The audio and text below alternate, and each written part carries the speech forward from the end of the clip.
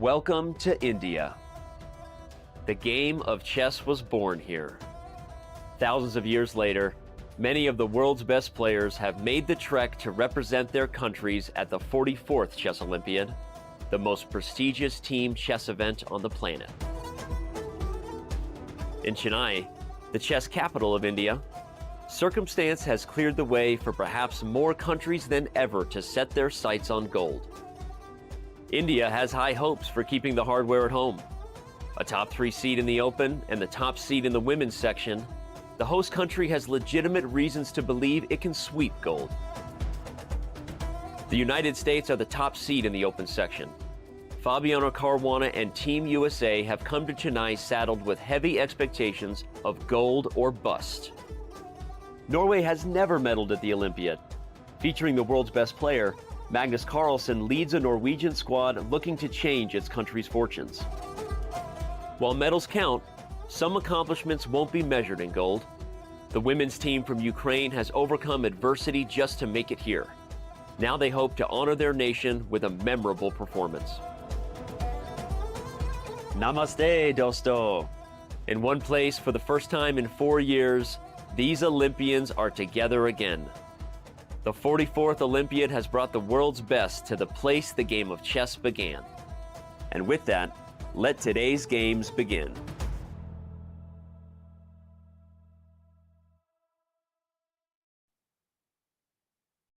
Welcome, ladies and gentlemen, to the 44th Chess Olympiad here in Chennai. Today, your hosts are Grandmaster Arthur Snikshans and me. I'm new. I'm Women FIDE Master Alessia Santeramo. I'm super excited to be covering today the 7th round of this Olympiad. And I have a super co-host, Arthur. How are you? How do you feel? Are you ready for this?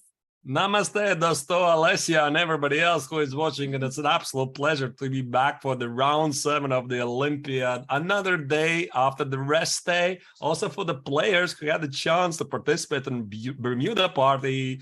I'm not sure. I mean, what does it mean for today's round? But, well, another day, another exciting round. Yeah, Arthur said Bermuda party because in the rest day, there is this famous party where all the players are going to this party in the evening, and what happens in the Bermuda party stays at the Bermuda party. But now let's go straight into the format. This is an 11th-round Swiss tournament. Every team is made of 4 players that are fighting during the matches. Of course, match consists of board 1 versus board 1, board 2 versus board 2, and so on. Every team wins if they make more than 2.5 points, more than 2 points. And the points assigned for every match are 2 points for 2 points for a win, 1 point for a draw, and 0 for a loss. And the time control is the usual classic time control, 90 minutes plus 30 seconds of increment after every single move, and the additional time of 30 minutes added after move 40. Arthurs, how is the team? How are the standings? How was the Olympiad by so far? Right, so let's check first the women's section. As you see, India is going really, really strong. 6 victories so far and so leading the tournament. In the hot pursuit are Azerbaijan against Romania. Now let's check who is in the top 6 to 10. Again, a lot of impressive teams have gathered at least 5 victories, 1 loss. This means every single round is extremely unpredictable. And I think we've got still the most exciting action ahead of us. Yeah. And let's go to the first team in the open section. Here we see that Armenia is leading. Incredible performance so far with 6 wins, and they are completely dominating, followed by USA also doing very well with just 1 draw. And then we have India too. Incredible, a team made of super young stars that are lost just 1 game, followed by Uzbekistan and France. Let's go what is from position 6 to 10th. We have the main India team, followed by the Netherlands, Cuba, and India 3. I found it super incredible that both 3 Indian teams are in the top 10. And last but not least, we have Germany. What do you think, Arthurs? How impressive it is that India has such a strong country and with all the three teams that are fighting for the lead. Yeah, it's absolutely incredible. And already I was thinking before, I wasn't really sure if the first Indian team is actually stronger than the second team. Maybe it's a bit bold, but actually I think it's good for the teams to have some inner competition, because also the first team, the main team of India, they're seeing how well is doing the junior team. They're like, again, motivating themselves to fight better. And today, I think we are going to have some really interesting matches. I agree, but before going into that, we should definitely have a look at the profile of Team USA, because they are by far the strongest team by rating. With a couple of powerhouse countries on the sidelines, Team USA is the popular choice to take gold at the 44th Olympiad. Blessed with a talented roster led by Fabiano Caruana, the top-seeded Americans are looking to secure gold, as they did 4 Olympiads ago back in 2016. That gold medal was historic for the United States, as it was the first gold for Team USA since 1976, a drought that spanned across 5 decades.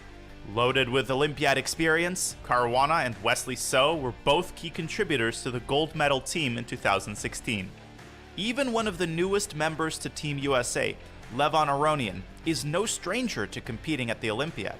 Aronian bagged gold while representing Armenia during a stretch in which that country won 3 gold medals across 4 straight Olympiad appearances.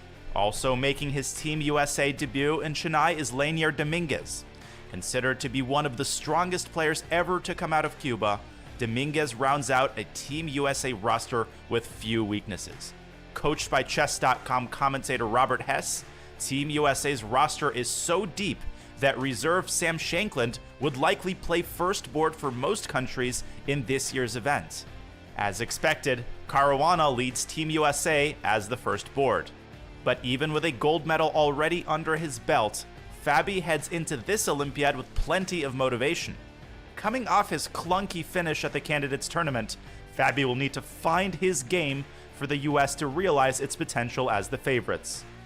Carrying 3 of the top-ranked players at the 44th Olympiad while facing a significantly weakened field of countries, the United States is well-positioned to come away from India with just its 3rd gold medal since 1937. The time for Team USA is now.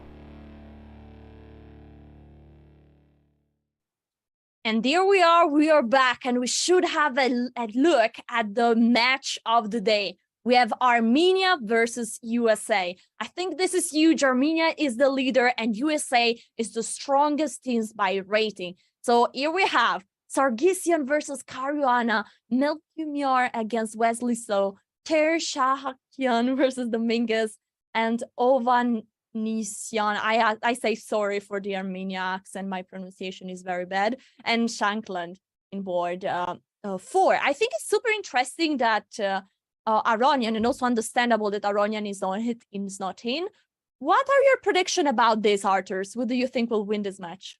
I think actually United States team is still a favorite, but Team Armenia has been showing amazing team spirit so far. So really, really tough. But I mean, I do predict at some point the leaders have to drop the points. So I would still give the chance for USA to take over the leaders. What is happening in the women's section? Let's check it out in the round 7. Your predictions, Alessia? Oh, my prediction. Well, for sure, India is always a super strong team, and but Azerbaijan are also a team that is playing at all very expert, and so it will be intense. Also, Georgia is one of the strongest country of the women's strongest country in the world against Romania. Ukraine, Netherlands. I think Ukraine is favorite here, but Netherlands have also done so well so far. Poland against Bulgaria, also a very interesting matchup. And last but not least, we have Armenia versus Israel. Right. And what about the open section? So here we see these are the pairings for the open section again. India is playing against India 3. Really interesting matchup. Again, the first Indian team has to prove that they are the favorites of this match. Already we announced that Armenia, USA, the big matchup. But there's so many teams close in the contention, like France, Netherlands, Serbia is doing very well so far. And Cuba. I mean, Cuba is seeded number 32. And they're doing so well so far. Yeah, this is super, super exciting. I'm honestly, personally, I think that the two matches of the day are India versus India 3, and then Armenia versus USA. I think we have the camera of the players here. We can see already that some of the game started. Drew Hari Krishna already seems to, this seems to be like, I think it Queen's Indian. I see D4, the D4, no, E4 pawn pushed. Well, I think it's time to go into the game. Right, that is Hare Krishna against Ganguly. So these players, they know each other so well. Of course, all the Indian players, the grandmasters, they know each other so well throughout the years. Very, very exciting moment for both of them to meet in this important event. Do we have the first moves already there? Yes, do we have? So it was D4, D5, C4, A6, Knight F3, Knight F6, Knight C3, and now C5. What is this move, Arturs? The Tarash setup C5. I think also Ganguly is one of the world's experts in these lines, and he has done some courses on this. Now, after C5, did White respond with something? Yeah, C take D5, Knight took, and then E4. So White is fighting for the center. And now the knight on c3 got captured, many pawns got exchanged in the center. There was a check, bishop b2, and now also the bishop got out of the board and eventually black castle. This is the current position of the board one. There was just a few more moves. h4, followed by b6. This reminds me. Yeah, this reminds me of recent game by Gukesh against Andrei Yesepenko. I mean, they played it in the Beal GMT tournament a couple of weeks ago. So Gukesh with white, Andrei Yesepenko with black. And I think also it was Gukesh who tried out this idea of h4. And in the end, it didn't quite work for the young Indian superstar because Yesepenko won the game. But the idea, I guess, is push h5, h6, and somehow try to exploit the black king. I see, but usually they say, don't push the pawns in front of your king. So this is going against a bit the classical chess principle. Is it something that could backfire like in the game you mentioned before? Right, I think absolutely there's some risk involved. H4 is, look at that. I mean, white plays h4, then he just makes a short castle. Welcome to the 21st century of chess. It's really amazing where chess has taken us so far. But I mean, talking about slightly about the structure, okay, this h4 is slightly weird, but I think it's quite important to mention one of the core ideas for white is to focus the gameplay on the center and the king side, while black is thinking about the long-term passed pawn, outside passed pawn and the queen. So if you remove all of the pieces from the board, and in the end we have, let's say, black has a pawn and b pawn against white's a pawn, then usually black is doing better in the endgame. But I mean, it's still so far ahead. Yeah, there are still so many pieces on the board. So can a generally strategy for black be exchanging pieces? I think so, yeah. So black wants to take a good care of the c file. I would imagine maybe queen c7, queen c3, maybe just some normal moves like queen e7, rook d8.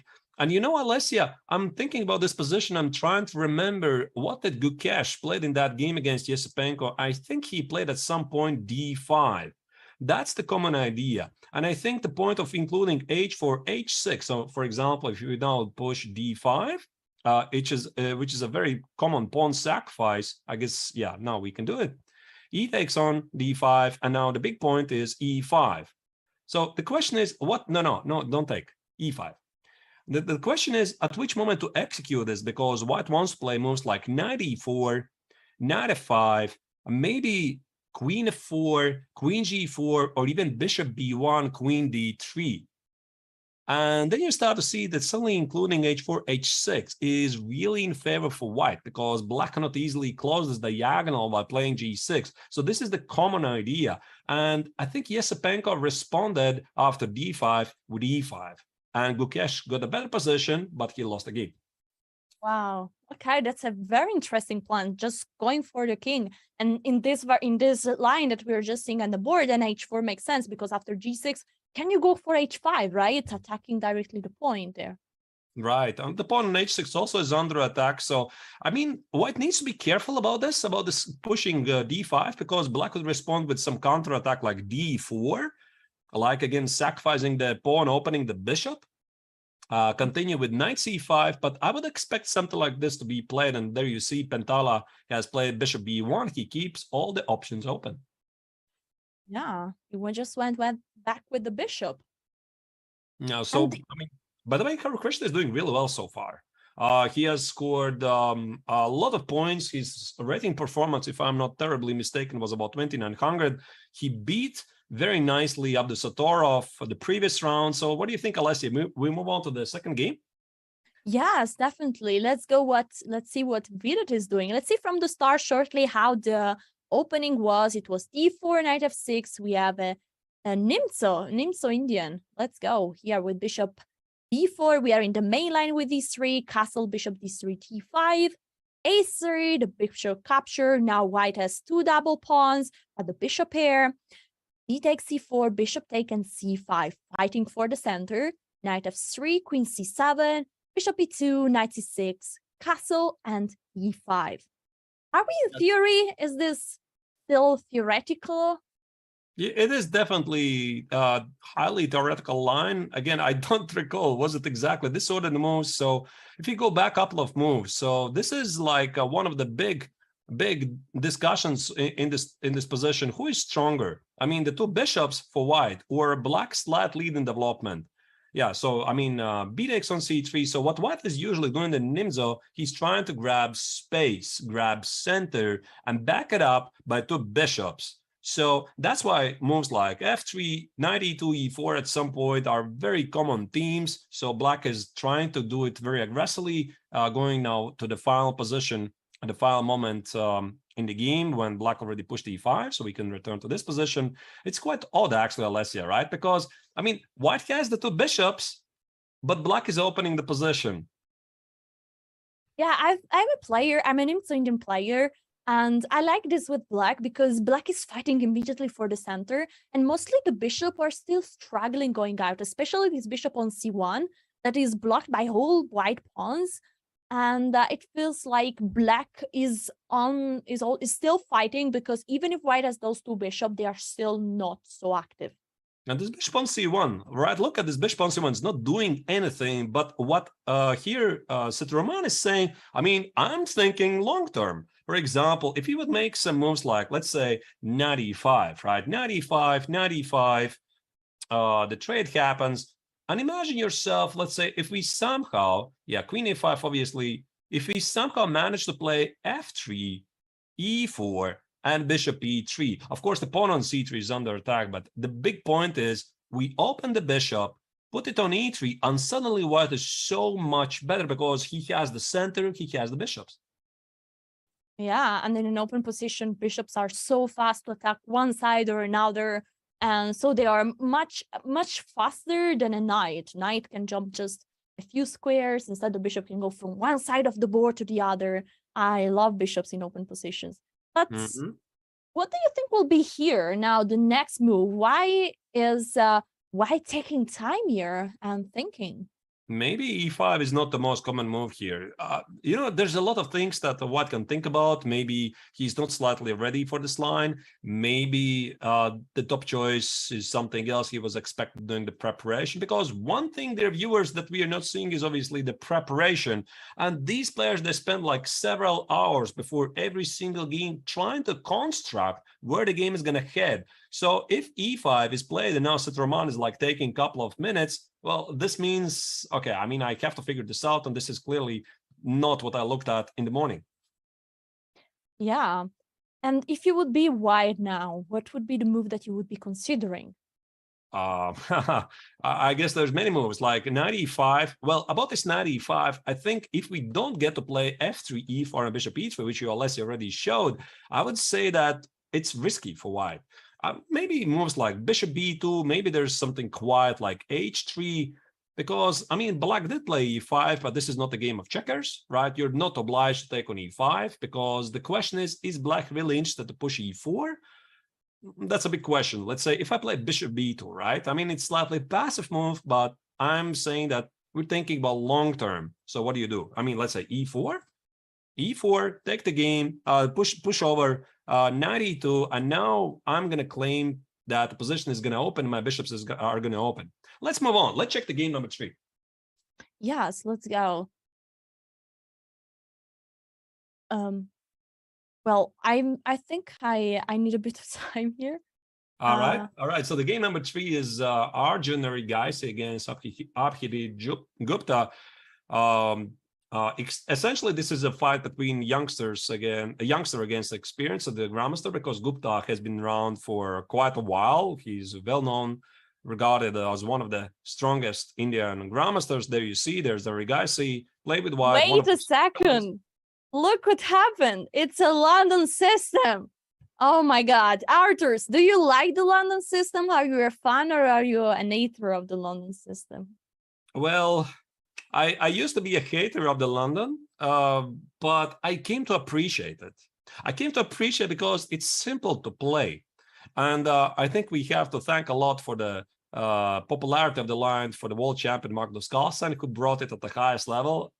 I mean, I'm not sure if that's correct, but I would say that almost single-handedly, he started to play it, and people decided to pay much more attention to the London, and it's easy. It's very structure-based, easy to carry out plan. Yeah, let's see what black made here. Knight f6, e3, c5, knight f3, knight c6, knight bd2, and knight h5. This is unconventional. Mostly I've seen many suggestion of going with the queen on b6 and all the lines where you're attacking the b2 pawn.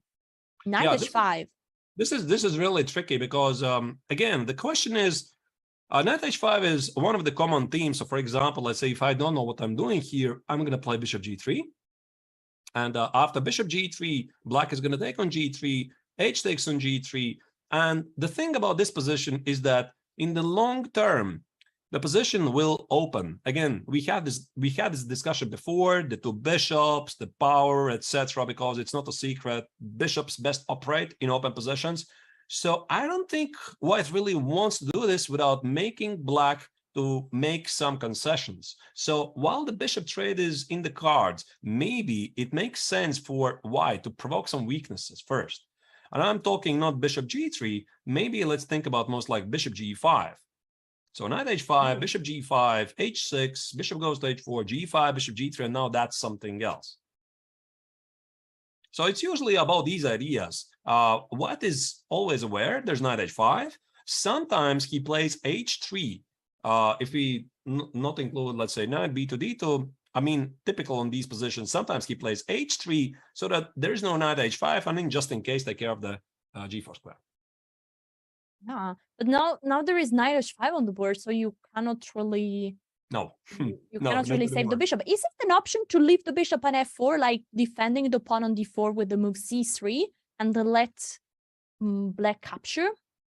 There are some positions like that, but I don't think this is the one. Sometimes white does play c3, but I think the big point is to take on d4 with the knight, establishing some good control of the dark squares. But you know, Alessia, I wouldn't rule out anything because chess has become so interesting. The modern theory is moving on, so anything is possible. Do we move on to the board 4? Yeah, sure. We have Sargassian against Purani.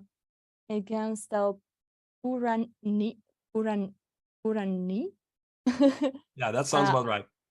Yeah, let's see the game. Here we are. So we have e4, e5. This is the first time that we see e4, e5 here. Yeah, e4, e5, all right. We have the Spanish. Look at this with d3. This is the new way to approach the Spanish, and is is you don't go for the very main line, the main move where people have played thousands of games. Grandmaster are super theoretical, but they try to go from some lines that are less explored, and maybe there is still some potential to find some interesting position. And after b5, the bishop goes back, bishop on c5, and bishop g4. This seems like a new move, bishop on g4. On g5. Yeah, it's quite an interesting idea. But one thing about this early d3, the way I understand it, if white plays it early, it means he's sort of objecting against the open variation with knight x on e4. Meaning, if you go back a couple of moves instead of d3, of course, d3 is quite a serious move, but the main move for many years has been short castle. But the short castle, it allows knight x on e4. So I can only guess that maybe during the preparation, Puranik felt that, I don't know, I don't really want to go there, because now if black plays bishop e7, which is the most typical move, now you can play d3. So the early d3 move before short castling is almost inviting black to play bishop c5, and the bishop on c5 in general stands better.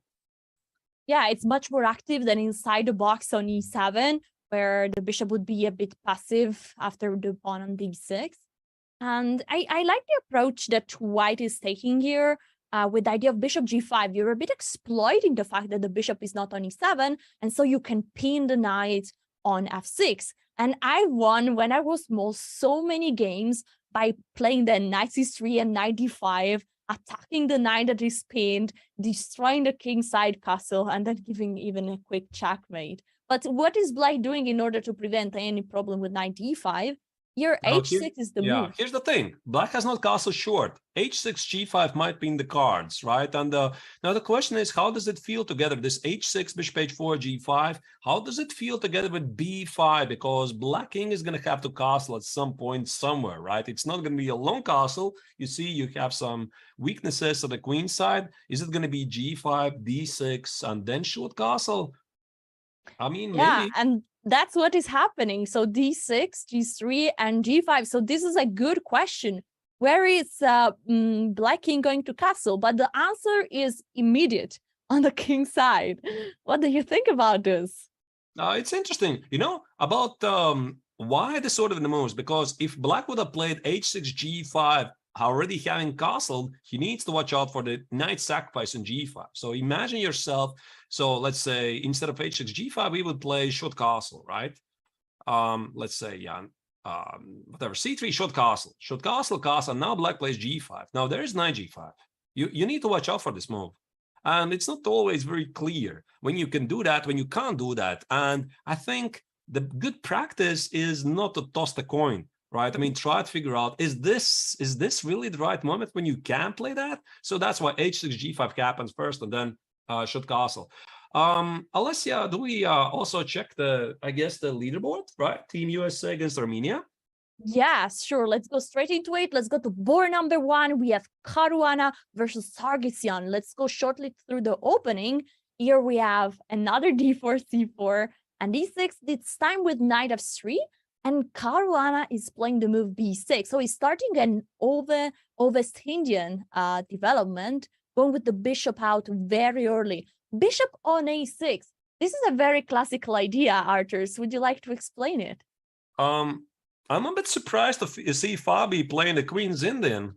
I don't recall. I mean, definitely he has played it before, but I sort of don't recall playing him lately. So maybe I'm completely wrong, but this is not how he usually plays. So clearly for this game, he has some ideas. And the point of bishop a6 is obviously target the c4 pawn. There's many moves. There's queen c2, there's queen b3, there's b3. What did Sargassian play? Yeah, he played b3, protecting the pawn. Now there is a check, bishop covers, bishop goes back. I find it so hard to understand these moves in this opening that sometimes you go with the bishop on a square and then you go back. So you created this bishop, you helped white to develop the bishop on d2, but actually this bishop on d2 doesn't seem in the perfect square. So what is the sense a bit of these moves here? It also comes from some Catalan ideas. Sometimes black gives the check on b4, then retreats either to e7 or d6, depending on the occasion. But the big point is, like you already said, Alessia, the bishop on d2 not always is so well positioned. And think about most like, let's say, knight e4. So the knight e4 would immediately challenge the bishop on d2. And is it standing perfectly? Not quite. Also, sometimes you might have access to d5, d takes on c4, and the bishop on d2 is not protecting the pawn on d4. And sometimes you feel that this bishop on d2 would actually stand better on c1, because having included already b3, it makes sense to play bishop b2. Yeah, so it's a bit more flexible on c1 rather than on d2, where it's already moved. Yes, this is the idea. After knight f3, d5, black is going exactly for this idea. For the center, he would like to take on c4, and now white is basically has to take on d5. That's exactly what it happened. Development goes on. Both players are castling. Rook on the open file. Knight e5, bishop back on b7. Finally, the bishop didn't have any more a role on a6, and so went back to a better diagonal. Rook c1, knight bd7, and rook c2. This was a hot topic something like, 5-6 years ago. They used to play it quite a lot. Maybe also Fabi. I don't really remember. There's many Queen's Indian experts, and it used to be popular. Then for some reason, it just disappeared. Not so many games before, so clearly Fabi has some new ideas here. He wants to test it out, and I'm not really surprised, because video openings, it's like with fashion, they come back at some point. So Queen's Indian is maybe very hot today. A couple of years, so somebody finds some new idea, it's not so popular anymore, or another opening becomes incredibly popular, and then it comes back at some point with new ideas, and hey, everybody's playing it again. Yeah, and what makes an opening comes popular again? What is at top level? What does make the difference? I'm sorry, what makes the difference? What makes the difference when an opening comes popular at top level? Because players usually don't want to have dry position, don't want to go in a fast throw, they want to play.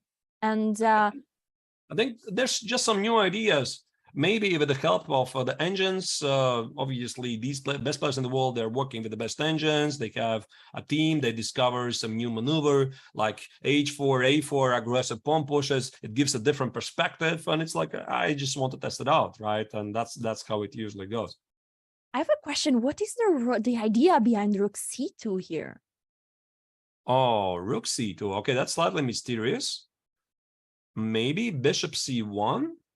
Maybe reroute the queen somewhere to b1, a1. I don't know, Alessia. Looks a bit I think mysterious to me. sometimes grandmaster moves are so deep that just a few moves later you realize the idea. That's why for amateur, then it's too late when you realize the idea of sub moves. Right. Clearly, the idea is to free some squares, right? Maybe it's c1 square for the bishop. Feels a bit slow, but also I think there could be an idea, maybe double very quickly the heavy pieces on, let's say, the d file. For example, I don't know, let's say knight e5, right? Knight e5, I snatch the knight on e5, take, and let's say knight g4, very aggressive. So suddenly, after bishop f4, maybe this rook on c2 somehow is joining the second rank, and the pawn on d5 is, targeted. And of course, you can still play g5. I don't know very quickly what to make of that, but pawn on, by the way, pawn on d5 is already under attack. Bishop c1, and then we ask black some questions. What do you have for the weakened squares at the king side? Yeah, here you could take on e5. Yeah, you take on d5. Yeah. The point was, maybe sometimes even white is happy to sacrifice the pawn like that. Expose the king side. Also, one of the modern ideas of today's chess. It's going to be definitely interesting. What is happening in the second board? Wesley So against Franz Melkomian. Here we are. It started with e4 c6, so we are in a Caracan for the fun. We say hello to the fan of Gotham Chess that is always loving this opening. And white is playing the two knights, so not the most popular variation against the Caracan, but probably Wesley still wants to get to a position where he can maybe show some new ideas. Mm-hmm. So now white is fighting for the center with the move d4, bishop e7. We're soon reaching the current position. And now this is very nice. I love what Wesley is doing here. Alessia, if we go back to the opening phase, I would like to compare this line. I would like to compare this line with one little thing. I mean, e4, c6, d4, d5. Yes. And we trade on d5. This is what we call the exchange variation.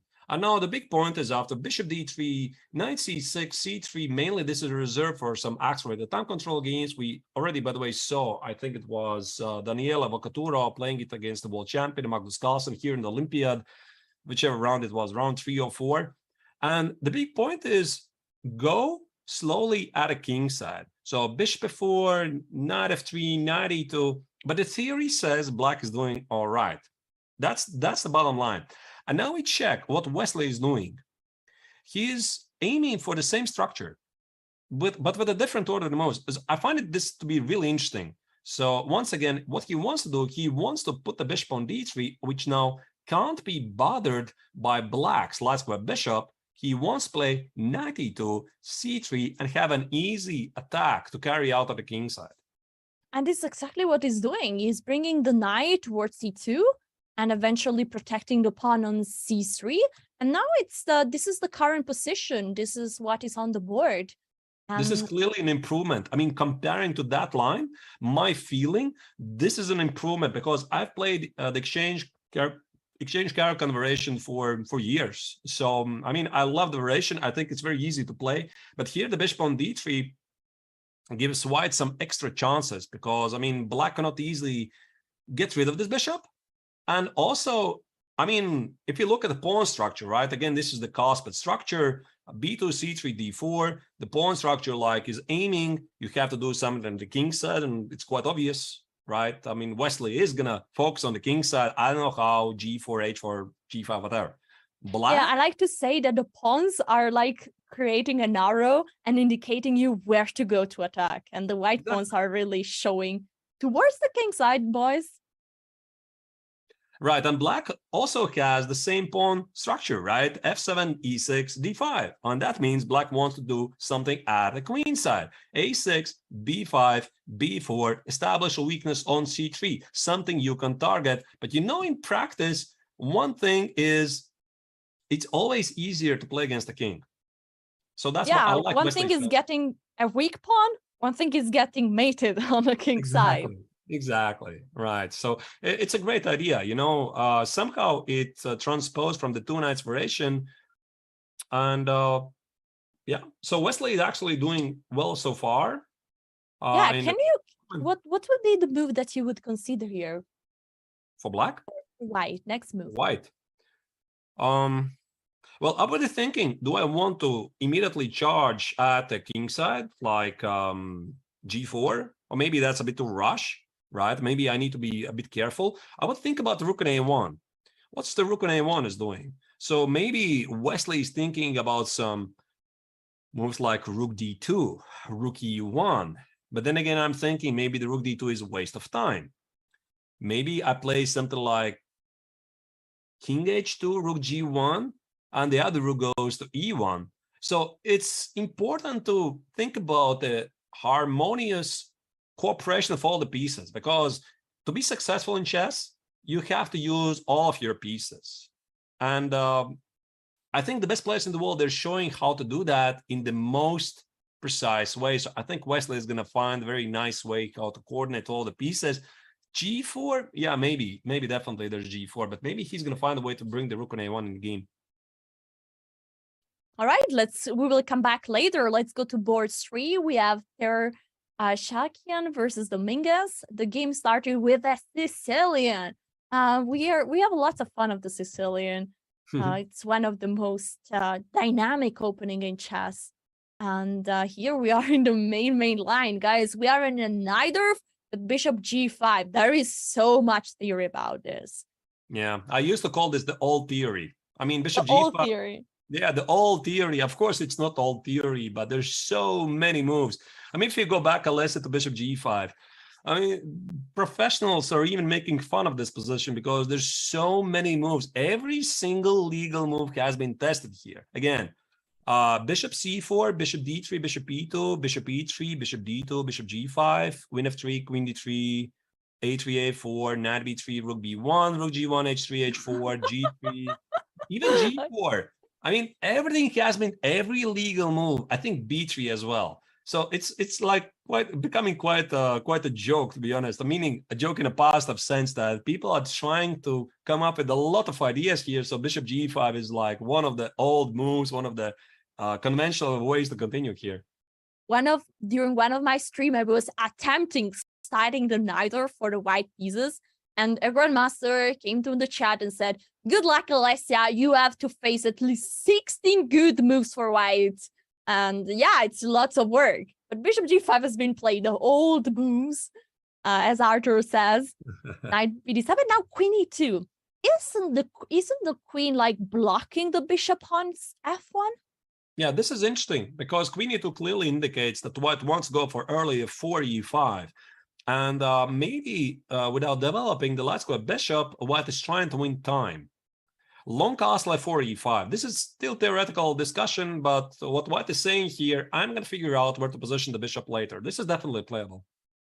All right, and that's actually what is happening. G6 is a shy way to develop. Is it? I think that's the main move here. I sort of recall it. I played myself a bit Najdorf here, unless I'm terribly mistaken. H6, G6 is how they played here. F4 and E5. So black is blocking white's idea. Now there might be some crazy lines here. I recall some exchange sacrifices on the 7 at some point. Do we have any more moves? Maybe we have more moves. F take E5, D take E5, and now castle, leaving a piece hanging on D4. I cannot move on without understanding what is happening if black is taking the pawn.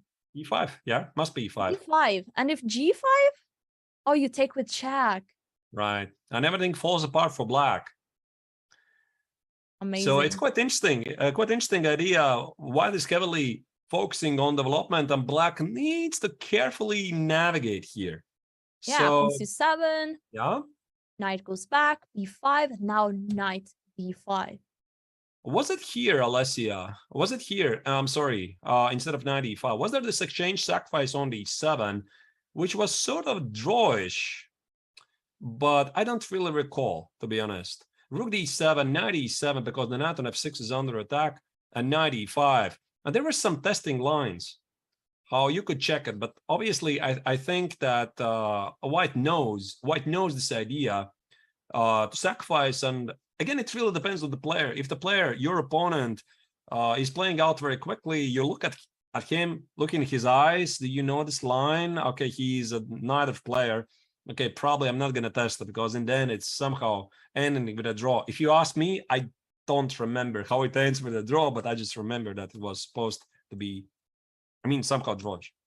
Yeah, and they try to find some new ideas, and so they don't go for a line that are straightforward, very forced, and if the opponent knows it's a draw, but prefer to get an interesting position still. So this is the current position on the board. We have black that is still struggling with the king. The king is not yet castled. Where is the king going to castle? On the king side, maybe, but is it that safe? I don't know. This is going to be very sharp. So what here Sahakian is doing, he's going for a big fight. Obviously, because again, we talk about a match strategy. And there's no secret for Team Armenia. They know they're underdogs. They know that.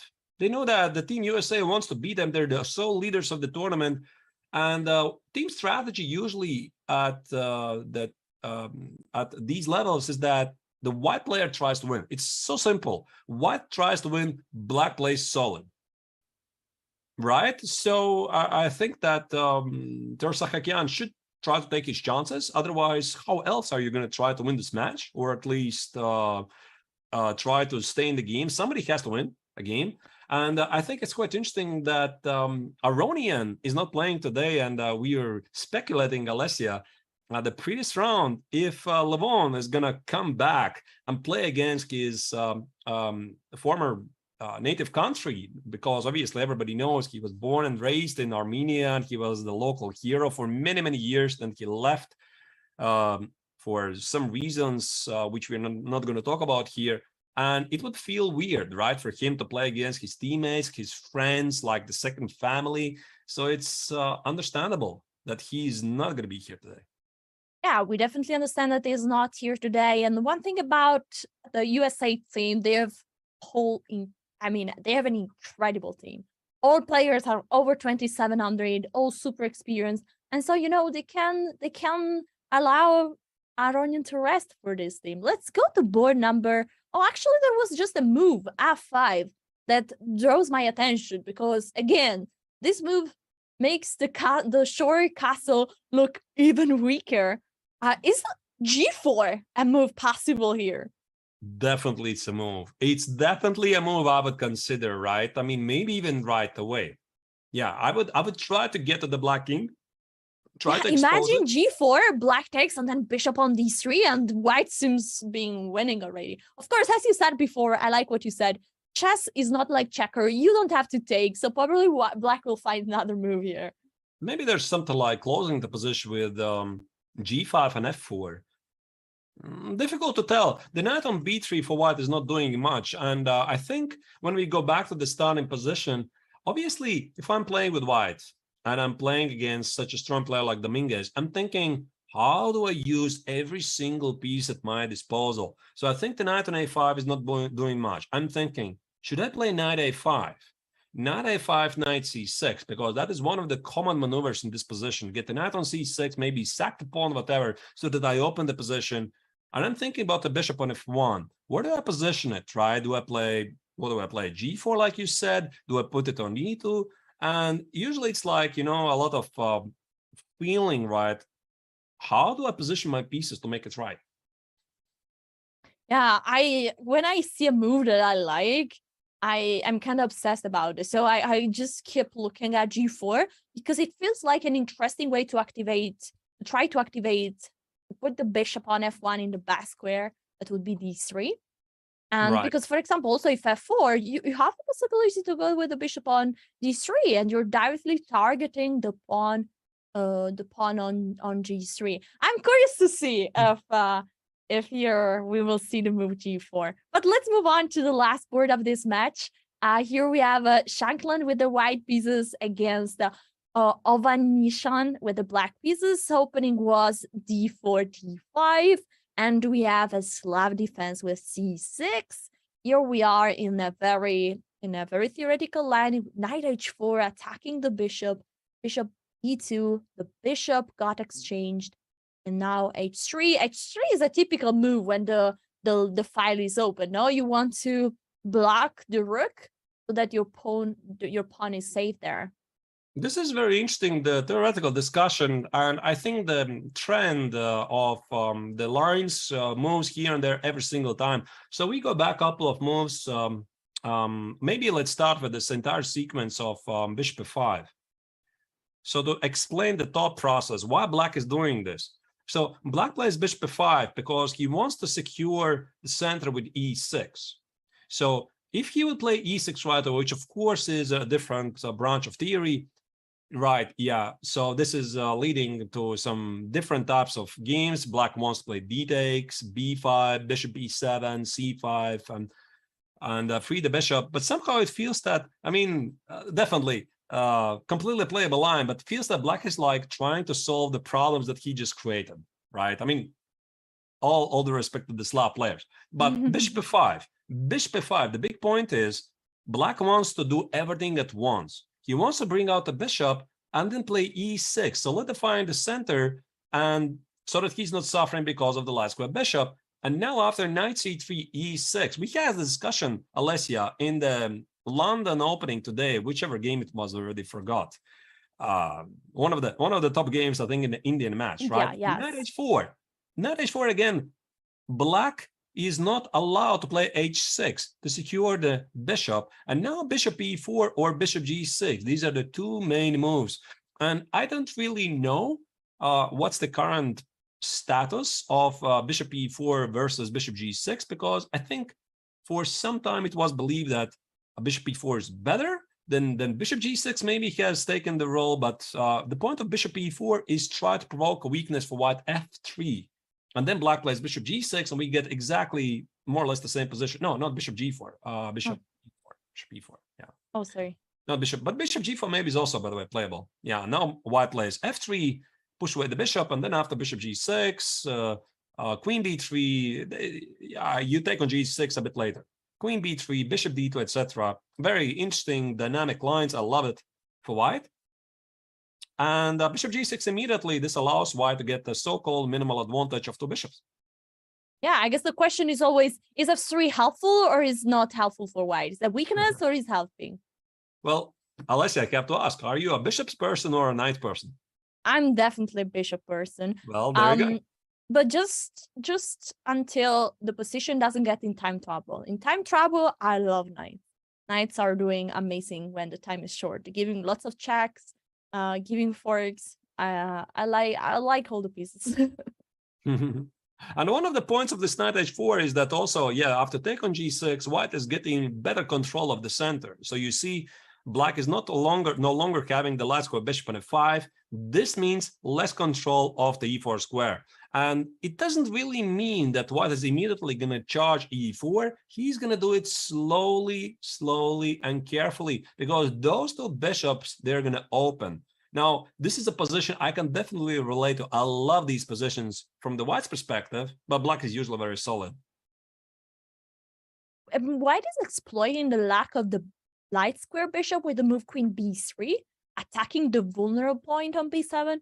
But it seems like there is no problem because black is just playing queen c7, protecting the pawn. After h3, a natural move, just closing, avoiding that any piece can capture on h2. Black is going on with development, bishop on e2, rook c1, knight b6. What's the idea of knight b6?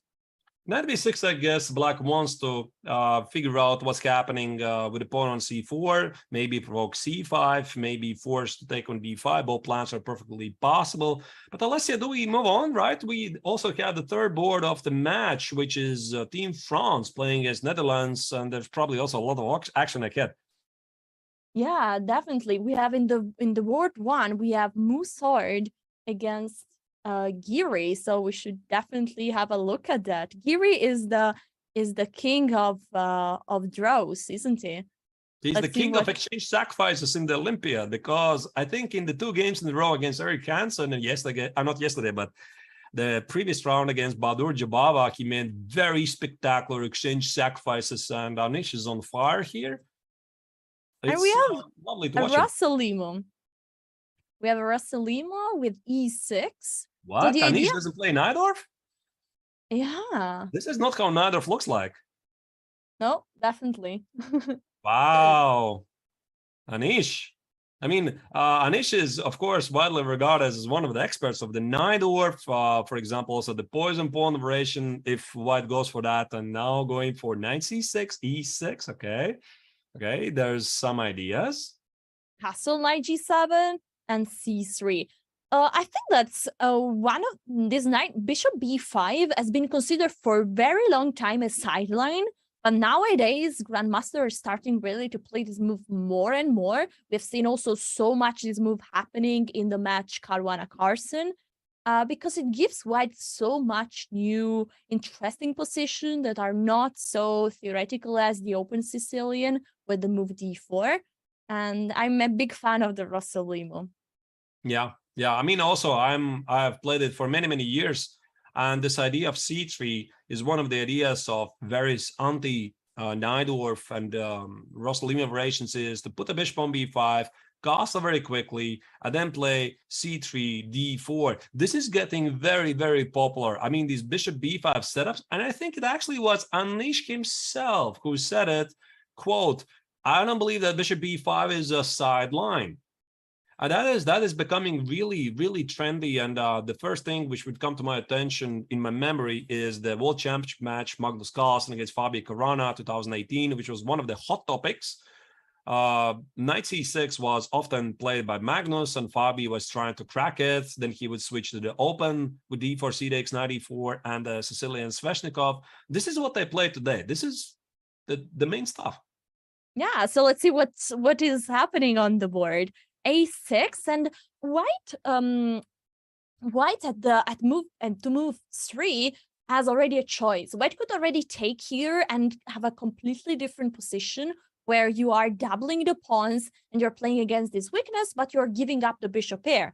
So this is approach number one that you could have in Drossolimo. Instead, White in this game wants to keep the bishop a bit in the Spanish style. And so it goes back, and this goes back even on c2. And many times, actually, these lines can look similar to Spanish, to e4, e5 structure, especially if Black eventually plays the move e5. Yeah, it's very nicely how you said, right? That sometimes there are different openings, like the Ray Lopez or the Spanish by different name, or let's say Rossolimo. Sometimes from some Sicilians, you get the Ray Lopez positions and you carry out the same plan. That's what I've been telling all along for many times, is that focus on the plans, study the structures, so that in case you transpose a certain position from a different opening, you already know what to do. And this is a reason why I like so much this idea with White. I've played so many times the Drossolimo with the idea that Black players are not used to the plans of e4, e5 Spanish.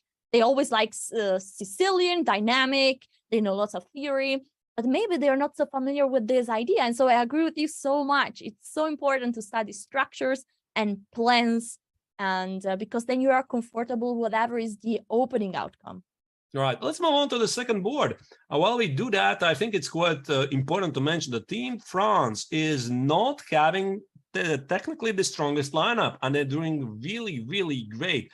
Team France made 2 draws so far without having, and let's talk about that. They don't have Alvarez de Firuja, they don't have Maxime Vachier-Lagrave, they don't have Etienne Bacrot.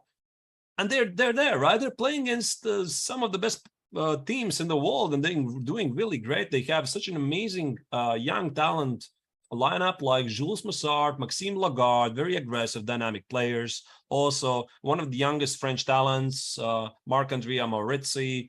And they haven't lost a single match. They drew round 4 against India, then draw against Poland, and they're here to stay.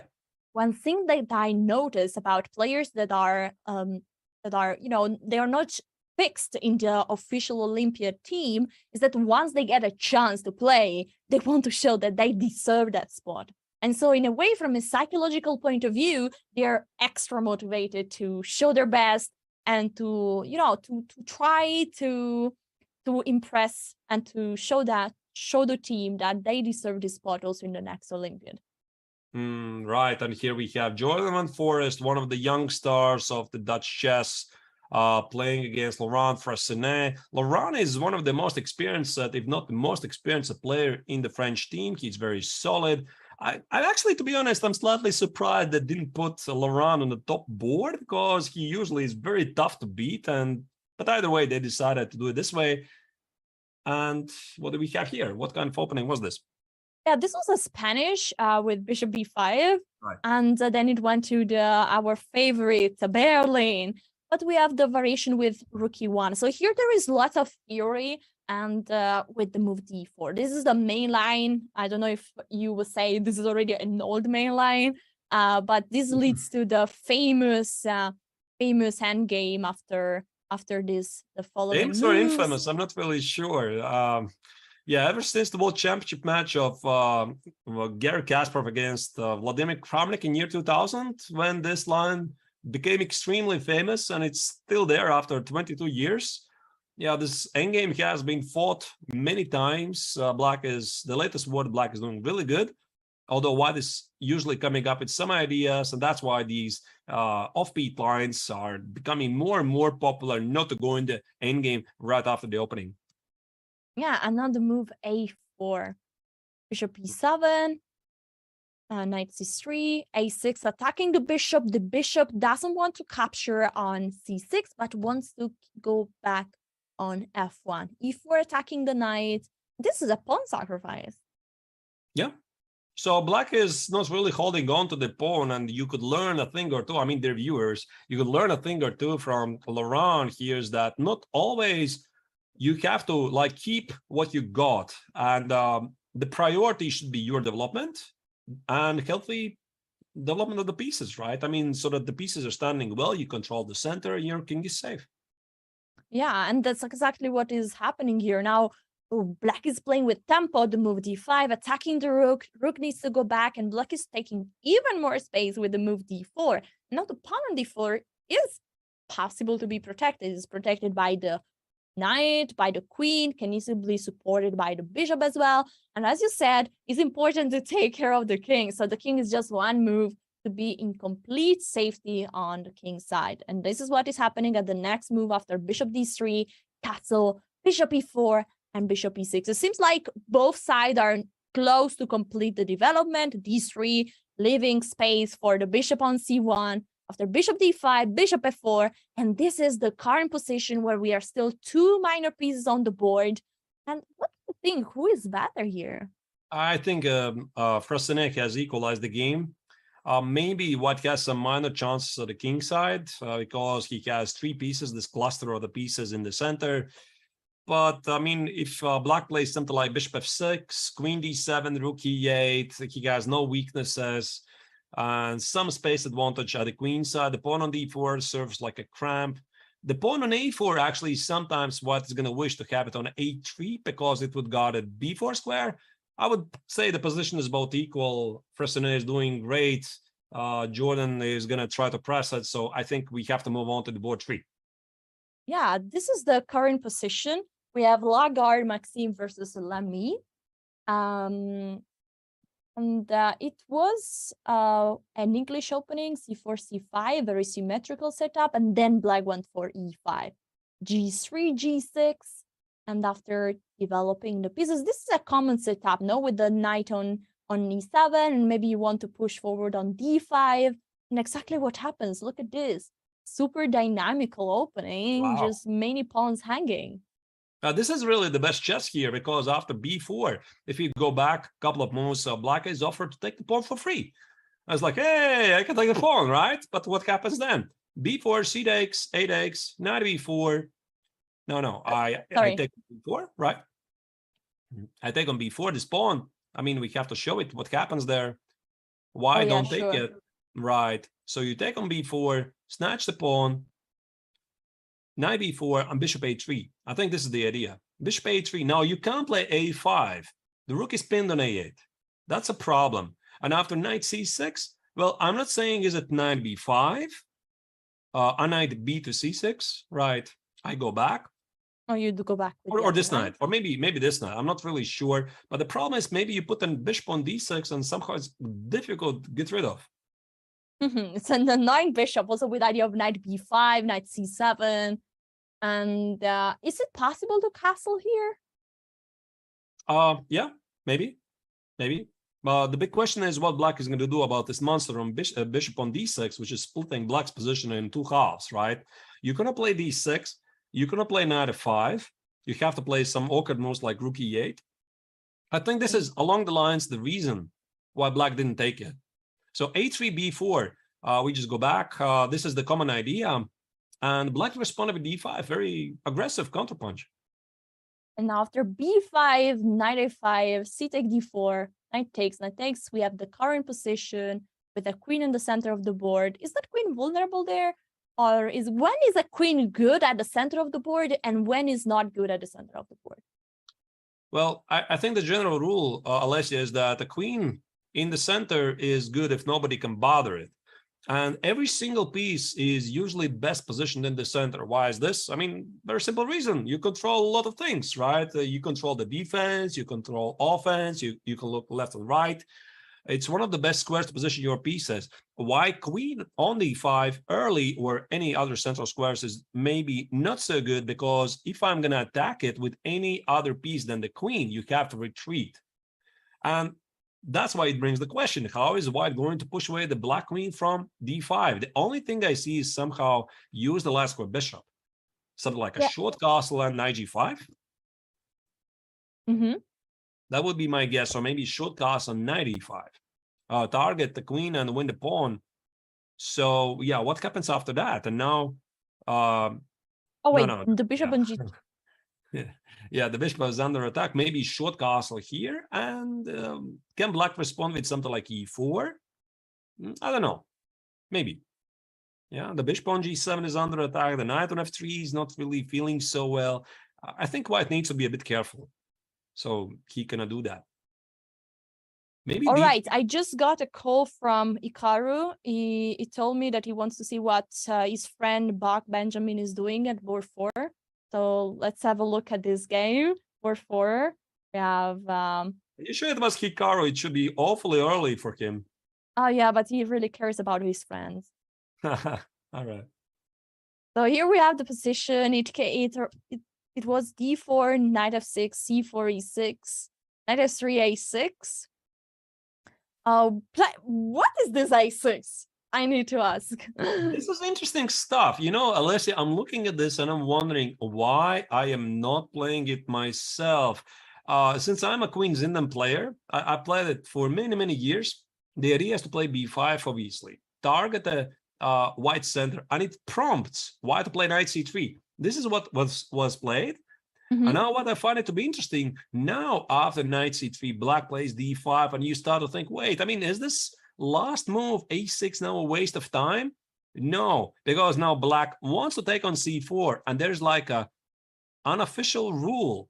When the white knight is on c3 in these queen's gambit decline positions, it's a good idea to take on c4 because the knight on c3 is not so well positioned. Because now after d takes on c4, I can strengthen the pawn on c4 with something like b5, and suddenly a6 makes perfect sense. Yeah, that's a nice plan there. So white decided to change at the center of the board, to change the pawn on d5, avoiding black's idea, and then developing the bishop on g5. Bishop e6, e3, knight bd7. I think this is a classical way to develop the pieces. c6, supporting the pawn on d5, bishop d3, bishop d6, bishop back on f4. What is this move?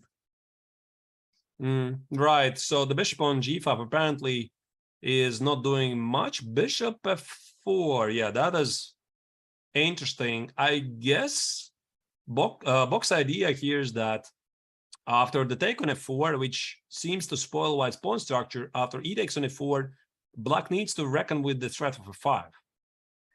And somehow black is suffering because of this bishop. Poor bishop. So what do you play? Right? That's true. And it feels like the here we see a bit what few space means. Sometimes when you don't have so much space, your pieces might look a bit ugly and might feel uncomfortable. And this is what is happening with black. The fact that the bishop has literally no square where to go makes black feel like maybe he needs to play moves like g6 here, avoiding the move f5, which is of course moves that can backfire. Right. Let's see what happened. Queen c7 was happened, so black didn't take on f4. Queen c1 protecting one more time the bishop. They're keeping the tension, and black is ignoring that. h6, a4, c5, going completely towards another direction. Yeah, this is interesting, changing the structure. And that's why good players, they feel this moment when to change the structure. I mean, black didn't have to do that. Now they're switching to some kind of isolated pawn. Yeah, some different approach, going for the isolated queen's pawn structure. And I guess the threat is to play c4, establish pawn majority. So bishop d6 makes sense, exactly like you said. Bishop d6, queen d6, maybe d takes on c5, a5. Okay, yeah, maybe a5. Yeah, that also looks good. But I was thinking about the more classical way, like snatch at some point on c5 and want to put one of my knights on d4. And what I'm saying here is that my knight on d4 is so beautiful that because of it, I'm doing awesome, but I'm not really sure. Yeah, for example, would it be possible here? I mean, can white take on c5? Right, and knight c5. And play against the isolated pawn. Is it possible for white to create this position where black is then having this pawn isolated in the middle of the board, which is, we know that leads to double-edged position, because as the pros, that gives black lots of space, control over the center. But on the other side, if lots of pieces get traded, that pawn cannot be protected by other pawns, and so is considered weak. Right. While we talk about that, I think we are going to make a very short break there, viewers. Don't go anywhere. Hope you're liking it so far. By the way, a big shout out to everybody who is watching this. And also, I would like to remind you, we have this amazing possibility to bring up the featured chat. If you have some interesting questions or insight you would like to ask us, please do it. We're watching you. What you're saying there, your opinion is very important, but don't go anywhere. See you in several minutes. See you soon.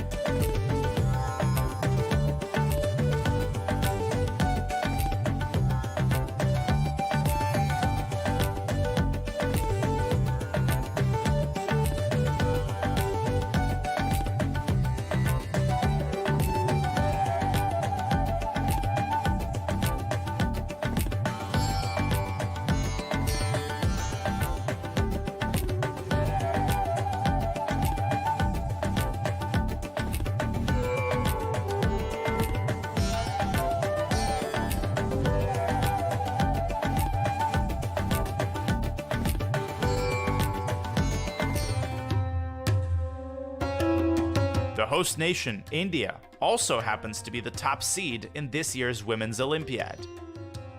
Surprisingly, India has never medaled in this event, but the time to do so is now with their top women's squad. 2011 World Championship finalist Humpy Koneru leads this team. She's the highest rated player in the entire women's event.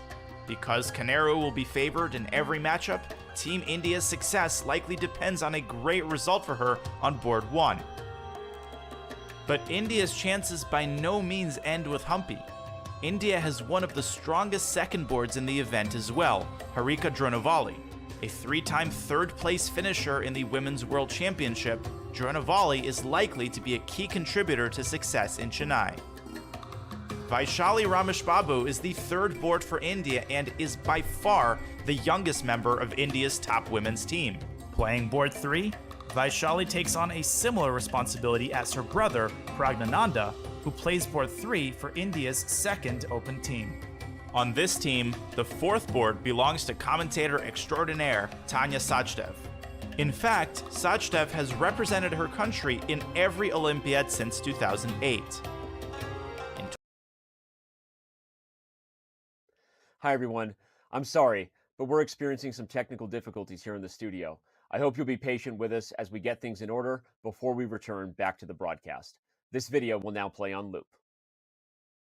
Hi everyone, we're experiencing some technical difficulties here in the studio. I hope you'll be patient with us as we get things in order for the broadcast to return. This video will now play on loop. Hi everyone, we're experiencing some technical difficulties here in the broadcast. I hope you'll be patient with us as we work hard to get it back. This video will now play on loop. Hi everyone, we're experiencing some technical difficulties here on the broadcast. I hope that we can get things in order soon. This video will now play on loop. Hi everyone, I'm sorry, but we're experiencing some technical difficulties on the broadcast right now. I hope you'll be patient with us as we get things in order. This video will now play on loop. Hi everyone, we're experiencing some technical difficulties here on the broadcast. I hope you'll be patient with us as we get things in order. This video will now play on loop. Hi everyone, we're experiencing some technical difficulties on the broadcast right now. I hope you'll stick with us and be patient as we work to return. This video will now play on loop. Hi everyone, we're experiencing some technical difficulties on the broadcast right now. I hope you'll be patient with us as we get things in order. This video will now play on loop. Hi everyone, we're experiencing some technical difficulties on the broadcast right now. I hope you'll be patient with us as we work hard to get things in order. This video will now play on loop. Hi everyone, we're experiencing some technical difficulties on the broadcast right now. I hope you'll be patient with us as we work hard to get this back in order. This video will now play on loop. Hi everyone, we're experiencing some technical difficulties on the broadcast right now. I hope you'll be patient with us as we work hard to get things in order. This video will now play on loop. Hi everyone, we're experiencing some technical difficulties on the broadcast right now. I hope you'll be patient with us as we work to get things in order.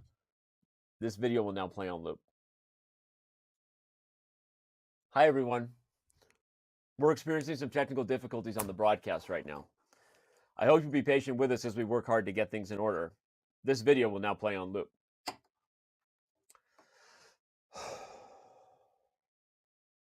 How much longer does this have to go, guys? Hi everyone, we're experiencing some technical difficulties on the broadcast right now.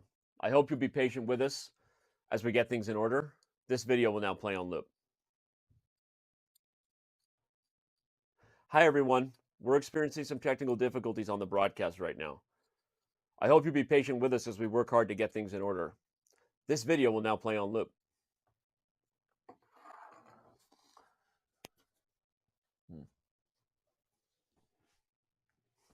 Hi everyone.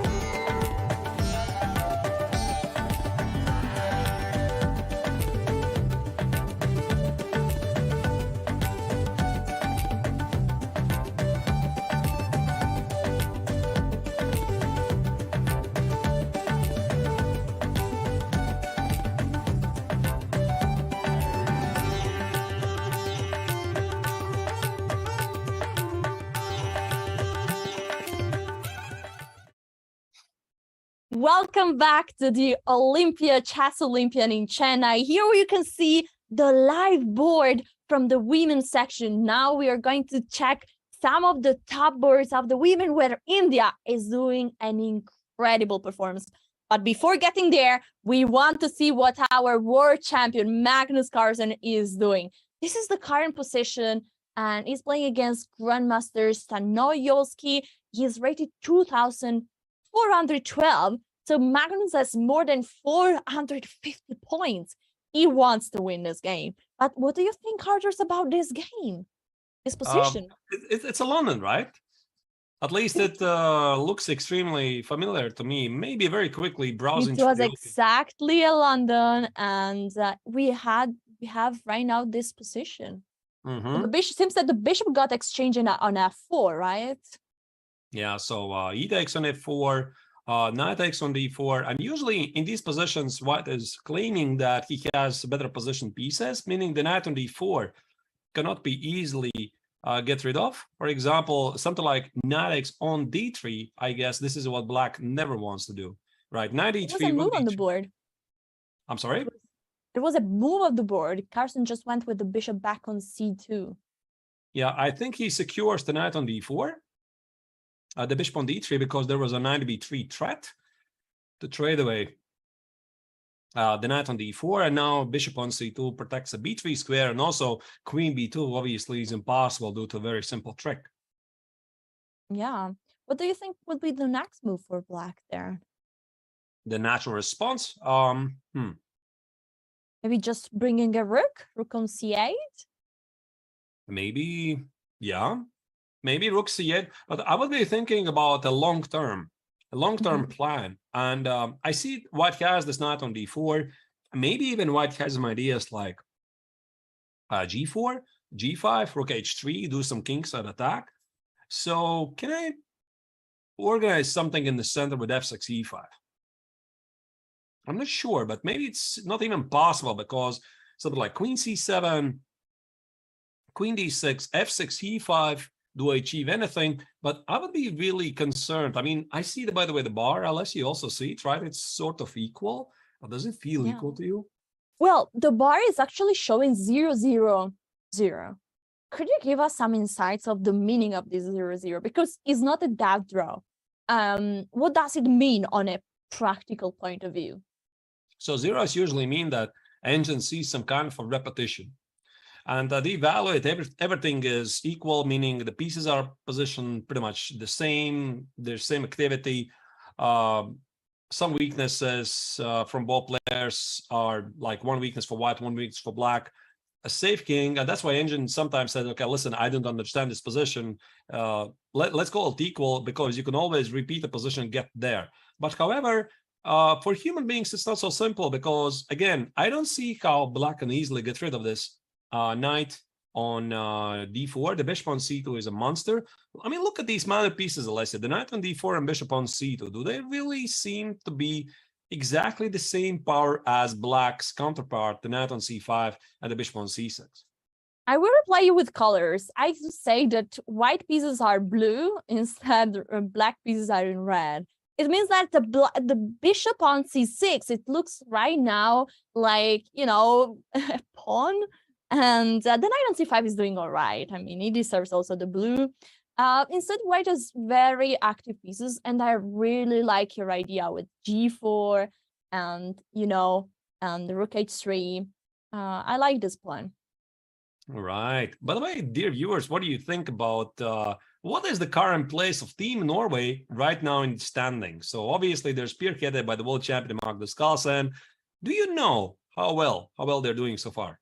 Of course, checking chess results is not valid, my friends. You need to write in the chat what is the number of the placement of Norway without using any, you know, would be fun. All right. Do you think it's time to go to our women? Let's do that. Let's go. So we have board number 1. We have Azerbaijan versus India. India by far is having an incredible performance. I think Arthur, you saw what they've done in the previous 6th round. They won everything, no? And now they are facing Azerbaijan. This is the board one. We have Mamadzada versus Koneru Amtu, a very experienced player from India. This is the current position. Which opening was that? Let's see if you guess it right. Oh, let me try to figure it out. This is hard, I can I have tell. no idea. I have no idea, honestly. I can guess, but probably it's going to be wrong. Some kind of early c5, d takes d4. I'm not sure how do you call it. Can you show it very quickly? Yeah, the opening was just d4, c4, which is one of the most standard opening. And then it went for d5, g3, bishop g4. And then it went so crazy with a5, then also c5. And so the position at the center got completely... got big changes, no? White took on c5, black pushed the pawn, then exchanging the pawns exchanging the bishop on b4, and after a few moves, this is the current position we've got. It's not very usual. I mean, not very usual. Catalan d takes on c5 by white usually means that black wants to recapture the pawn. You see, it didn't happen. And what is playing really inspired chess? I mean, look at the stage for Alessia. Clearly, he's hinting at some 94 ideas, keeping the knight on g5. So let's make some null move for black. I don't know. Let's say rook e8, right? I mean, maybe okay, rook e8. I always like to move. Okay. By the way, before going into, let me say something about chat. I saw many 69 guys. I think you're all wrong, but you're all on point. Right. So let's say knight e4 now. Which knight on e4? Knight d to e4, of course. The knight on g5 is trying to do something there. And now the big point is after knight e4, you take it, I can take with the queen. And now you start to evaluate the importance of having included h4. The knight on g5 is protected, and you need to address the problems with the pawn on h7. Yeah, you're nearly threatening mate. And I think, you have to play g6 here, or f5, but f5 seems a bit crazy, no? Yeah, a bit loose. Yeah, there might be queen d5 check, and I'm not sure. I'm not sure this is what black is gonna like. Yeah, I mean, I want to show this. If black is moving the king away, you go with the amazing checkmate, this smoother mate. Which have you ever given a smoother mate in real life, internal TB? Yeah, actually in a classical game. It was like last year, even last year, I managed to deliver a smothered mate. It's not very popular. I mean, not very common way, but it has happened. By the way, chat, you were super close with your 69, but no replacement is right now 56. So close, but not exactly there. Norway is struggling, unfortunately. So the world champion is trying to get some help from his teammates so far. Ari and Tari and Jon Ludwig Hammer not having really the best tournament so far, but maybe still Team Norway is going to find a way to fight back. Do we move on to the second board? Yeah, sure. Let's go. Second board, we have Layeva. She's very young. I've played with her actually. Bala. I'll try to pronounce the name properly. Layeva Kanim. I hope I did a good job. What do you think? You did I very played good. with her in the World Championship, but like 2000, a few years ago, and she was not even having a title. She was so strong. I don't know how, but I managed to get a draw with her. But she's really having an incredible draw. And now she's bored to her country, so she has a bright future there. Indeed, as a team, Azerbaijan always has been very strong, and that's why they are throwing challenge against India. India so far again is leading with a perfect score. Team Azerbaijan, I believe, has dropped 1 point, right? I think it was in round 5 against Team Ukraine. I mean, it's very, very tough field. So, I mean, it doesn't matter that you're leading with the perfect score after round 6, like in the women's section, it's the Team India. In the open section, it's Team Armenia. There's so many followers in the hot pursuit that one misstep and you're gone from the leaderboard. I was looking at this position and I see that this was a Queen's Gambit accepted. And in the current position, we have the knight on d2. when I've been studying this with the black pieces, I've studied that the knight is mostly better placed on d2 rather than on c3. Why is this a case? I guess it really depends on the position, Alessia. I think in general rule, what we want to follow about the placement of the knights, I call them chaining. I mean, maybe it's not the right word, but what I don't want to do is like chain them together, right? And why is this? Because they feel more secure, but at the same time, they're like taking away squares from each other.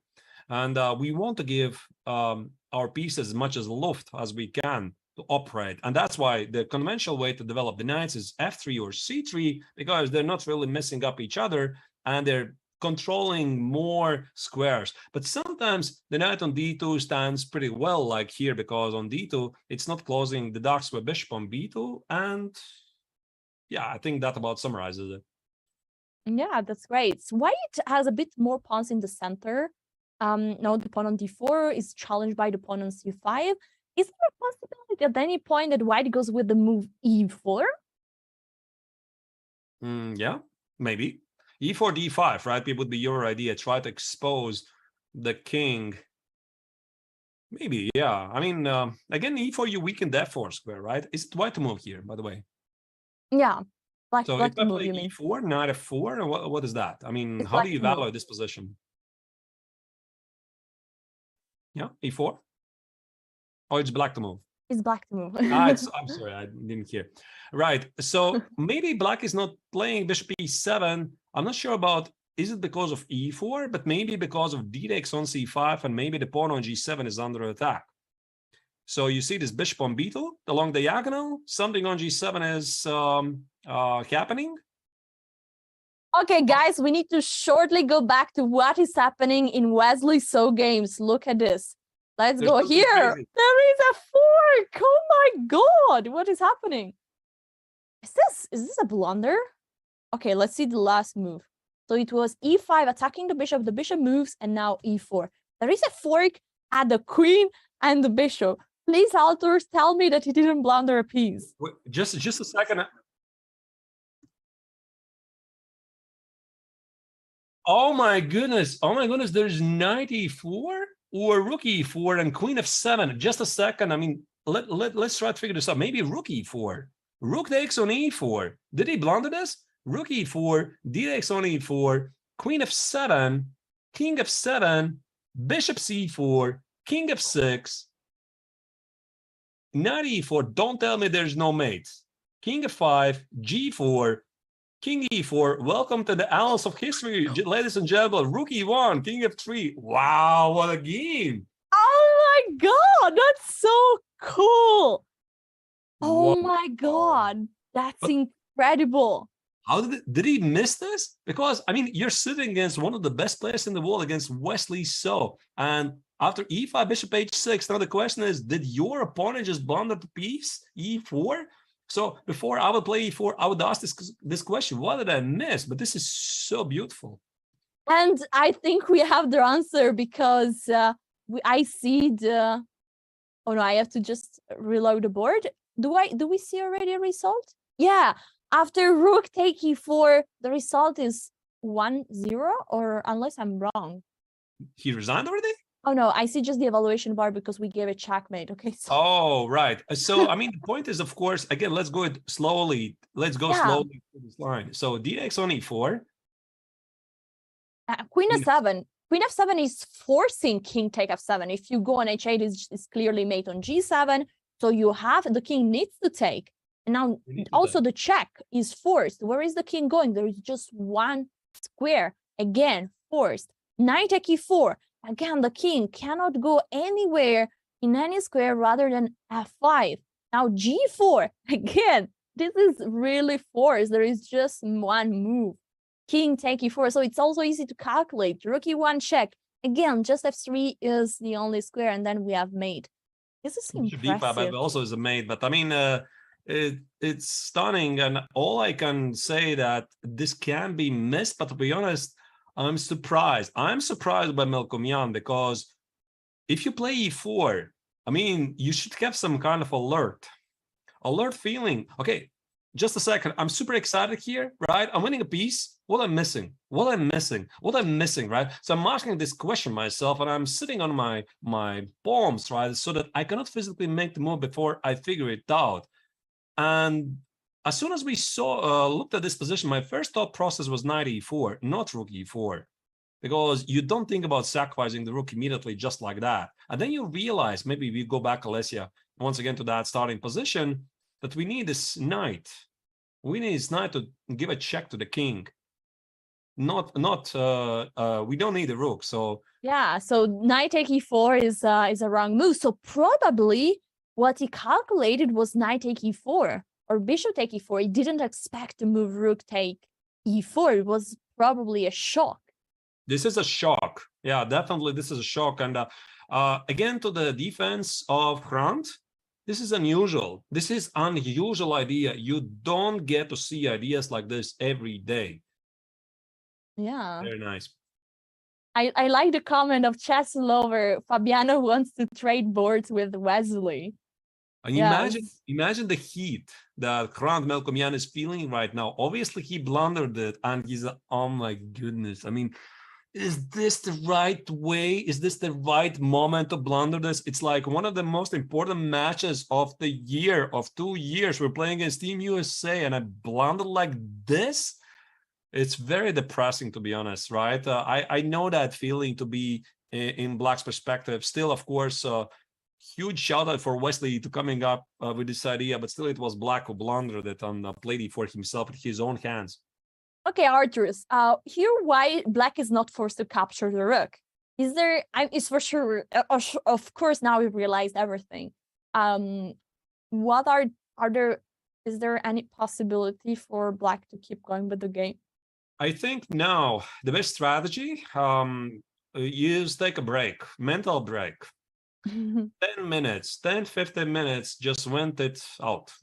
I mean, otherwise, if you resign, that's it. The game's done immediately. And Melkomian shouldn't resign immediately. Of course, this is a team event. If this was a single event, he would resign without thinking. Immediately resign, because you just don't want to play. You're disgusted with yourself. Even if it's just a pawn and dominating position. But this is a team event. So he's going to sit there for maybe 10, 15 minutes, just try to gather the thoughts, let it out, and then somehow find a way to get back in the game. Maybe. Yeah. I mean, I'm looking at the live camera, and you really see the disappointment in his face. He was looking around shortly the other boards, and then now his hands are on his forehead, and it seems clearly disappointed. You see which board is it? First board is glancing at him. And you feel that stare, you feel it, you feel the heat, right? You're just so embarrassed, to be honest, right? You're sitting there, oh my goodness, how did I blunder this? And you feel that your teammates are looking at you. Yeah, right, this is the moment when you would just want to, just go away, really. But, I mean, Hrant is such a fantastic player. This happens even to some of the best. I think he's gonna continue to play. Yeah, I think like in a team composition, in a team competition, you have the pressure of you're not fighting just for you, but for the whole team. And so it's a double frustration that you're also for Armenia. Armenia is having an incredible tournament, and with they had already a much stronger team in the Olympiads, but with this team, without Aronian, they are having an incredible performance by far, and so you don't want to be losing the game so quickly, because it gives your team not really a good. Very tough blow for the Armenians. This could have a major impact on the result, because to blunder like that, I mean, they're like one team together. You see your teammate blunders like that, he's devastated. It affects everybody. But maybe on the contrary, also is going to give some extra push, for example, for, let's say, the fourth board, to work harder, to fight it. Come on, let's do it. We can still do it, right? I mean, this happens. Blunders happen all the time. So, okay, whatever. He blundered. Let's move on. Team Armenia is going to be fine, although this is a major blow. Yeah, I agree. Is it time to go back to the latest, or yeah, do we let's do that. Let's do that. This is a major turn here. Beautiful idea by Wesley. I mean, beautiful, but still, I mean, not to see that before playing e4, that is painful. It deserves the brilliancy, doesn't it? I like this move deserves to be brilliant. Yeah, it is brilliant. It's not even double exclamation mark. It's not enough. I mean, it's like Three exclamation mark. Yeah. Or like because chat it's a would like follow-up. 69 exclamation marks. Right. All right, let's go back to the ladies. We were discussing about his position, and then the shocking move by Wesley So appeared. Okay, now we have a bit more calm, guys. Take some tea, some coffee, some popcorn. We'll go back to the excitement soon, or maybe something shocking will appear also here. We will reach a position with an isolated pawn soon again, or maybe not, or maybe bishop take d4 is just keeping the structure completely symmetrical, and then the position seems to be I mean, white still has some pressure because, for example, if bishop take d4, that seems a very natural move here, attacking pointing at b6, not really attacking the pawn, and also pointing at g7 is making harder for black to castle the king. Right. Is it easy for black to play here? I think bishop takes on d4 has to be played, right? I mean, e takes on d4 you don't want to do. That creates weakness for no good reason. Your bishop is just staring at the pawn. The question is what black has prepared against bishop d4. My thought process is that black took on d4 so that he doesn't have to watch out for d takes on c5. For example, instead of c takes on d4, if black would have played whatever, I mean, maybe bishop e7, then d takes on c5 is going to happen, most likely. And the pawn on g7 is under attack, and you think about that. Okay, I don't like it. So if I can take it, I mean, let's just take it right away. And most likely, after bishop takes on d4, black is going to solve the problem of the pawn on g7 somehow, which remains to be seen. Maybe bishop b4, sack the pawn for some knight c3 ideas. This could be a move, bishop b4. I'm not sure if I can do that. Looks very logical, to be honest. And what happens if bishop take g7? I have no idea. It's like a gut feeling. Rook g8, knight c3. I mean, there should be something, you know? Oh. Because not, yeah, some tricks. Knight c3, knight e3, something, you know? There's like the evaluation bar agrees and likes what you're doing. All right. Looks good, right? Yeah, it looks good. I mean, now the queen needs to move, and there is lots of pressure on white. I mean, where are you moving your queen? Aren't there problem with the g file, with the bishop on f3? Knight on d2 needs to be protected. What is the move that is saving? The point is that, for example, after queen e1, you cannot just take on d2 because b7 is hanging then. But there could be some tactical ideas which I don't see immediately. Maybe something like queen d2, knight d2 ideas, maybe bishop f3, queen d5 ideas. I cannot immediately tell, but I would be extremely scared to go here because this is the kind of position you miss one shot, you're done. And yes. White doesn't see the bar. White doesn't see he's doing fine. I see if I miss something, I'm immediately losing. So is this really the practical way to continue for just one pawn? I agree. And we got just this position on the live board with the bishop on b4. So now the pressure is all on Arika. Will she take the pawn on g7 and go for this crazy line we've just seen? Or will she go for something more solid? But probably then black will be able to castle and to equalize this position. I think she's never going to take on g7. I mean, not like right away.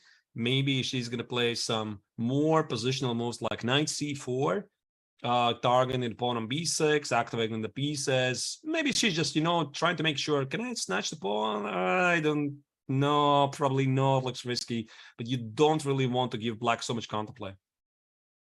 All right, let's move on to another board. Here we have Vashal Lee versus Baidu Layeva. And this position was a Bogo Indian with bishop b4, and this is the current position. White has some space, no?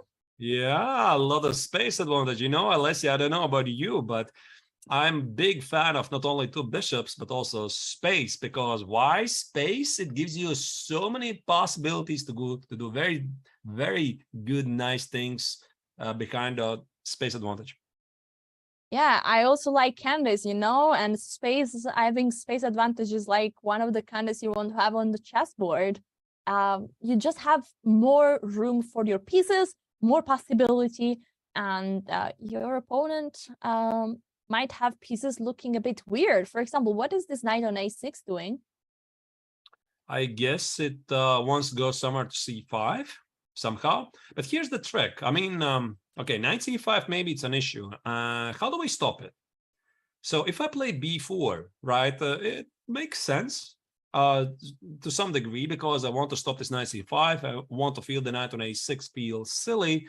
Now let's check this out. Because if I play b4, a takes on b4 could be an idea, takes, and c5. So suddenly the knight joins the game. b5 is going to be knight b4, and b takes on c5 is going to be knight c5. So if I can't do that, what else? Yeah, b5, yeah, maybe b5, knight b4, and the knight on b4 is feeling really good. And despite my enormous space advantage, I have sympathies for bishop on g2, which is not really doing anything at all. Yeah, one thing, I mean, this bishop on g2 is close right now, but one thing once a coach told me about nice looking pieces is that this knight on b4, yeah, it's a good knight. You can make a picture of it, but then is it attacking something? Because at the moment, it doesn't seem it's attacking any vulnerable point for white. And if the action moves towards the king side, maybe with moves like f4, maybe then the knight is not as strong as we think. So maybe white can allow this to happen. Maybe. Yeah, maybe the knight on b4 is not doing anything at all, right? It really depends. Really depends on the next moves. Maybe white is not even obliged to play b4 at all. Maybe he has to wait for knight c5, and if you go back to the starting position, what's the next move? Because if you play knight f1, then you leave the pawn on e4 slightly vulnerable. So knight f1, knight c5, the pawn on e4 now is under attack, and maybe this will give black enough time to reposition the knight on d7, right? Mm-hmm. So, okay, if not knight f1, what do I do? And usually this is the thought process. This is the thought process of a good player, because you're not only thinking about your moves, you're thinking about your opponent's moves. How does it feel together? You try to combine it. You try to evaluate. You look at move b4, you look at knight f1, candidate moves, etc. Yeah. That's what white's trying to figure out here. Yeah, we'll see if white is going for a move like b4 here, or for some slower approach. I think it's time to move to the last board. Fatayeva versus Tanya Sanchev, a very famous chess commentator, interviewer. I think she has lots of Indian fans, probably also in our chat. Are there? Yeah, and she is going to have a tough task because her opponent, Ulvija Fatalieva, has started the tournament with 5 out of 5. I mean, this is really serious. And Ulvija is one of the strongest performers so far among the women tournament, with a performance of 29-43 ELO, winning all 5 games. She's one of the strongest performers for Team Azerbaijan. That's why here it's so critical for Sachdev to stop, I guess, the strong opponent. And on screen we have the live board with the players camera. Now we have Tanya. This is just she just stood up and she did an expression like she feels stressed maybe about this position. She feels under pressure. It seems like black has all the pieces exactly where you want to have them. Look at those bishop on b7. On b7 and c5, they look amazing, pointing towards the king side. Also, the queen is well placed on b7, cannot be attacked. The rook on c8 is doing amazing. Black will castle short, and it feels like, black pieces are where they should be. Instead, white bishops are a bit passive there. I would take black 100% here. Totally. I mean, black is doing fine. And if I look at this position, I'm slightly surprised by this move of h3 because white's queenside pieces are not yet developed. Maybe she's waiting for black to castle short. Maybe that's the point. She's waiting for black to clarify the situation with short castle so that there's some knight g5 ideas. But still, I see this bishop on c1 slightly stuck, because b4 is going to be bishop takes on b4, right? And the knight on c3. Sorry to interrupt you. We need to go back to the game of Wesley So right now and reload the board and see what happened. So what did happen? Don't tell me it was d-dex on e4. Oh my god! Oh, okay, sorry. I thought it happened. No, Oh, nothing happened.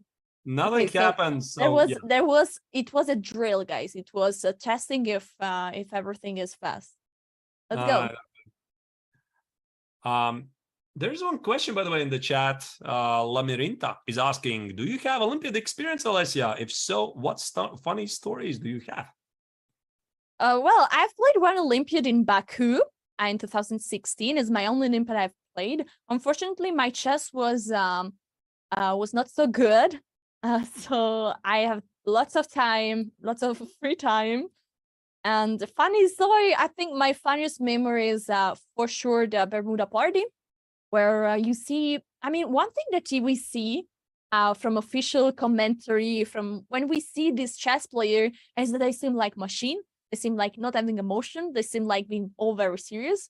But at this party, you see their humanity. They are human like us. They like to have fun. They like to drink. They like to do crazy things. And sometimes they are way too crazy. I've seen so many grandmasters dancing in very ugly ways. And I think these are very, very, very funny memories. Arthurs, would you like to show us some dancing moves? Dancing moves, you mean here in this position or some memories? Yeah, No, I mean physically, shake your hand. Right. But yeah, indeed, Bermuda party is one of the traditional events right before the first rest day, the only rest day in the Olympiad. It's like a party, everybody celebrating together, unofficial atmosphere. And Alessia, I saw the video that Indian organizers, I think it was the Indian organizers who had shot it, going through all the halls. There's a lot of food. There's disco. The people were outside chatting. Very nice. It looked really, really good. And I think that we already discussed a couple of times. The All Indian Chess Federation has done a marvelous job to organize this great Olympiad in such a short time frame. That's amazing. And also, this is the first Olympiad that takes place after COVID. So it's nice that the organization takes care of it and try to make an amazing OTB experience for all the players. Let's switch now to the second match that we want to follow, and it's Ukraine against the Netherlands. And here we are at board 1, where Maria Mitsijuk is playing versus Robert Lee from the Netherlands. I know the opening. This is Sicilian Alap, and I even know the line. Look at this. Okay, you tell me the moves. The moves c4, c5, c3, knight f6, e5, knight e5, d4, I think. And then okay, knight f3, then d4. Yeah, this is how they play it. So without a lot of insights, the Alapin is not super popular, but it can be used as a serious weapon from time to time, because it does make sense for white to take the center. All right, sorry, Arthurs, you do it natural, but for me it's impressive that the grandmaster sees his position and then he can tell us exactly what opening, and he knows even the moves. Wow, nice. I mean, I know this because I think I played it myself some years ago, exactly about the same position. So I like immediately recognize, okay, this I've seen before, Sicilian Alapin. I would have to think about the order of the moves, but definitely position is recognized. And I think the feeling is that black is doing fine. So he has this weakness on c6. White has a weakness on d4. So whatever white was trying to achieve in the opening, I think that black has solved the problems. That's my first instinct. And somehow this position should,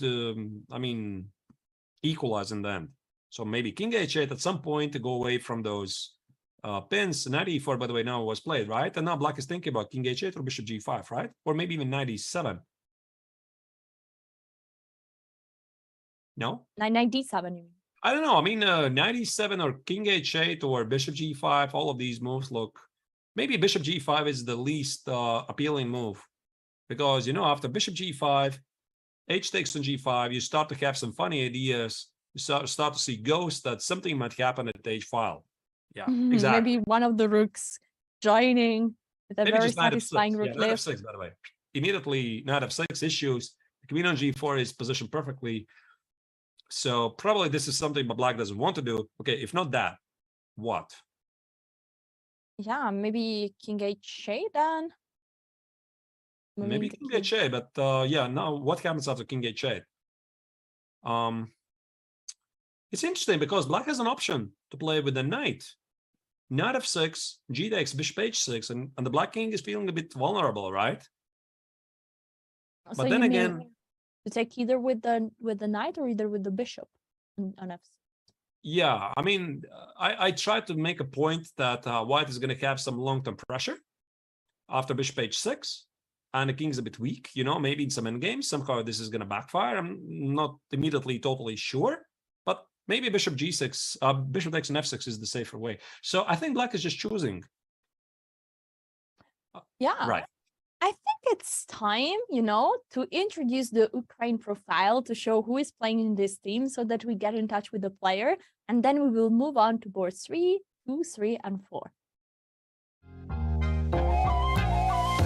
Perched as the 2 seed, Ukraine's women's team is the only squad in either the open or the women's section with the luxury of carrying more than one world champion.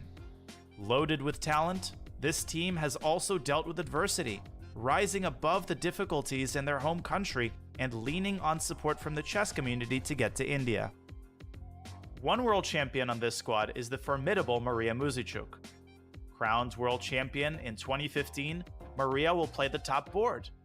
Maria isn't the only talented player in her family. Her sister Anna is the highest rated second board amongst the women's teams. Ukraine's hopes in Chennai will rest heavily on the power of the Muzichuk's 1-2 punch. On board 3 is Anna Ushenina, the other world champion in Ukraine's lineup. The team's most experienced player at age 36, Ushenina captured her world title 10 years ago. Now a decade removed from that success, she remains a pesky matchup for any opponent. In contrast to Ushenina, the youngest players on this squad are the international masters Yulia Osmak and Natalia Buksa. Each of these up-and-coming competitors round out this solid top-to-bottom roster, making Ukraine one of the favorites. The only team in the Women's Olympiad with 3 Grandmasters, Ukraine looks poised to bring home a gold medal for the first time since 2006. A national victory for Ukraine would doubtless be sweeter than ever before.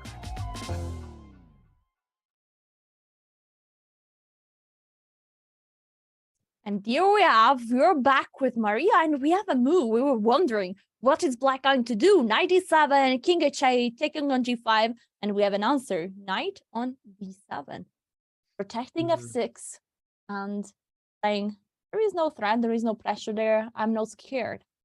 Right, 97 looks really good, and actually after watching this amazing team profile of Team Ukraine, right, made me wonder how mentally maybe it's tough also to play for the Ukrainian ladies, obviously, right, given the situation in the homeland, right? So a tough moment for everybody, but I'm happy.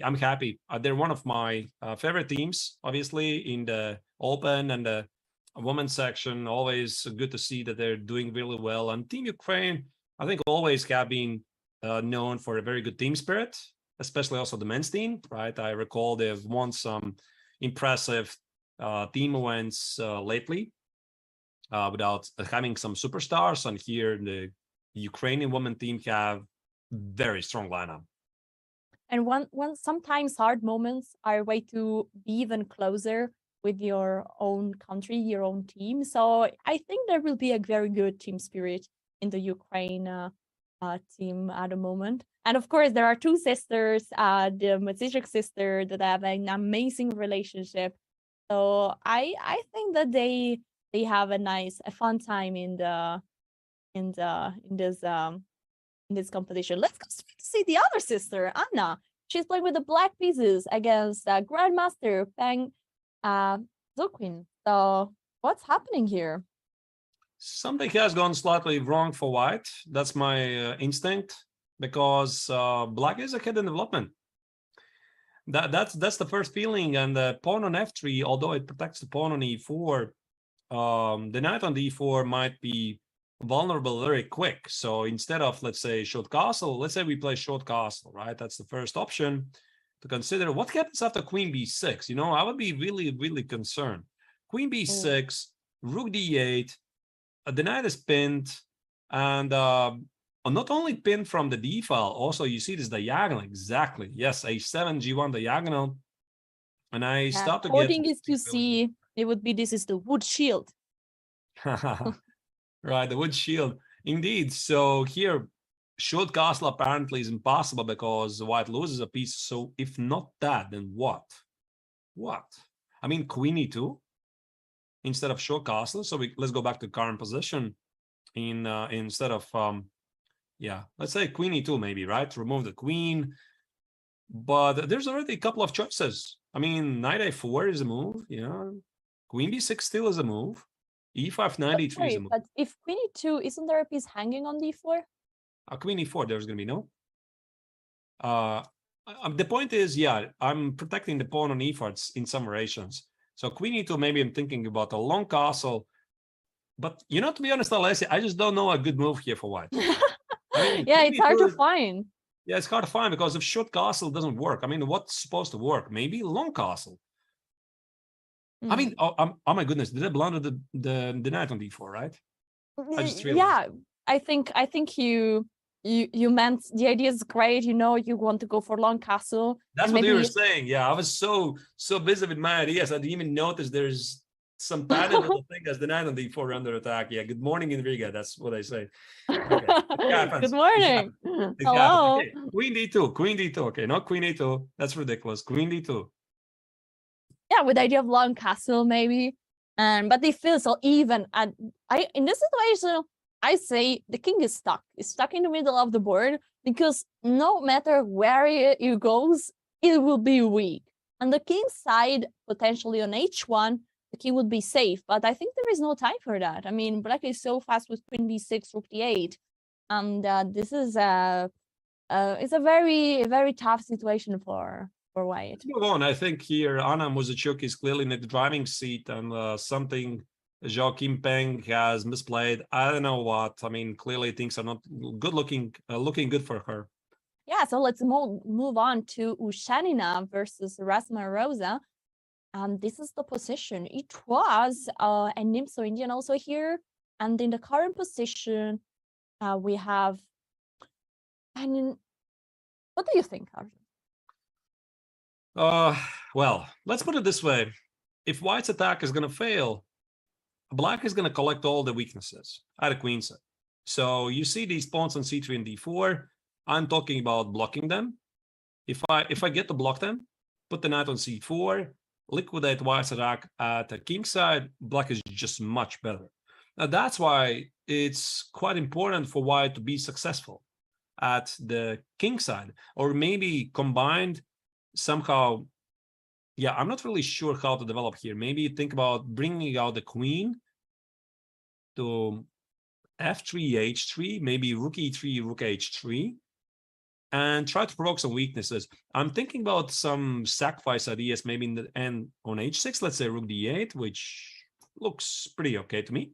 Some generic rook e3 is on the board, so rook half d8. Yeah, now I play rook h3 or rook g3. You choose, Alessia. I have no idea. Rook h3, rook g3, both of them look pretty good. One of them just randomly dropped. Yeah, where it drops, yeah? Yeah, it dropped on h3. Right. So it dropped on h3. And now we have some ideas on h7. And after h6, maybe there's some sacrifice on h6 combined with queen g4. I think this is the way. This is the way for white to play. Yeah, and it will be very exciting. Of course, as we said before, the perspective of attacking the king is much more appealing because if black is failing protecting the king, well, it's checkmate, game is over. If white is losing one pawn on the queen side, still white has some chances to keep going with the attack. So it's a very dangerous position. I mostly always prefer to be with the white pieces.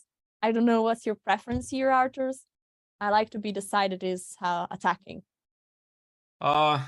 Yeah, I mean, if white indeed gets ahead with the attack, then yes. But I guess we're gonna simply see. There's a bit too early to make conclusions. A rook e3, I would definitely play. I think we should there is somebody from the chat that wants to see Duda's game. Let's say hello to all the friends from Poland, and I'm very happy to do this. Let's go to see Duda. This is the hero of Poland right now. We because... also simply, let's switch back to the open section and then come back to the ladies tournament after that. Yes. So this is the current position of Duda. He has a king on b1, castle on the queen side, and I see two dangerous pieces, the rook and the queen, pointing towards the king direction. Luckily for Duda, both squares on a2 and a1 are now controlled, so there is no problem about the checkmate. Material-wise, white is an exchange down. Now, Arthurs, what is happening here? Let me try to figure it out. I like black's position. I like the perspective.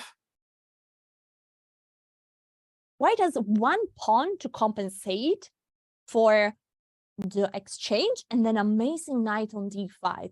Also, it seems like this black bishop on g7 is not so active, as is blocked by his own pawn on e5. So on the other side, is white having any active idea here? Maybe that's why it's balanced, right? Oh, by the way, dear viewers, we are seeing, as you're seeing, just a bar, right? We are not using any engines, and the bar says it's equal. I wonder why. Exchange for a pawn with the beautiful knight on d5 and b3. Well, again, let's try to predict. If white gets to trade queens, white is better. I think so. I mean, he's playing without he's playing the risk-free game. Trade the queens, king b2, c3, f3, whatever. You just play it forever. Those amazing minor pieces at the queen side at some point will allow him to play c4, establish an outside pass pawn. Then white is calling the shots. I think on that we can agree. But how do we trade queens? Yeah, how do we magically sit and poof disappear? I don't see that happening, because queen a1 is a mate in one threat. Yeah, that's dangerous, and it's your black to move. So actually, it's black that is going to find a move here. Is it possible to activate in any way the pieces that are not attacking right now, the rook on f8 and the bishop on g7? For example, the rook c8. Is this a possibility, or are we blundering something on f7? I don't see anything blundering. A rook c8 is perfectly normal move. Maybe queen b2 something, and now somehow find to include the bishop in the game. How do we do that?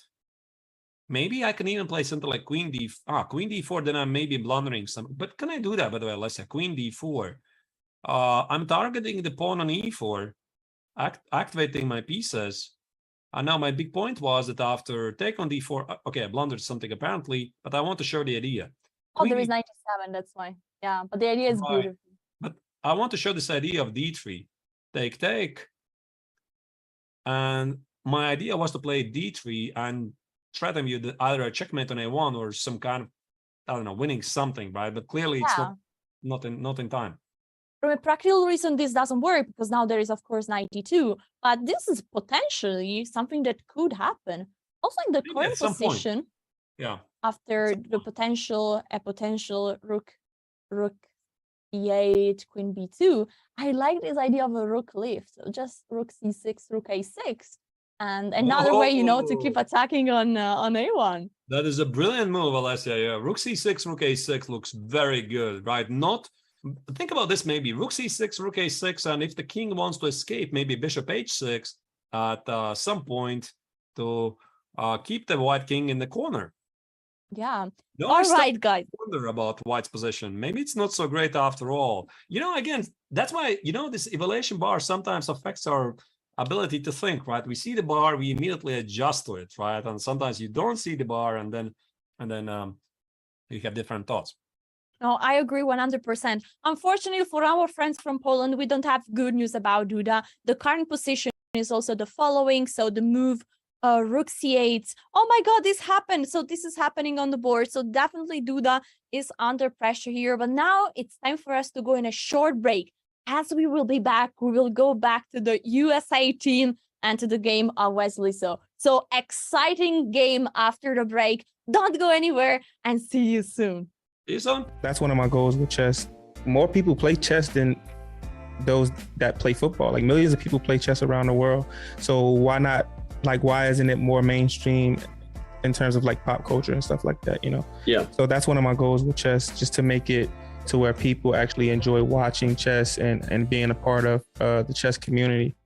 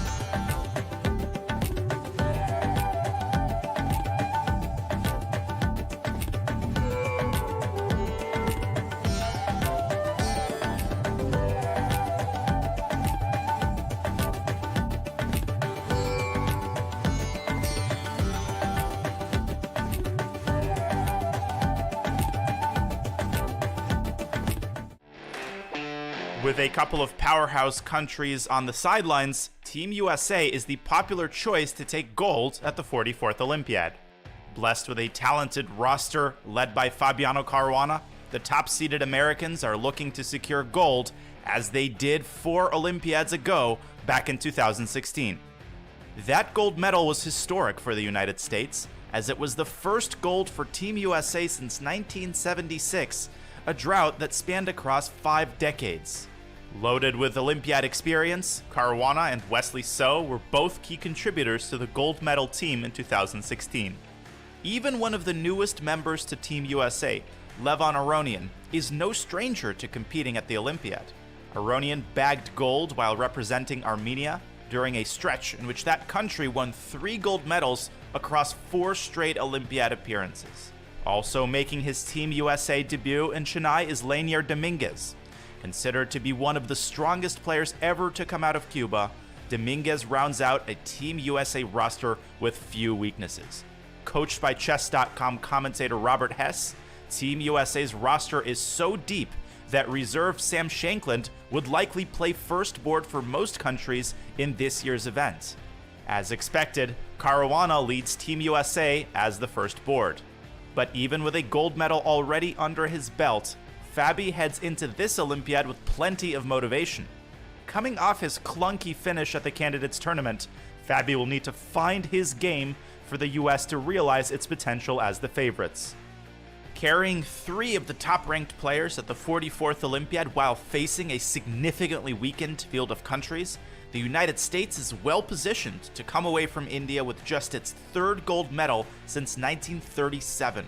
The time for Team USA is now.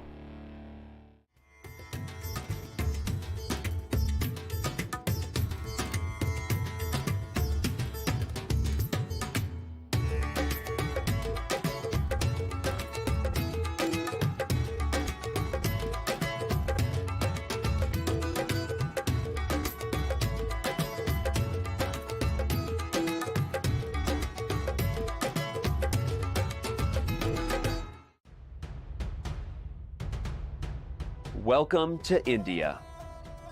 The game of chess was born here. Thousands of years later, many of the world's best players have made the trek to represent their countries at the 44th Chess Olympiad, the most prestigious team chess event on the planet. In Chennai, the chess capital of India, circumstance has cleared the way for perhaps more countries than ever to set their sights on gold. India has high hopes for keeping the hardware at home. A top 3 seed in the Open and the top seed in the women's section, the host country has legitimate reasons to believe it can sweep gold. The United States are the top seed in the Open section. Fabiano Caruana and Team USA have come to Chennai saddled with heavy expectations of gold or bust. Norway has never medaled at the Olympiad. Featuring the world's best player, Magnus Carlsen leads a Norwegian squad looking to change its country's fortunes. While medals count, some accomplishments won't be measured in gold. The women's team from Ukraine has overcome adversity just to make it here. Now they hope to honor their nation with a memorable performance. Namaste, dosto. In one place for the first time in 4 years, these Olympians are together again. The 44th Olympiad has brought the world's best to the place the game of chess began. And with that, let today's games begin. Ladies and gentlemen, we are back for the Chess Olympiad 2022. Here we can see some footage of the playing goal. We are on the match USA versus Armenia. And of course, the hot board there is for sure the Wesley So one. And we are going to be there in a second. But before that, we want to remind everyone what is the current situation of the standings. And hello, everybody. I'm Alessia Santero, and I'm with the amazing co-host, famous, yes, Arthur Nixon. Namaste, Dasto, as they say in India. Of course, welcome back, everybody. Talking about the overall standings, you obviously see it's Team Armenia, who is leading with a perfect score, but they are about to receive a blow because Melkomyan blundered against Wesley So. Yeah, and I think it's a great to go straight to the team. We will also see India and Uzbekistan and France later, but let's go to what is happening in Wesley So versus Melkomyan. We had a few moves. If you didn't see, this was a brilliant move. I will show one more time because after pawn take, we had the queen sacrifice that leads to a forced checkmate in a few moves with the collaboration of all the pieces, pawns, rooks, and bishops. And look at this. This was a mate. Unfortunately, or luckily for the team Armenia, this didn't happen. And the move that Melkomyan played is knight f8. After a deep thought there, as you suggested, Arthurs.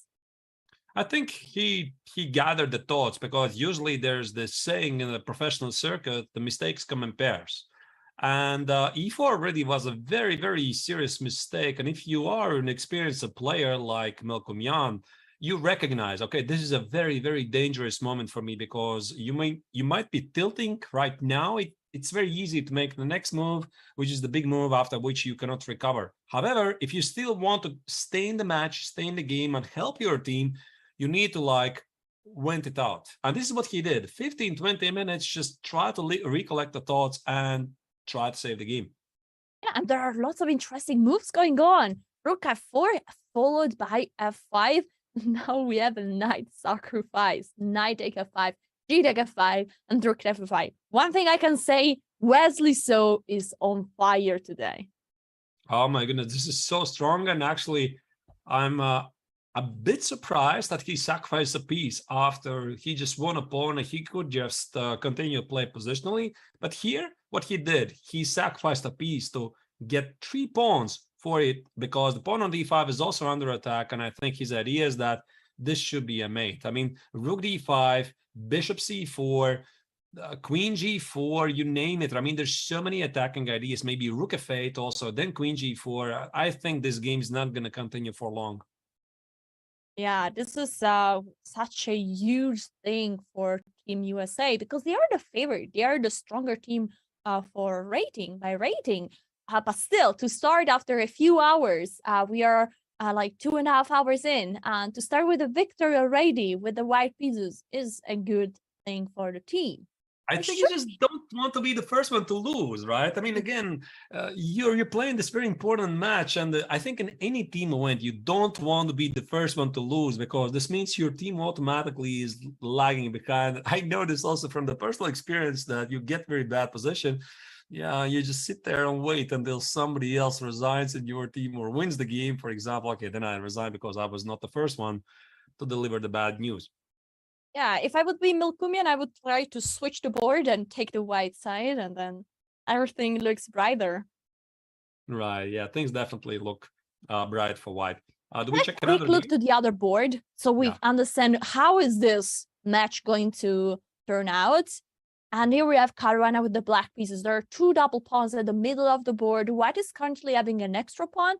And what is happening?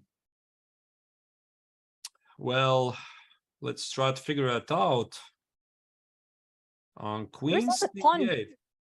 A pawn kind of weak on g4, no? Is now attacked by the knight, by the queen. Of course, it's protected many times, but at one point could be an option for white or black to maybe capture the knight and take the pawn. I'm not sure if it's a good strategy to give away your bishop in such an open position, but of course, it's something that you always need to keep in mind. My gut feeling is that black is doing fine. I cannot immediately back it up with some direct calculation, but I see that, for example, queen d4 might be one of white's ideas at some point. Queen d4 established this battery of the queen on d4 and the bishop on b2, somehow looking at the pawn on g7.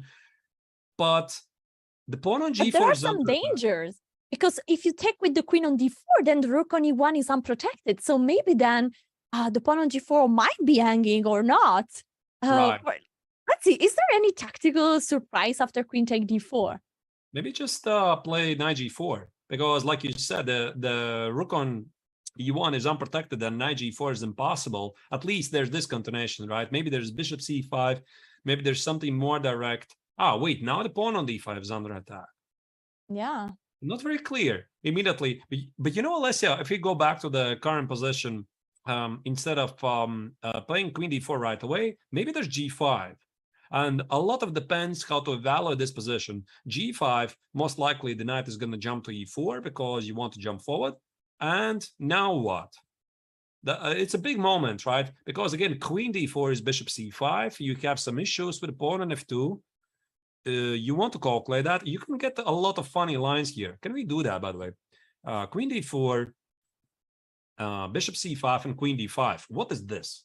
You know, I don't think I can tell immediately what is this, because yeah, there is a pawn hanging on f2, a pawn hanging on f7, and here I think you need to just calculate it all. No, we can show already the mate, but on the board bishop takes on f2, that's impossible. I mean, at least winning the rook. King h1, bishop e1, and that's a forced mate. Queen f7, king h8, knight g6, right? Beautiful. Boom! You say boom when you do these moves. Also, right, so something like this can be considered. So let's go back again to this moment when g5 could be played.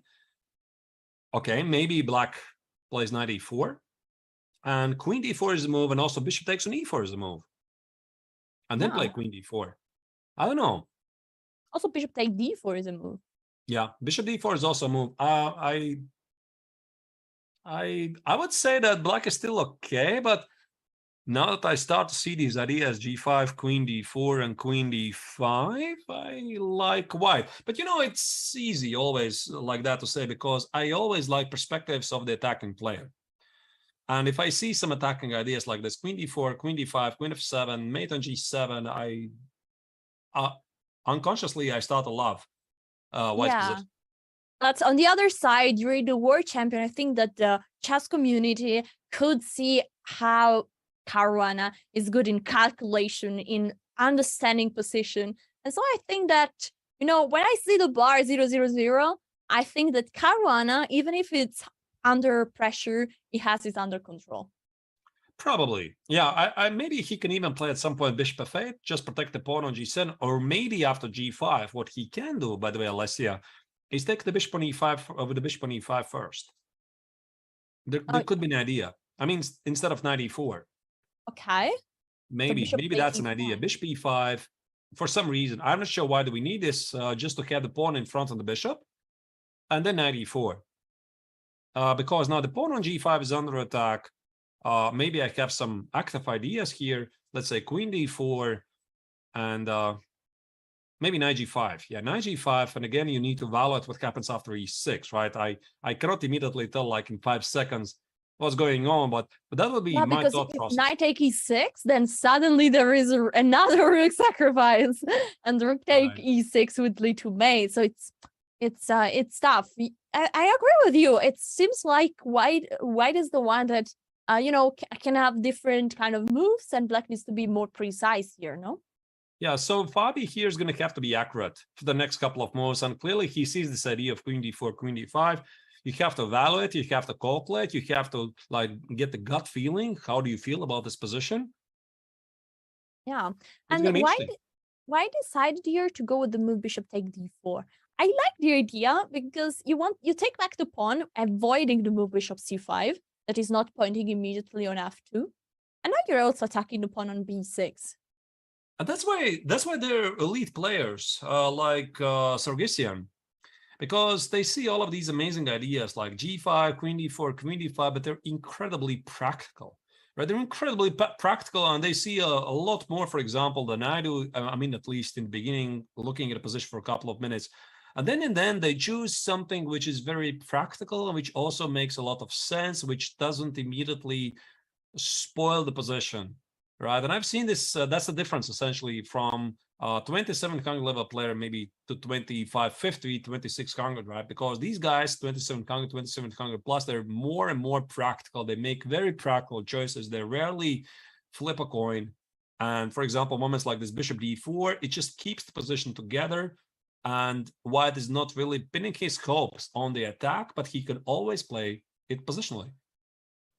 Let's go back to board number 3, so we get a full impression of what is this team battle going to hand. I see for here, first of all, we see some opposite side castling. White king is on the queen side, black king is on the king side, and the pawn structure is pretty unusual.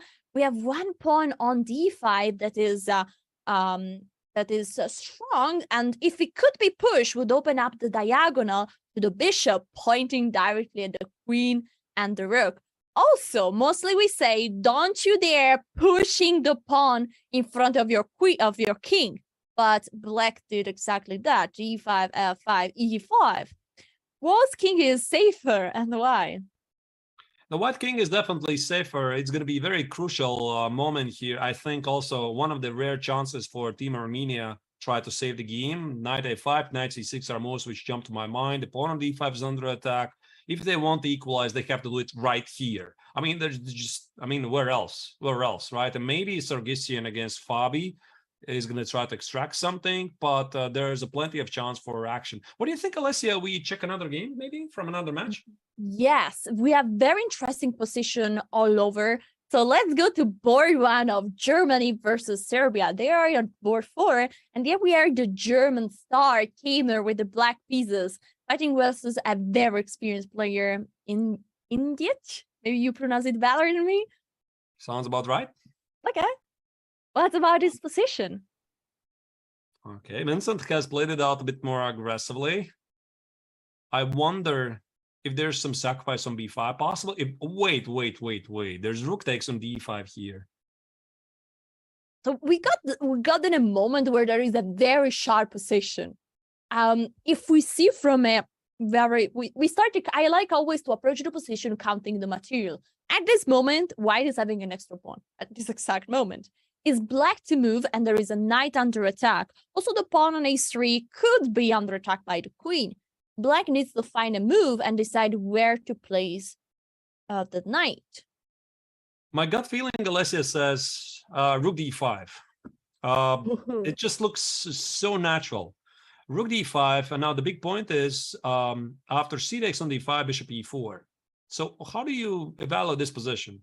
All I see is so many weaknesses in white's position. The rook on h1 is under attack, knight f3 is threatening, and maybe white already has to drop the exchange. I mean, drop the rook by e takes on d4. Yeah, I would feel very scared to have this position with the white pieces, seeing all the ideas of knight f3 check, the rook is hanging. Maybe the queen is also joining, maybe taking on a3 and then giving a check on b4. This looks scary. On the other side, this rook on e8 is not really playing right now, and the queen is not getting super quickly to the attack. So maybe black gets some chances to protect this position here. I see the bar showing some, that white has some potential there. We need to figure out just a way.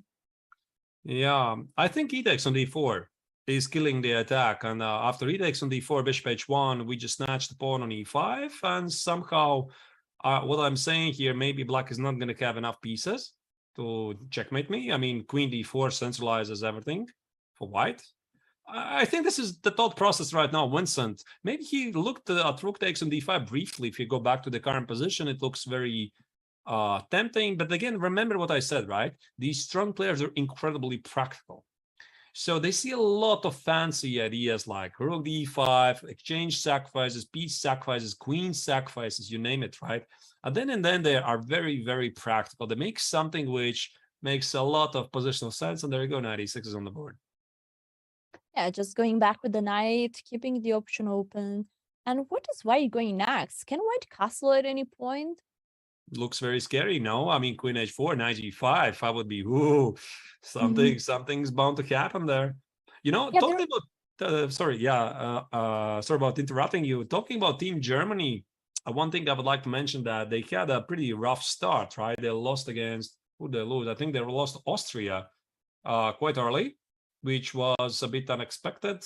And they made another draw against, was it Ireland, right? If I'm not terribly mistaken, in round 4. So they had a rough third and fourth round, and now they're fighting back. Yeah, it's interesting. Keimer is trying to keep the position interesting and to bring a good results for the team. No, Ireland they beat. Yeah, my mistake. They beat Ireland. Yeah, I was confused. No, they beat Ireland. Yeah, so they beat barely because their second board, Matthias Bluban, there was this crazy game against Connor Murphy, one of the stars of also the Olympiad right now, going with a performance 5 out of 5, performance 31-44, right? Crazy. Yeah, but they won a couple of matches in a row, so Team Germany is getting back to business. I think it's time to move to an incredible performer. Gukesh is leading. He just won all the games in this Olympiad. He is having an impressive performance. And today is facing a grandmaster from Cuba, a team that is also having an amazing Olympiad. And that's the position we've got on the board.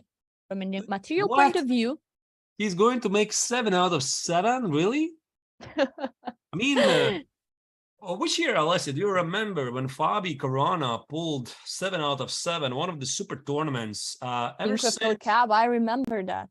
Yeah, ever since there was like a nickname, he pulled the Fabi. Yeah, 7 out of 7, and it kind of got nicknamed. And I just don't see Gukesh stopping. Look at his position. He has. I mean, why did I 7 out of 7? Because he has obvious advantage. This is a dream position from some Caracan. The bishop on d6 is dominating the poor knight on g3. White has more pawn islands, so 1, 2, 3, 4 against 2 pawn islands. Couple of weaknesses. Wow.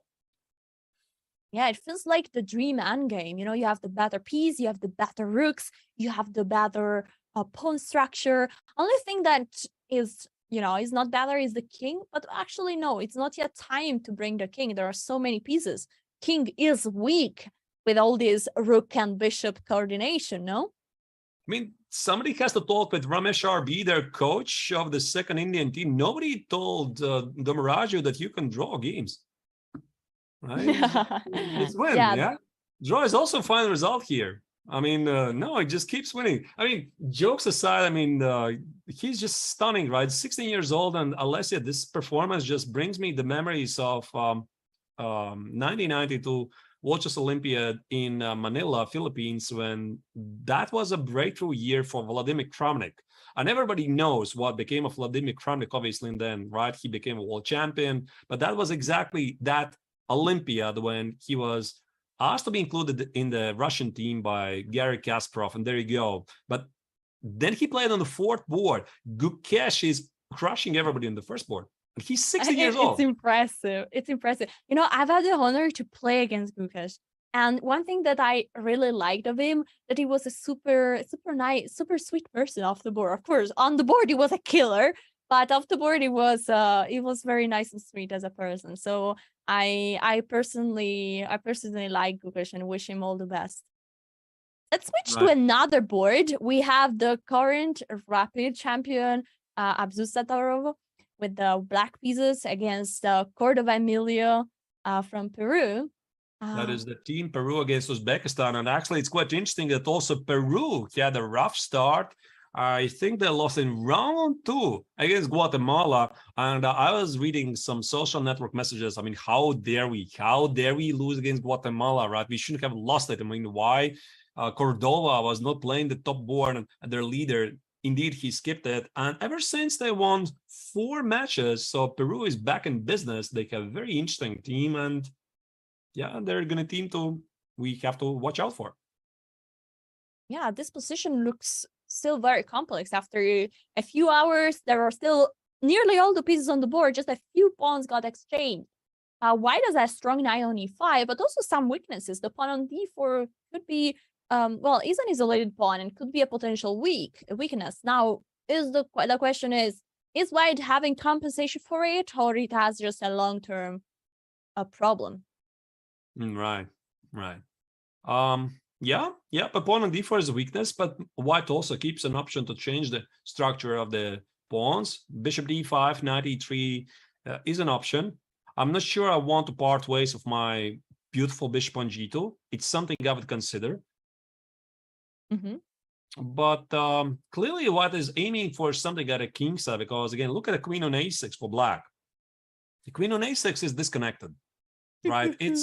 It's somewhere far away. And then you have the queen on h5, and now you have a feeling, right? I mean, maybe I can make something good happen at the king side. How to do that? We'll come back to this board maybe later. Let's go to this board, Shirov for Spain versus Grandmaster Yumabaya from Kazakhstan. Shirov is one of the most aggressive players in the chess scenes. I've seen some of his incredible games, but here we have a bit of more boring position. We have an game with 2 rooks, opposite color bishop, and look at the pawn structure. Which color would you pick here?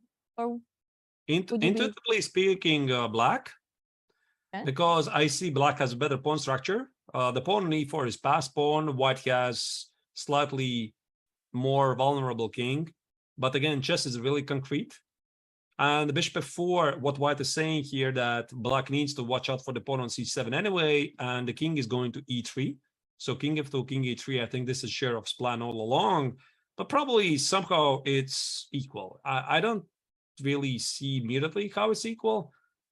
Maybe rook d7 seems to be necessary, right, Alessia? We have to... Yeah, you need to protect the pawn, no? Yeah, the pawn is in trouble. And no, maybe not king f2, maybe rook b1, rook b4, somehow try to get to the black's weaknesses. And then black brings the other rook in the game, something like rook e8, whatever you do, rook b4, rook e6, and somehow this is balanced, because in then you have, I mean, obstacle bishops, which usually leads to some drawish positions.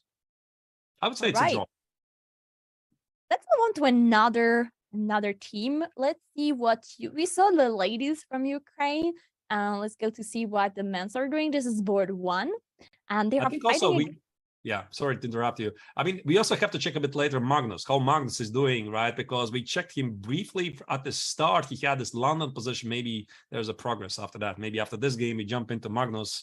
Yeah, Give sure. him our 5-minute or 3-minute attention. See how he's doing, because everybody wants to see Magnus. Also, we want to see Magnus how he's doing, but we cannot solely focus on him. Well, I mean, I'm making you happy immediately, so we will come back to the other board later, and let's see what Carlsen is doing. So there are a few exchanges now. The rooks are gone, and the knight activated. I mean, now the knight is looking much better here on e5, but the sad bishop on c6 stay there, and it's still a bit sad. There is a pawn weak on d5 as always. But I must say, this position doesn't look like a big deal for Magnus. Maybe it doesn't need a big deal. It just needs like 0.1, and then yoo-hoo, I can play for a win. I mean, Magnus already has shown in this Olympia that he doesn't need more than 0.00 to convert it to a victory, like against Georg Meyer, this crazy Queen's endgame. Which round was it? Round 2, I think. Maybe I'm mistaken. Round 2 or 3 against team of Georg Meyer. And here White has some pressure, but I'm not sure it's a lot. I see the bar obviously evaluates it's in favor for White. But Black is pretty solid, right? Yeah, Black is not going to enough. blunder the mate or something. I mean, if I put the queen on d6, put my knight on f6, and I literally say, come and get me. How do you get me? Maybe the idea is b4, somehow create a pawn majority at a queen side. It's an idea like h5. So, for example, queen g5, h5, h6, going to, to place a strong pawn on h6 with ideas of back rank mate on g7, so that White is forcing black pieces to be defensive and maybe not being in the most aggressive position. Then maybe he can create a new front on the queen side, pushing on b4 like you announced, and have a big playing on both sides. Right. Definitely, it's a fun position for Magnus to play. He got exactly what he wanted. But actually, we talked about this game before, Alessia, that Black should go e5, and he did push e5 because you wanted to organize some counterplay in the center. But while we talk about Team Norway, what do you think, Alessia? Do we check Team Norway's profile? Yeah, I think that we all know Magnus Carlsen, but there are some less known player that you might want to have a look at. So let's see. Let's go straight into it. The Olympiad is the ultimate team competition in chess. However, Norway's chances for medaling for the first time likely rest on the shoulders of one player. That player also happens to be the reigning world champion, Magnus Carlsen. Carlsen will be in Chennai to represent Norway for the first time since 2016. Inevitably, he is key to a potential Norwegian success story. If Team Norway is to find a spot on the podium, or even shock the world and win it all, Carlsen must dominate. Still, even a dominant world champion will need help. Fortunately for Norway, the supporting cast is the strongest that it's ever been. Arjen Tari, the 2017 World Junior Chess Champion, is one of the world's top 100 players and will play the second board for Norway. Tari was just 14 years old when Carlsen became world chess champion, but now, though young, he is an experienced competitor and a valuable Norwegian star.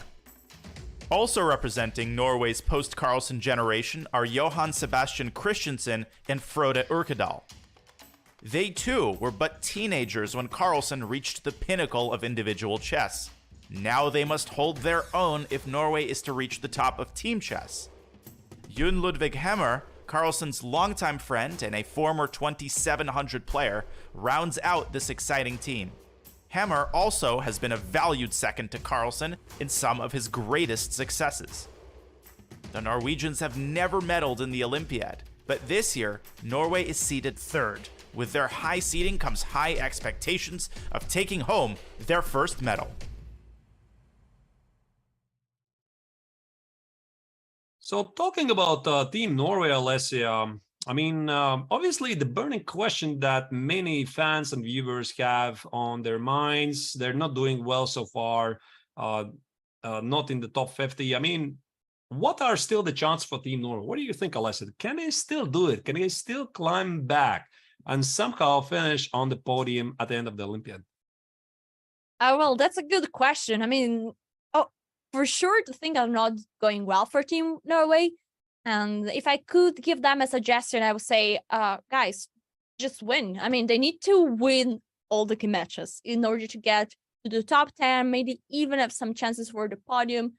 They need to start show some strengths. And it's hard because, you know, when some players are not in their top form, then it gets hard. I mean, this is an hard event. And even if you're guided by Magnus Carlsen, sometimes things can get tricky.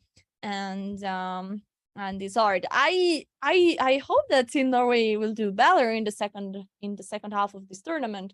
But They are the third seeded, right? I see the chance are small. Right. I mean, maybe not great. And also I see that Jon Ludvig Hammer is taking a rest day today because his last 4 results have been not very good. Yeah, Jon Ludvig Hammer in the past 4 games scored only 1 point out of 4, 2 draws, 2 losses against lower rated opponents. So clearly he needs to take a break. What would be your suggestion for Hammer in order to get back in great shape? What he should do today? Maybe it's just not for a Hammer, maybe it's just like a general suggestion. Take the mind off, right? I mean, take it elsewhere, do something else. I don't go to the jacuzzi. I mean, go to kitchen, have some good food, go to the sea, go to the beach, right? Enjoy some time, because sometimes you just, you know, need to restart the brain and think about something else. Clearly things are not working for you. I don't know what's the reason. Maybe it's the lack of practice. Maybe it's the heat. Maybe it's something. It's too much coaching botas. Yeah, I mean, it's just not going. So clearly you need to change something. I think this is what he's thinking about doing right now. You need to change something, right? You change something, try to focus on something else, think about something else, and then hope that in the end it's going to work out for you. I agree. We had a few moves. I think I really love to see when Carlsen does what I said. I mean, he went for h5. Look at this. He's attacking. I like it. He's creating chances at the king side, right? So some checkmate ideas, h6 ideas. Nice. Combining positional play with mate threats. Well, learn from the world champion. Yeah, and I really like one thing that my coach always taught me, and that when you need to put pressure, it's really a good strategy to put pressure on both sides of the board, because when you're attacking, you can do that. Mostly you have more space, your pieces are faster to go from one side to the other. Look at this bishop on d1. I would say super multitasking. Maybe one day white will go for b4, and then the bishop is protecting the pawn on a4. Also, the bishop on d1 is guarding the pawn on h5. So it's looking at both sides. And if you can create chance on the king side and on the queen side, well, then it's tough for your opponent to protect everything. That's a brilliant point, and this is exactly what he's doing. I mean, not really immediately committing to b4, maybe just also giving the opportunity for the opponent to make a mistake. Bishop d7 is a response. Is there the next game, Alessia, that you would like to check? Because I'm sure that Magnus is doing all right here. We are going to come back at some point later. Yeah, we were exactly watching Carbo versus Greece versus the game I pulled away you from, right? Because I said I want to see how Magnus is doing. I want Carlsen. We're back. All right. What is happening here? We have pawn structure that is pretty strange. We have 3 pawn islands for both players, but white has the majority on the queen side. Black has 2 double pawn in the center, so it feels like actually white has an extra pawn. So this is a match between Greece and Ukraine, right?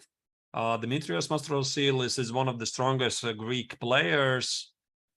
Team Ukraine so far, I don't think they're performing really so well. Let me check again where they are in the overall rankings. They have 9 points out of 12. I mean, not so bad.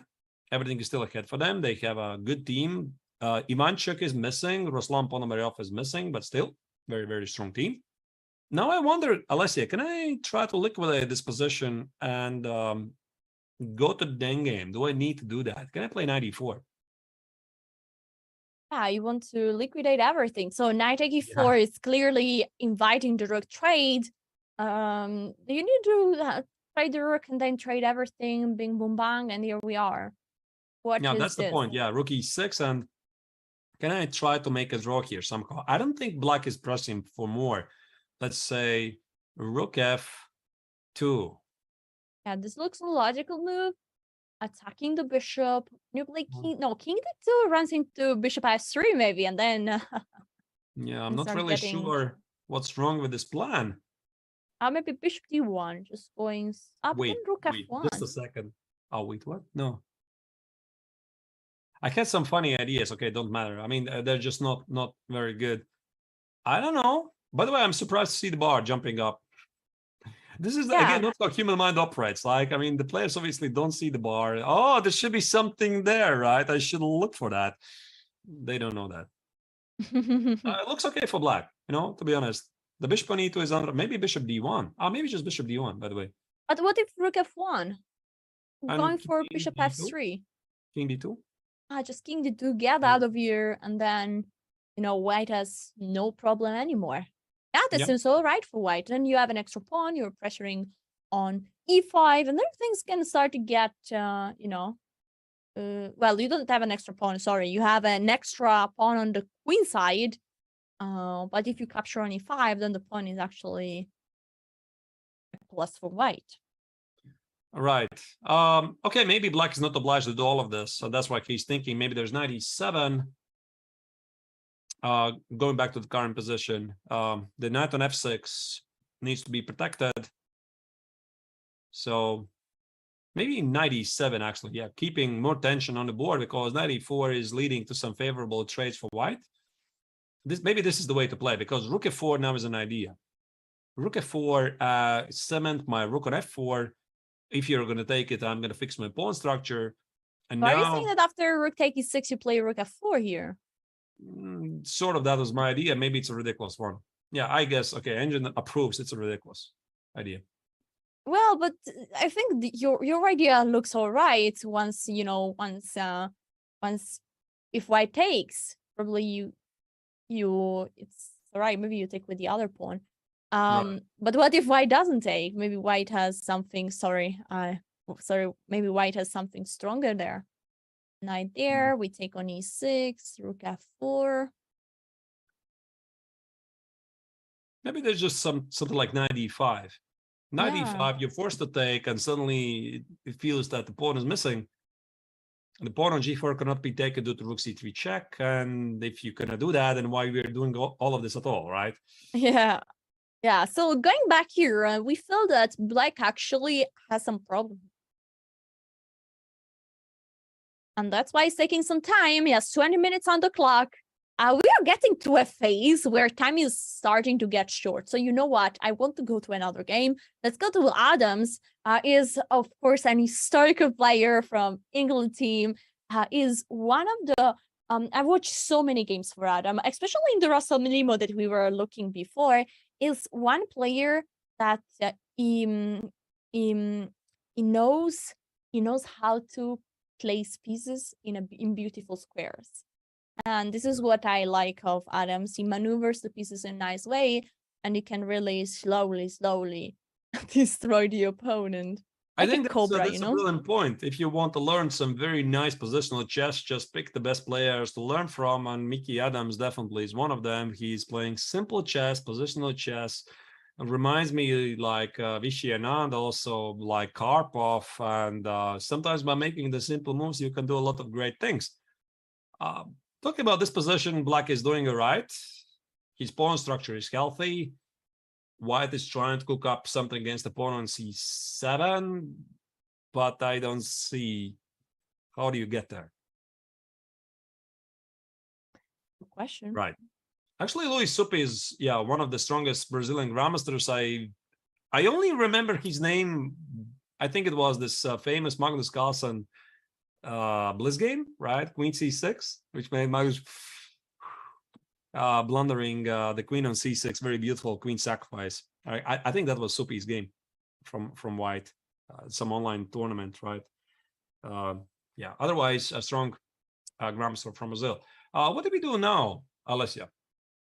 Well, let's keep having new boards. I think we won't have an impression. Savage here is the first bird of Croatia, and today they are playing versus Mongolia. This is a team that is also having a nice performance. They don't have the strongest team by rating, but today you're facing Croatia, which is a very strong team. Right. What about this Croatia position? has been struggling a bit, I think. They lost a surprising match, which around it was 2 or 3 against Bulgaria. It was crushing, actually. Half a point against 3.5. That was one of the major upsets.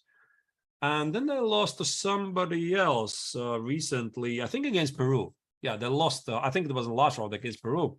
So Team Croatia is still struggling to find a form. Ivan Saric is doing all right in this game, though. What about Rook C1 and Rook C7? Looks killing, no? Yeah. So I give you the pawns on the queen side, whatever. Rook C1, Queen B4, Queen B4. I don't care.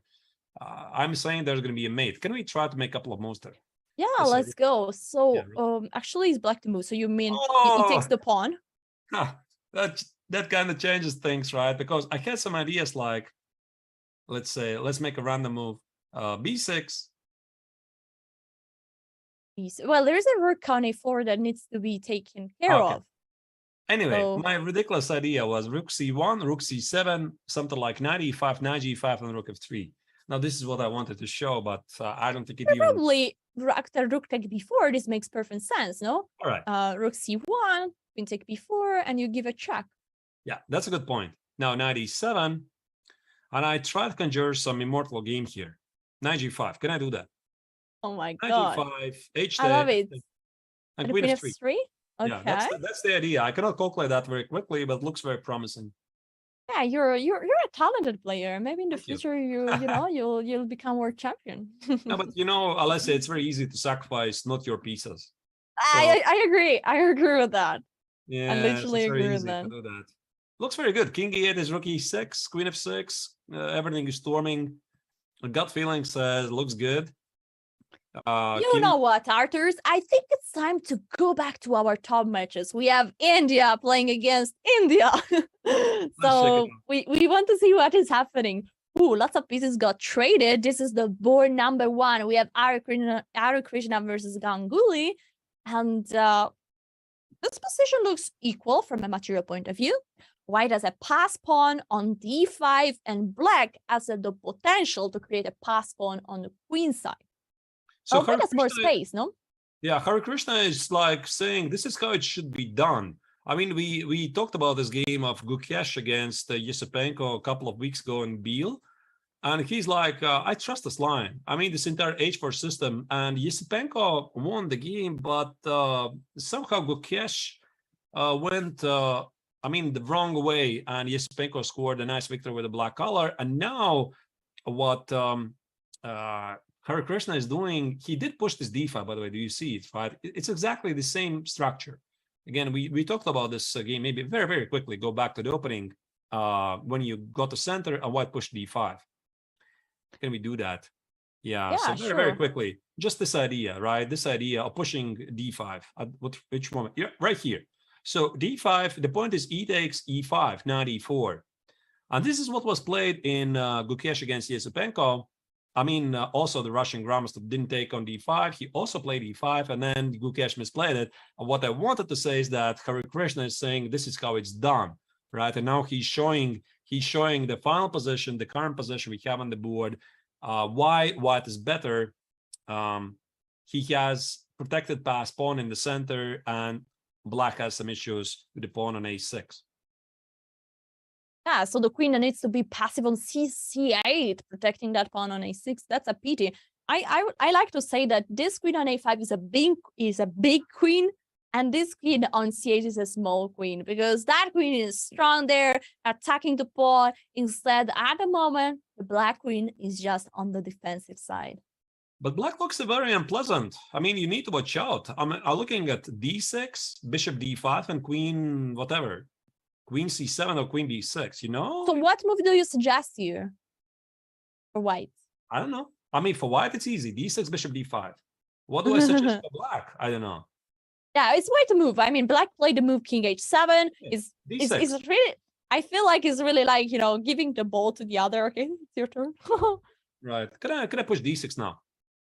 Good question. Yeah, f7 by the is way, under the pawn on attack. f7 is under attack, by the way. Oh, there is one idea that we might want to consider.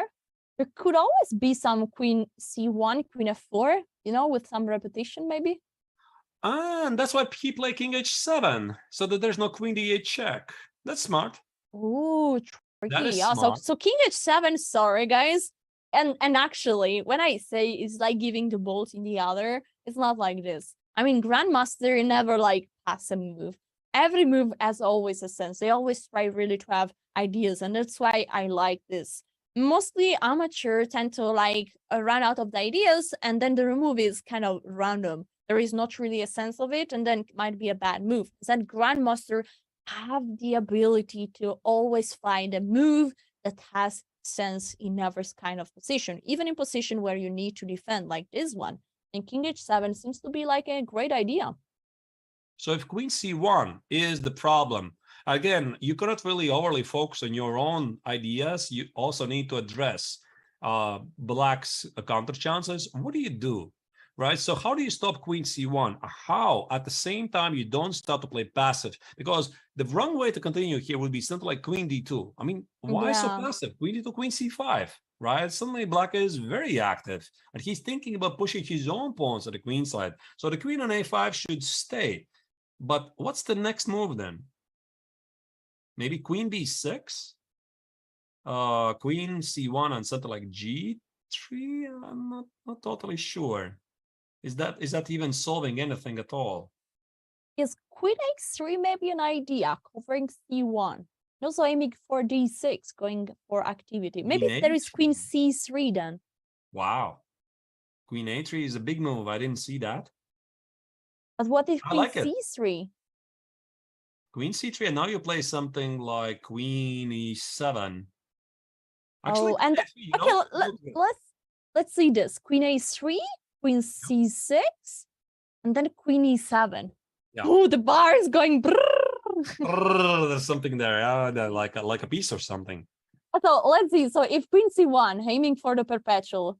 Oh wait, there is just queen take f7, and then yeah, forget Indeed. about it. Maybe you show the perpetual, Lesia. Is there a perpetual actually? I'm not so sure. Queen d7, Okay. queen d4, king h3. Uh-oh. I don't see any more to check. So probably, no, there is no perpetual. Okay. But the So- idea was indeed, like you said, king g1, queen c1, queen f4, or g3, queen f2. So Yeah, let's there go were back here. perpetual check This- ideas. Back, check this. And if you play if you go back, then g3, you take the pawn, and then there is for real a perpetual. Right. All right. So this looks interesting. So after this, queen a3 looks like a move that is preventing queen f1. And then what is black? I like the idea also. Queen e7, as you said, that looks so strong, attacking e5, attacking f7, putting lots of pressure over there. Maybe Ganguly will have to play something like queen d8, queen f6, you know, protect the d6, e7 squares, try to control the 6th rank, target the white king. And I think they're already expecting that from each other. So you see that Ganguly is sitting there still. He's not walking. He's looking at what I would play if I was white, right? And Yeah, queen it's a3 makes perfect sense to me. I'm thinking, what am I going to do after queen a3? So that's why they're the best, really. They're chess professionals. They're the elite players because they're not walking. They're not randomly wandering around the hall, and then they come back and, oh, queen a3, look at that. What a great move, right? And he's using every single time he has, trying to figure out what I'm going to do against queen a3, what I'm going to do against queen b6. It's difficult, but it's rewarding. One trick that helped me so much in managing my time much better at the chessboard was the following. When is the opponent time to think, you need always to prepare one move against the most obvious move of your opponent. So if in this position you consider the most obvious move of your opponent, Queen A3, you should take time, you should use your opponent time to think about, okay, what am I doing? Because like this, you could have, in many situations, a fast reply against your opponent move. Sometimes you get surprised and this doesn't work, and you need to take your time, but it's very nice if you use the time of your opponent to prepare a reply there. Queen H3 could be a difficult move to pick up. It's just not something which jumps on your radar. I mean, not immediately. Queen B6 would be my top choice. Queen B4 maybe. Queen A3 is a bit mysterious move, but once you understand you need to stop Queen C1, then Queen A3 starts to become a candidate move indeed. Do we check another game? Yeah, sure. Let's go on to Vidit, board number 2. We want to have an impression what is happening Team India. And this position looks like a mess. There are 2 pawns on the center. The material is equal at the moment. We have opposite color bishop, but still all the heavy pieces, the queen and the queens and the 4 rooks here. It's white move. There are 30 minutes versus 30 minutes. So also equal the time situation. Which color do you prefer here, Arthurs? Well, I can reveal you my prognosis, Alessia. I think India will win. Which India? That I don't know. All right. One of the Indian teams obviously is going to win here. So visually, I like slightly more black. Let me ask one question to the chat. Guys, let me know for which India you're cheering. Write 1 in the chat if you're cheering for the main India, and write 3 if you're cheering for India 3. Let's see if they prefer the main team or the underdogs. There is not a 4. Choose wisely. Why I like black's position slightly more? Because I see some ideas like bishop f7, going after the pawn on c4. And if I get the c pawn move, something like c4, c5, then suddenly black has a pawn majority at the king side. Yeah, I like this idea. I see the chat responding. They started with the number 3, because they were cheering for the underdogs. So many of them were cheering for the underdogs. But then there were lots of trolls that were saying they were cheering for India too. That's also completely fair. And I agree. The team too is made of so many youngsters, and it's a team that is very interesting. Maybe it's like a future India national team against today's national team. But maybe there's a thing. Maybe the future already is here, right? So maybe the future already has arrived. Yeah, I agree. All right, guys. So we will take another short break, and then we will go back. You need to stay here because we are getting to the time scramble phase where we will see lots of fast moves, lots of results, and lots of high moments. So stay there, don't move, and see you soon.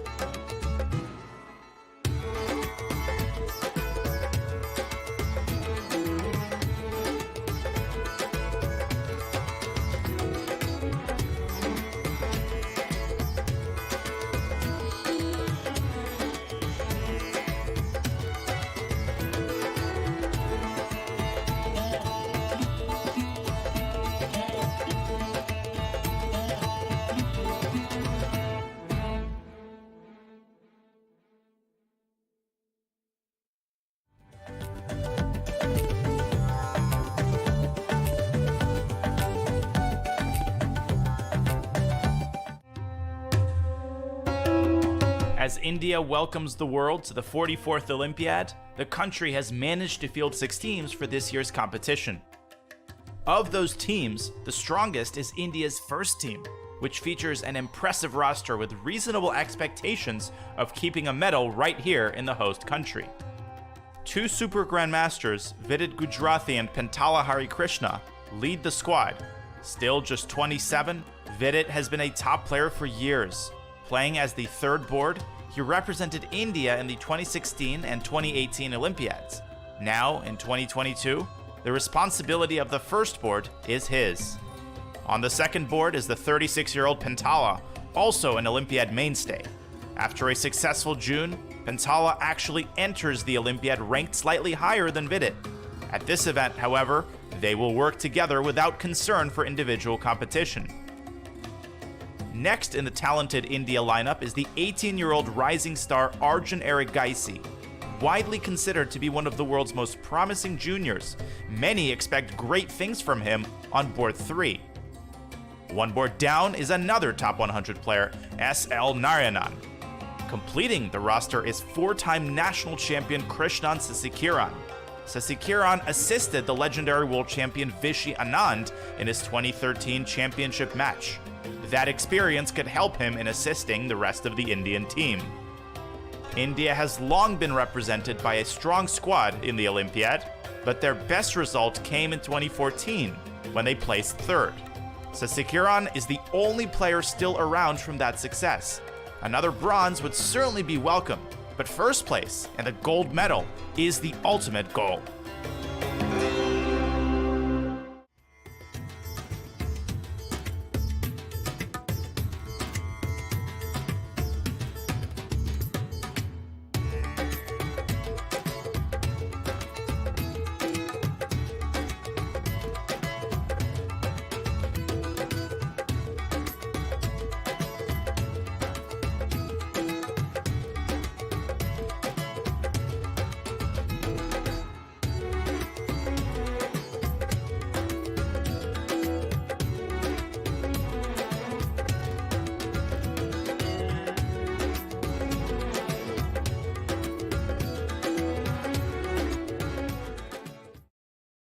Ladies and gentlemen, we are back and we are going to approach one of the most interesting phases of this round 7.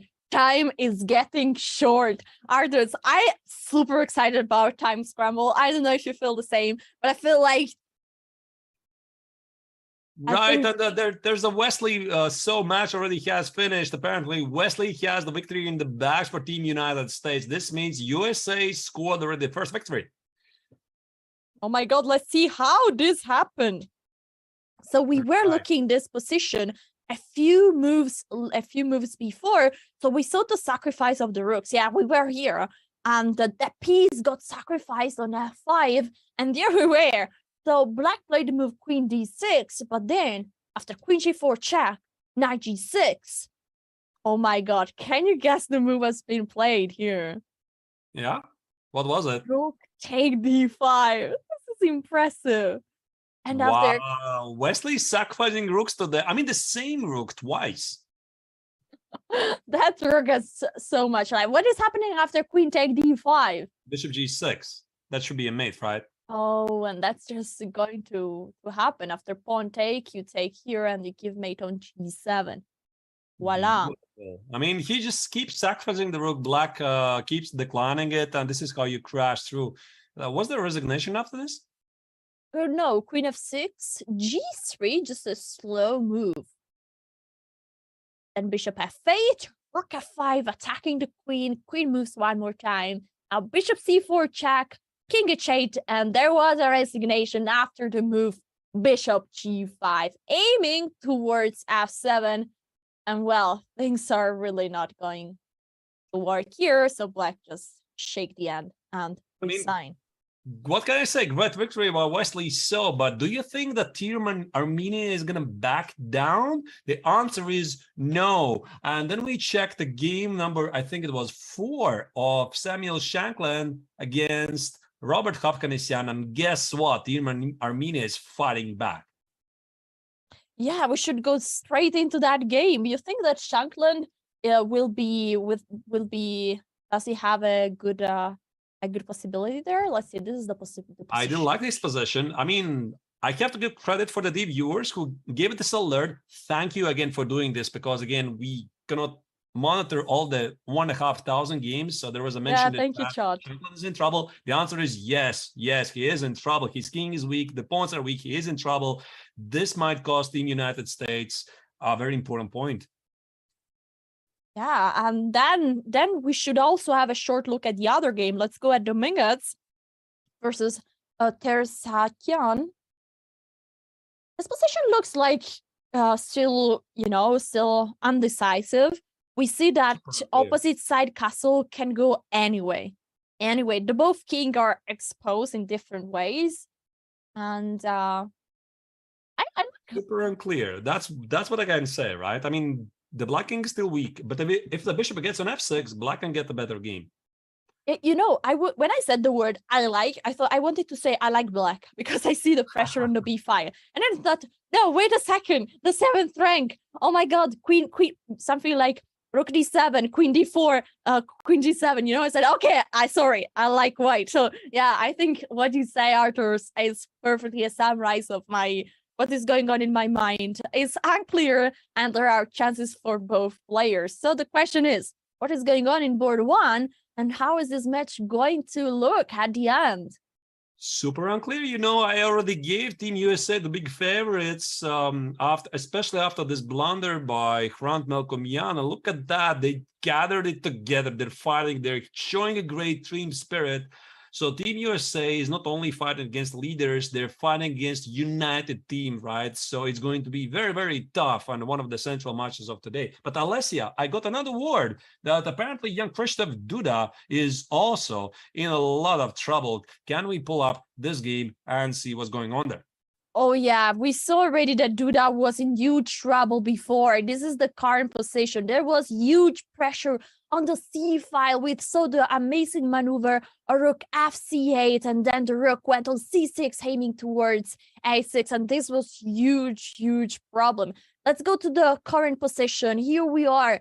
Arthurs, what's the problem here? Actually, we see that white resigned, black won here. Why did he resign? What is happening? He already resigned. Wow, what a major upset. Duda 27-50, losing against 24-30. Although Mark Paragua, he was, I think, at his best about 25-50, maybe even higher. So maybe slightly underrated. I guess queen b3, somehow e4 or rook a3 looks very, very scary. Can I play e4?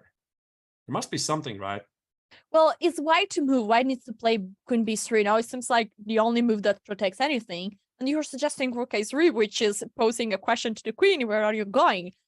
And after queen b2, I mean, isn't like e4 just saying, okay, GG's, next game? E4, c3, sort of still in the game, c3 is still holding, yeah. Yeah, maybe there's a very direct sequence like queen a4. And queen a4, I'm a bit surprised. Oh, you're threatening rook b3. Oh, no. No, king a1 is bishop c3. That's the idea. Wow. So if the king moves away, you go with the bishop. Now the knight is pinned as the king went there. And what if, yeah, of course, if king c1, the knight is hanging on a2. So really, this looks hopeless. Wow, queen a4 is a beautiful, I like this silent move that I like. Yeah, just KO. Wow, impressive. Wow. Duda is such a strong player, and to beat him with the black pieces is definitely not an easy task. So huge shout out to Paragua that managed to do this.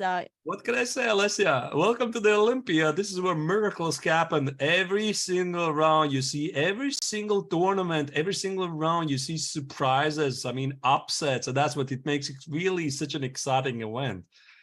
I think it's incredible that we were looking at the crazy game of Krishna versus Ganguly, and we have a results also there. Oh my God, after king h7, Ganguly after a draw, and the draw was agreed. Krishna didn't try to fight with the white pieces. He had a slightly better position here, but he probably didn't see ideas. That is very surprising. I guess he simply did not see queen a3. because, you know, after queen a3, I can't rate this position as equal, right? So you have to physically pick up this idea of queen a3, queen e7, because he clearly saw queen c1, queen a4 idea we discussed. He didn't pick this up. And I mean, to his defense, I have to say queen a3 is so awkward. I mean, it's so awkward. You just put the queen in the corner, but apparently that's the best move. It stops queen c1 and it prepares queen e7, queen d6. And probably in his mind, he was thinking that if he wants to avoid queen c1 with a natural-looking move, queen d2, then blacks get actually a very interesting position, bringing the queen maybe to c5, and just it looks like black is starting to activating the pieces. So probably then he decides to go for a draw. Let's go to board number 2. Vidit is fighting here with the black pieces again as a Thurman, and they're actually friends. I've seen some collaboration of them, and but okay, you know, you can be friend out of the chessboard, but on the chessboard, I mean, you gotta look at the position and you gotta try to find just the best move in order to defeat your opponent. Well, you just have to find it out. I mean, this is still sports. This is still a team event. Also, like Magnus and Nepo, they're friends, right? And yet they're supposed to play the World Championship event, right? And they did, of course, and Magnus won convincingly. Sometimes this happens, and there's friends, very good friends among chess players, very close ones, and at some point you have to beat your friend. Nothing to be done about that. Before getting in the last few minutes, let's switch shortly to the women's section, and we should have a look at a team that we didn't look at all. So should search what is happening in Georgia versus Azerbaijan. No, sorry, Romania. Right. Are there any results, by the way? Yeah, this is what we are trying to figure out, no? Hero Shenina's position looks good because my very immediately jumping in the action, I see that black is about to lose an exchange. I mean, the pin looks very deadly. So without a lot of analysis, it's becoming quite apparent that black is in trouble. What does it mean for Team Ukraine? Team Ukraine, that would be the first result against Netherlands. Yeah, it seems like White will be winning. But let's switch shortly. Sorry, I was introducing Georgia versus Romania. So let's go to board number 1 and let's have a short look of all the 4 boards and see what is happening. Arthur's quick evaluation of this position. I don't know. You know, you're like a machine. I put the coin and you tell me the evaluation. What is doing all right? I think this exchange sacrifice was done on purpose. So I'm thinking about bishop c3, queen d4, creating a battery. Apparently, black is not getting mated immediately because king h7 and there's no mate. So let's say I play whatever. I mean, bishop c3, I guess I target the queen, right? We can move it, I guess, on the board. It's black to move. Oh, even better. Black is even to move. So what about simply rook e3? So if you want to play queen c3, I will say, what did you have? Which drink did you have in the break? Yeah. All right. I didn't know who is to move. Okay, rook e3. Of course, I want to trade rooks. Now, otherwise, if you keep too many pieces on the board, black's king is weak. So take it, many times take it. Maybe bishop c3 needs to be reckoned with. But okay, for the start, let's take the pawn on c3. Okay, bishop c3 also is a move. Oh, you want to take the pawn on e3? Yeah, queen h3. I don't know. You know, would be, of course, not very fair to say it's balanced because I see the bar. But yeah, I was scared about the pawn on b2. But I see that obviously black king is in slightly weakened, but white doesn't have enough resources. That I see, right? So there's no mate. You can always play king h7. Maybe indeed white, instead of grabbing the pawn on e3, he has to play bishop c3. So going back to the rook e3 idea. Yes. So we take it, rook e3. I think we want to trade rooks. That's quite clear. And after f takes, bishop c3, maybe I can... No, black is much better, I think, visually. Queen f5, yeah, very good point.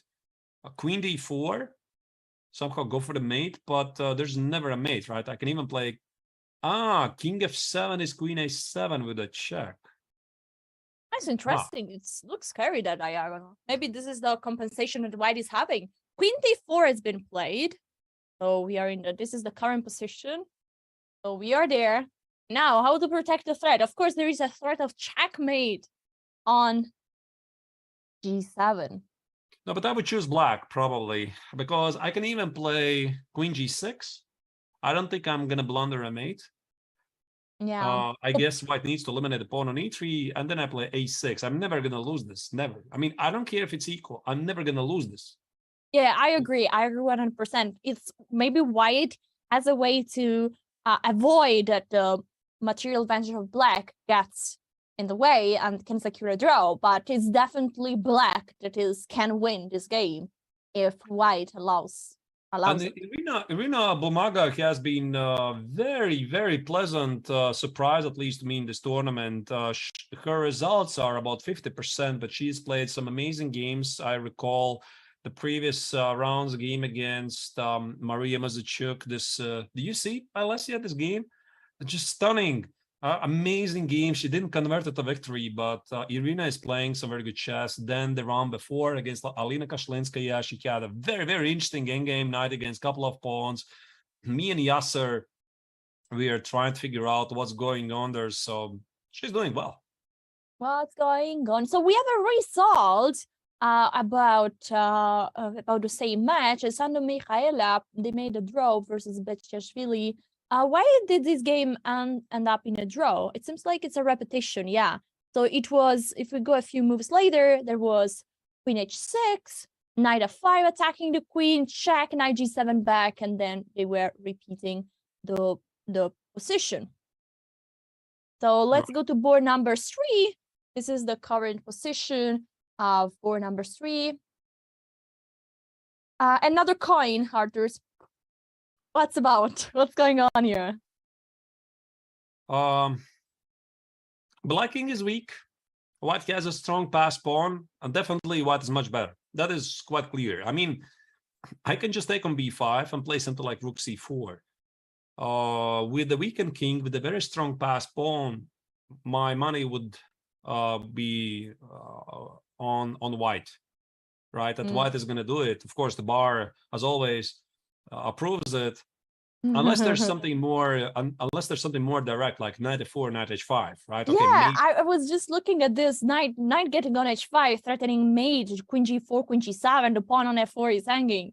Oh my god, that looks scary. You know, I'm an attacking chess player. If I see the king weak, yeah, I just look at it and try to find a mate. All right, yeah. Last board. Maybe. Last coin. Here, this is a game of Mary Arabidze with black against who? I can't probably read it. Leachi Miruna Doria. All right. And black is definitely better because black has a better pawn structure. Materially, it's equal pawns, right? 6 against 6. Yeah, it's a slightly unusual structure, but black has a chance to organize a pawn chain in the center. Think about like knight e4. At some point, I'm not saying right away, then c takes and c5, d5, while white pawns on the king side look a bit static because every single pawn push like g4, f4 is creating weaknesses. This is a position you can play for quite some time, maybe just rook a1 for the time being, improve the rook, and then slowly wait for the moment to play knight e4. I think like black here has all the potential to, you know, to keep playing for 50 more moves this game and slowly try to progress, avoid the change of the knight for the bishop and keep those pieces because this bishop on f2 at the moment seems a bit passive. So yeah, interesting how this is going. Should we go back to the? Oh, do we want to see a bit more what is going on with the other team? With the other team, you wanted let's to check it out. Yeah, let's see the first board of India versus Azerbaijan, and India is doing amazing this tournament. Well, this doesn't look like the most exciting endgame I've ever seen. I see 4-5 pawns per side, rook endgame, white is doing better because has the active rook, but is this enough? This could be dangerous for black because I can clearly see that black would land in a position where he is sitting in a passive defense. So who is to move here? Black, right? Yes, black to move. Right. So probably I want to play a5, my first move. a5, and then try to activate the rook. Okay, if a5, I play rook b5, so I want to keep your rook. Right. Let me just show you how things can very quickly go wrong. Let's say black is doing nothing. Let's say rook a8, rook a7. And I'm going to play e4, right? e4, you do nothing. Rook a7, I play e5. And now you have to make a very big committal choice. Because if the king goes to g7, I might run with the king towards the queen side. King e3, king d4, king c5, king b6, try to snatch the pawn for free. Or the second idea, which is more interesting with the king on e7, after king e7, I can play at the right moment. The question is how to prepare it. King g5, f3, g4, and establish a passed pawn at the king side. Actually, the bar liked so much already of king g5 that it shows that white is just completely winning here. So, you know, I take back everything that I said before about boring position, because can still be so exciting. It's incredible. Like, the only difference in this position is basically that one, your piece is passive and white is an active rook, but it can make the difference of a full point. So if you would open like an endgame book, and one of my favorite books is, for example, Mark Dvoretsky's Endgame Manual. I've studied many, many times. So we go back to the current position. You need to have active rook. Yeah. Ooh, and this is very interesting. Black sacrificed the pawn in order to reactivate the rook. I think this is very instructive. That is skill. That is skill. So she understands. This means she's not going to hold on to the pawn. This means she knows what I was about to suggest, that in a rook endgame, your priority should be an active rook, even if it costs a pawn. And the best way to position the defending rook, your only active piece, is behind the passed pawn. Rook a2 and pray it works. But again, if you would ask here, black, are you sure this is a draw? I mean, there's nobody in the world who's going to say. No, I'm not sure at all. I've seen some ideas. I know some of the classical tricks I have to do, but every single position usually is pretty unique. Yeah, I've done a stage with the Italian Federation many years ago, where we studied this endgame, where white has this pass pawn, and the conclusion we got is that, you know a bit that sometimes white can run towards the side, let some pawn be captured, but then this could backfire, because once you sacrifice then your rook on this pawn, black is pushing all these pawns on the other side. So you need to be very careful, and mostly the more far away this pawn is, and the better are the chance for a draw for black. Well, Alessia, I have the Dvoretsky's Endgame Manual in front of me right now. Let's go. I can tell you, open the page, the 4th edition, about page 200, right? There you go. I mean, I had it. There you go. And this position is analyzed with the e-pawns missing. You don't have the e-pawns on the board. So I would have some ideas, right? I know how to play these techniques. I have studied it. Having e-pawns on the board, this is something else. And again, you add more pawns or remove more pawns, this is becoming something else. And again, I think these players, they have read a book, maybe not necessarily Dvoretsky's Endgame Manual, maybe some other endgame, one of the amazing books, but you have the ideas, but then you need to work it out yourself. I agree. And this pawn on e3, e6 makes the whole difference, because the standard way to study this endgame is with the 3-pawn structure. And okay, we will see what is going on a few months later. White is now starting to slowly, push the pawn. And we'll see. Board number 3. We have another endgame with one rook, a knight and a bishop for white. White is having, if white is a pawn down, at the moment is white to move. So that's why I have a chance to win the pawn back. I like knight d6 attacking on b7. The pawn is attacked twice. Can black do anything against this? No, the evaluation of the position really depends on Maybe knight c5. Oh, knight c5, protecting the opponent, attacking the rook. I also like that knight c5 allows also the rook to target upon an a3. I would say that after knight c5, rook b5 is the obvious move, looking at the two knights. And b6, right. That's why I said, I mean, I'm not sure how to evaluate that. Maybe there's some issues with knight c4. Knight c4, protecting and attacking. Well, with those two knights. Just a draw, somehow, you know, Alessia, I just make some quiet move. I cannot protect everything. The pawn e5 is under attack. Make something like h6 or g6. Yeah, and then it somehow liquidates. Exchanging, knight takes. Yeah, knight b6, rook c5. Rook c5, rook a3. Yeah, rook e5, happily shake hands. And yes, I agree. This could be a logical continuation, just one of them. How to Yeah, continue. the move that happened actually is the move b6. Can this like be again what we were discussing? So maybe rook b5, knight c4. But maybe there's knight 8 to c7 now. Yeah, that's actually smart. b6 is smart. I like it. Keeping more options. Well, tough to tell. I mean, the bishop on h3 is not doing anything.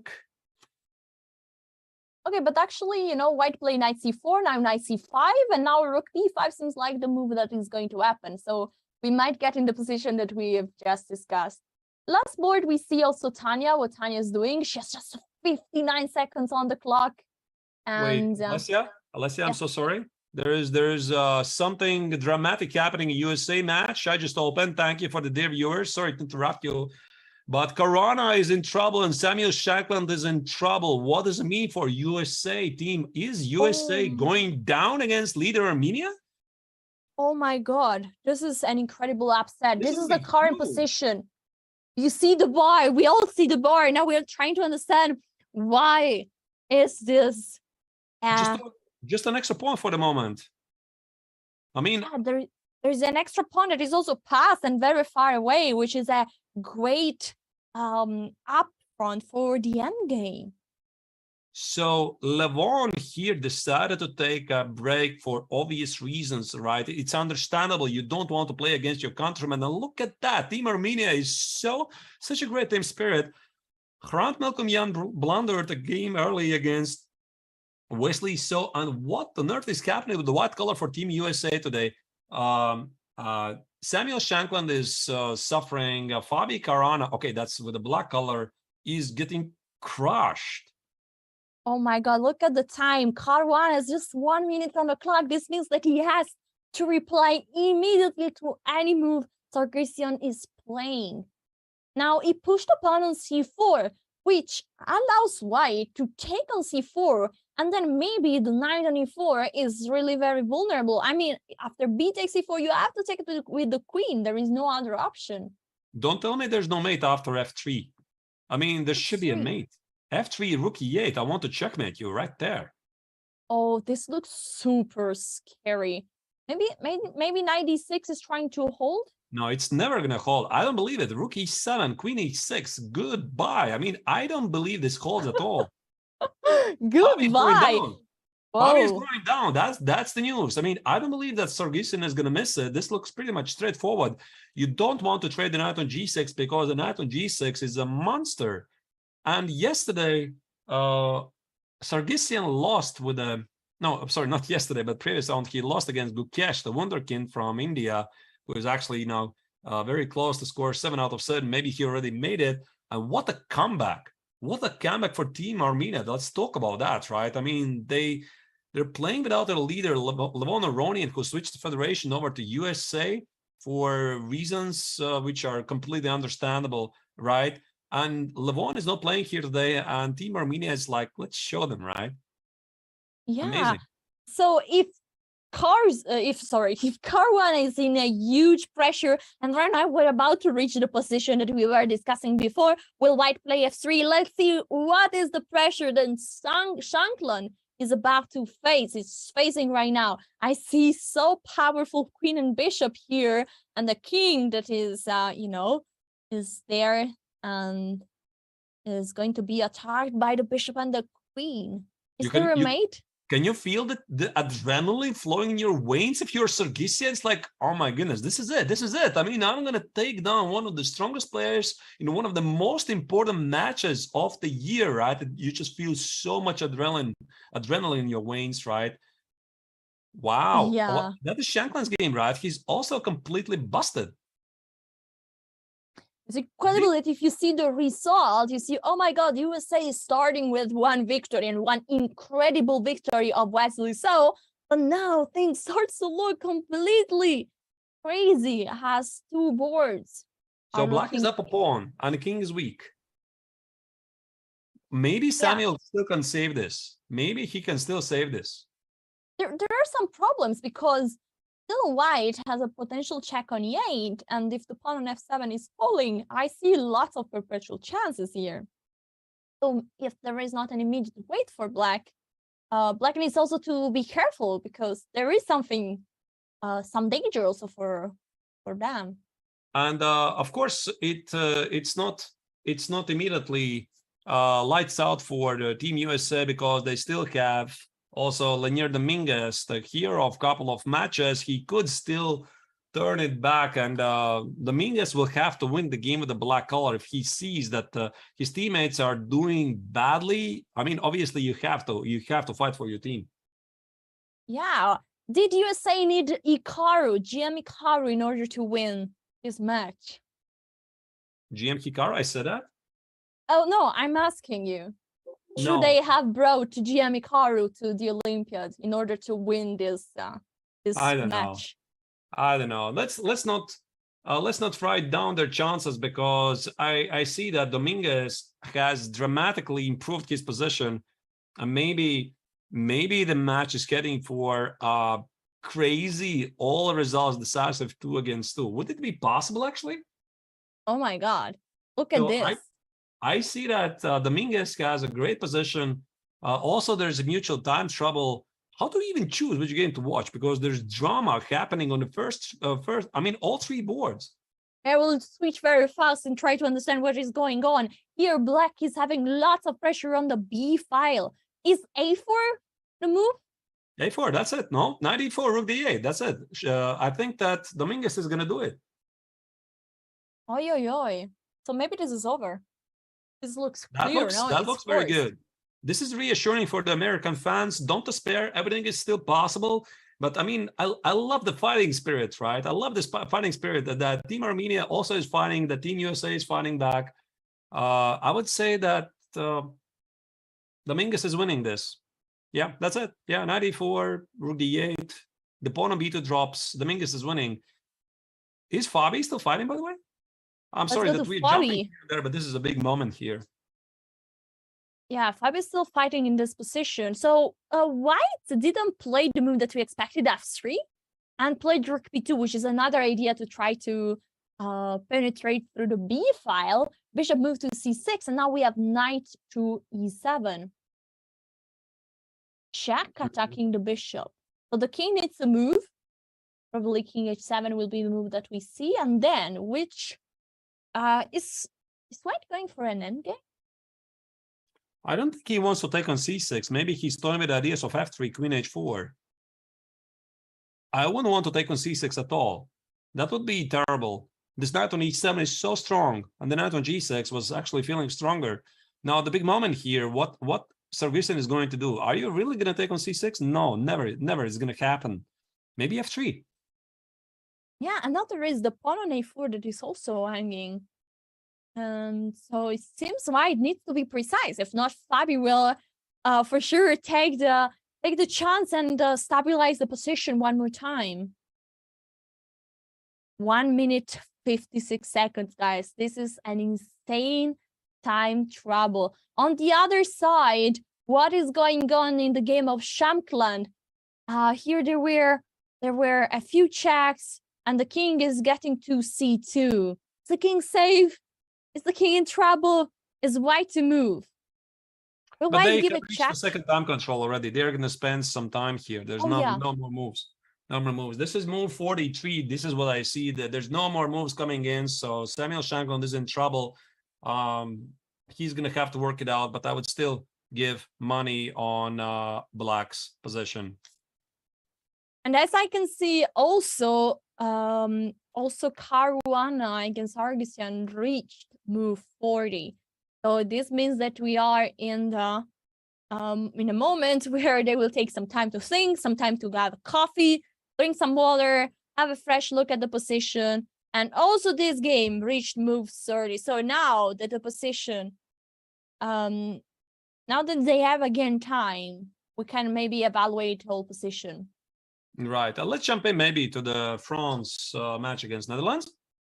Yeah, so there were 2 results already. Giri made a draw against, not a surprise, against Grandmaster Musa.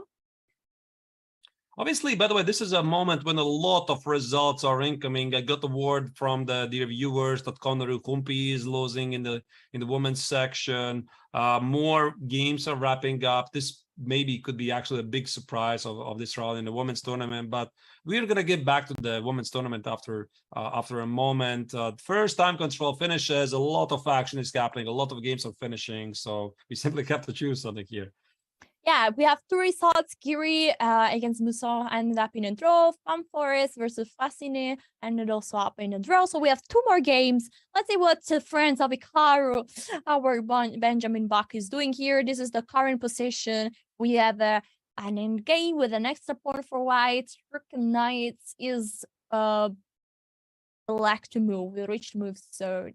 We reached Looks move technically fourth. winning for white. Black is completely paralyzed. White can do whatever he wants. Slowly improve at the king side. King g3 or maybe h4, king h3, snatch the pawn, g4, f4, etc.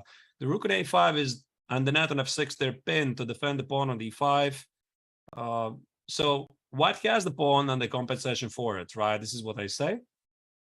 And last but not least, we have Lagarde versus Lamy. And this is another rook hand game.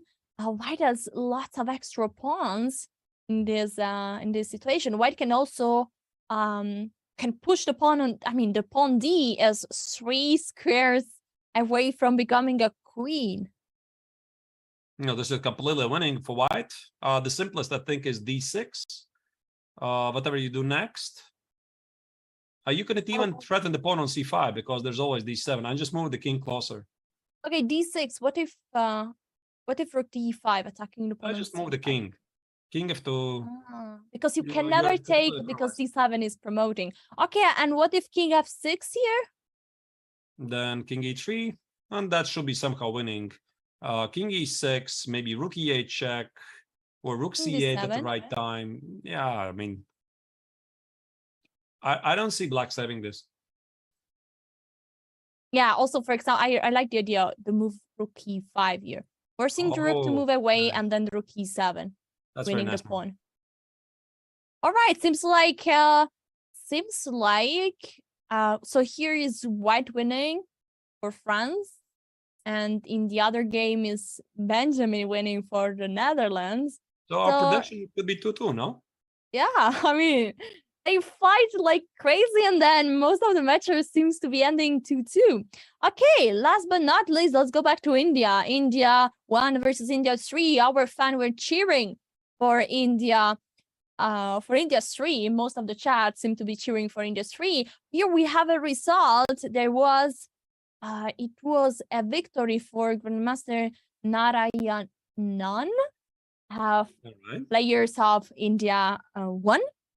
So it seems like together with the draw of Vidit and Hari Krishna, seems like this game is decisive in order to see which India will win here and which India will try to fight for the victory of the whole Olympiad.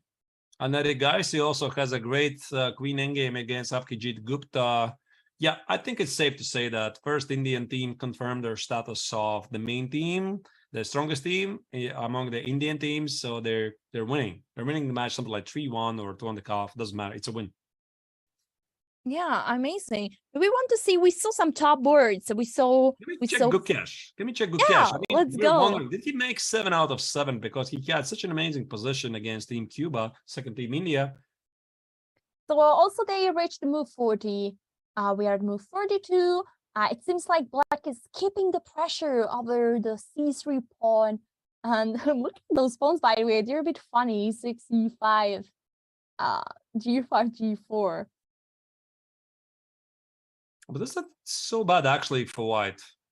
I mean, if I play something like rook e4, maybe the h2 pawn is going to be decisive. Like rook e4, takes, rook h7, everything falls apart on the second rank. Sorry, it's black to move also here. Oh, even better. Then things are totally bad. What if I play e4? Or maybe it's too much. No, e4. Okay, rook e4 is on the board, so it That's on the board. appears like now your idea of rook e4 can be played. Yeah, but now after rook e4, I get to trade it and play rook h7. And not only the h2 pawn falls, but the a2 pawn as well. So this could be a bit too much. I see. Somehow, yeah. So suddenly start to appreciate this black pawn on a3, which is keeping the white pawn on a2, pressing it, stay there, and the bishop on whatever square d6, e7 is keeping the pawn on a3. Yeah, it seems like Gukesh is clearly pressing one more time, and now they have both enough time, so they will, they'll play this position with considering all the alternatives and taking time. Let's go to Kamer, the first board of Germany. Also here we had some fast moves, reaching move 40. What is going on? Wow. Is black to move here? This is impossible even to evaluate.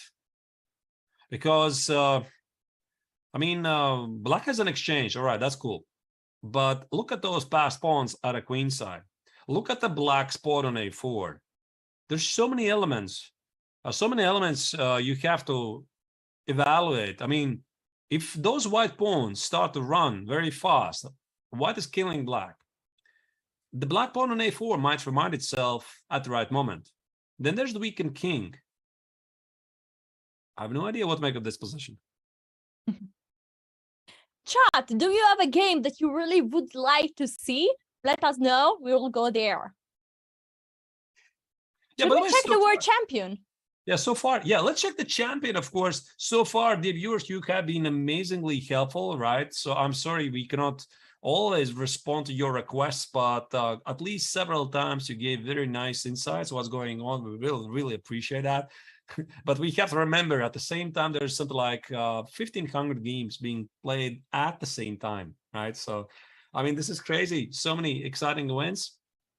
Magnus has one pawn that is about to be promoted. A7 is just one square away from getting another queen. It seems like white gets black got some checks. Still check on d1, check on h1, check on c3, of course. That's even a free pawn. I think this is looking technically winning position for Magnus, unless he's gonna blunder perpetual check somehow, which I don't know. I don't think so, because also the black king is pretty weak. You need the knight for that. I think it's important that this bishop on f5, is guarding the square on e4, and this secures that there will be no perpetual because the king on g2 is safe.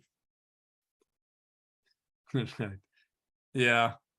I love this. I love this comment in the chat. Magnus is inevitable. I'm not sure if Magnus is inevitable. I have a feeling that Gukesh is inevitable, but maybe both of them. Very nice. All right.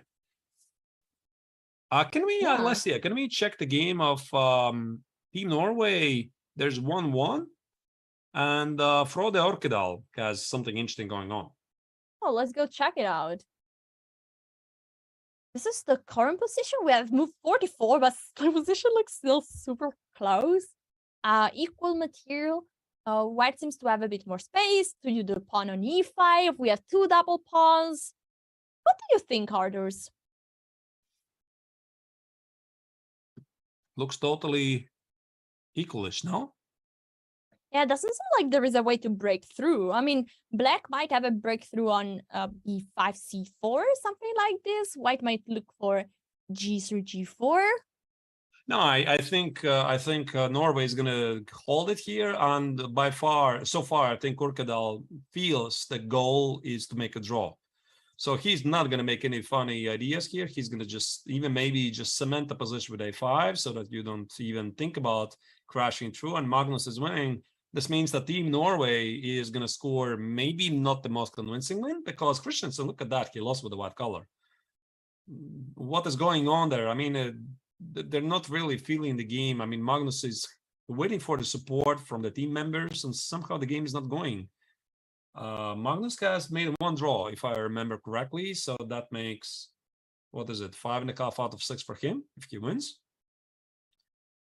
So Yeah, but he needs support of his team member in order support, to. right? And of course they're trying, but somehow it's not working.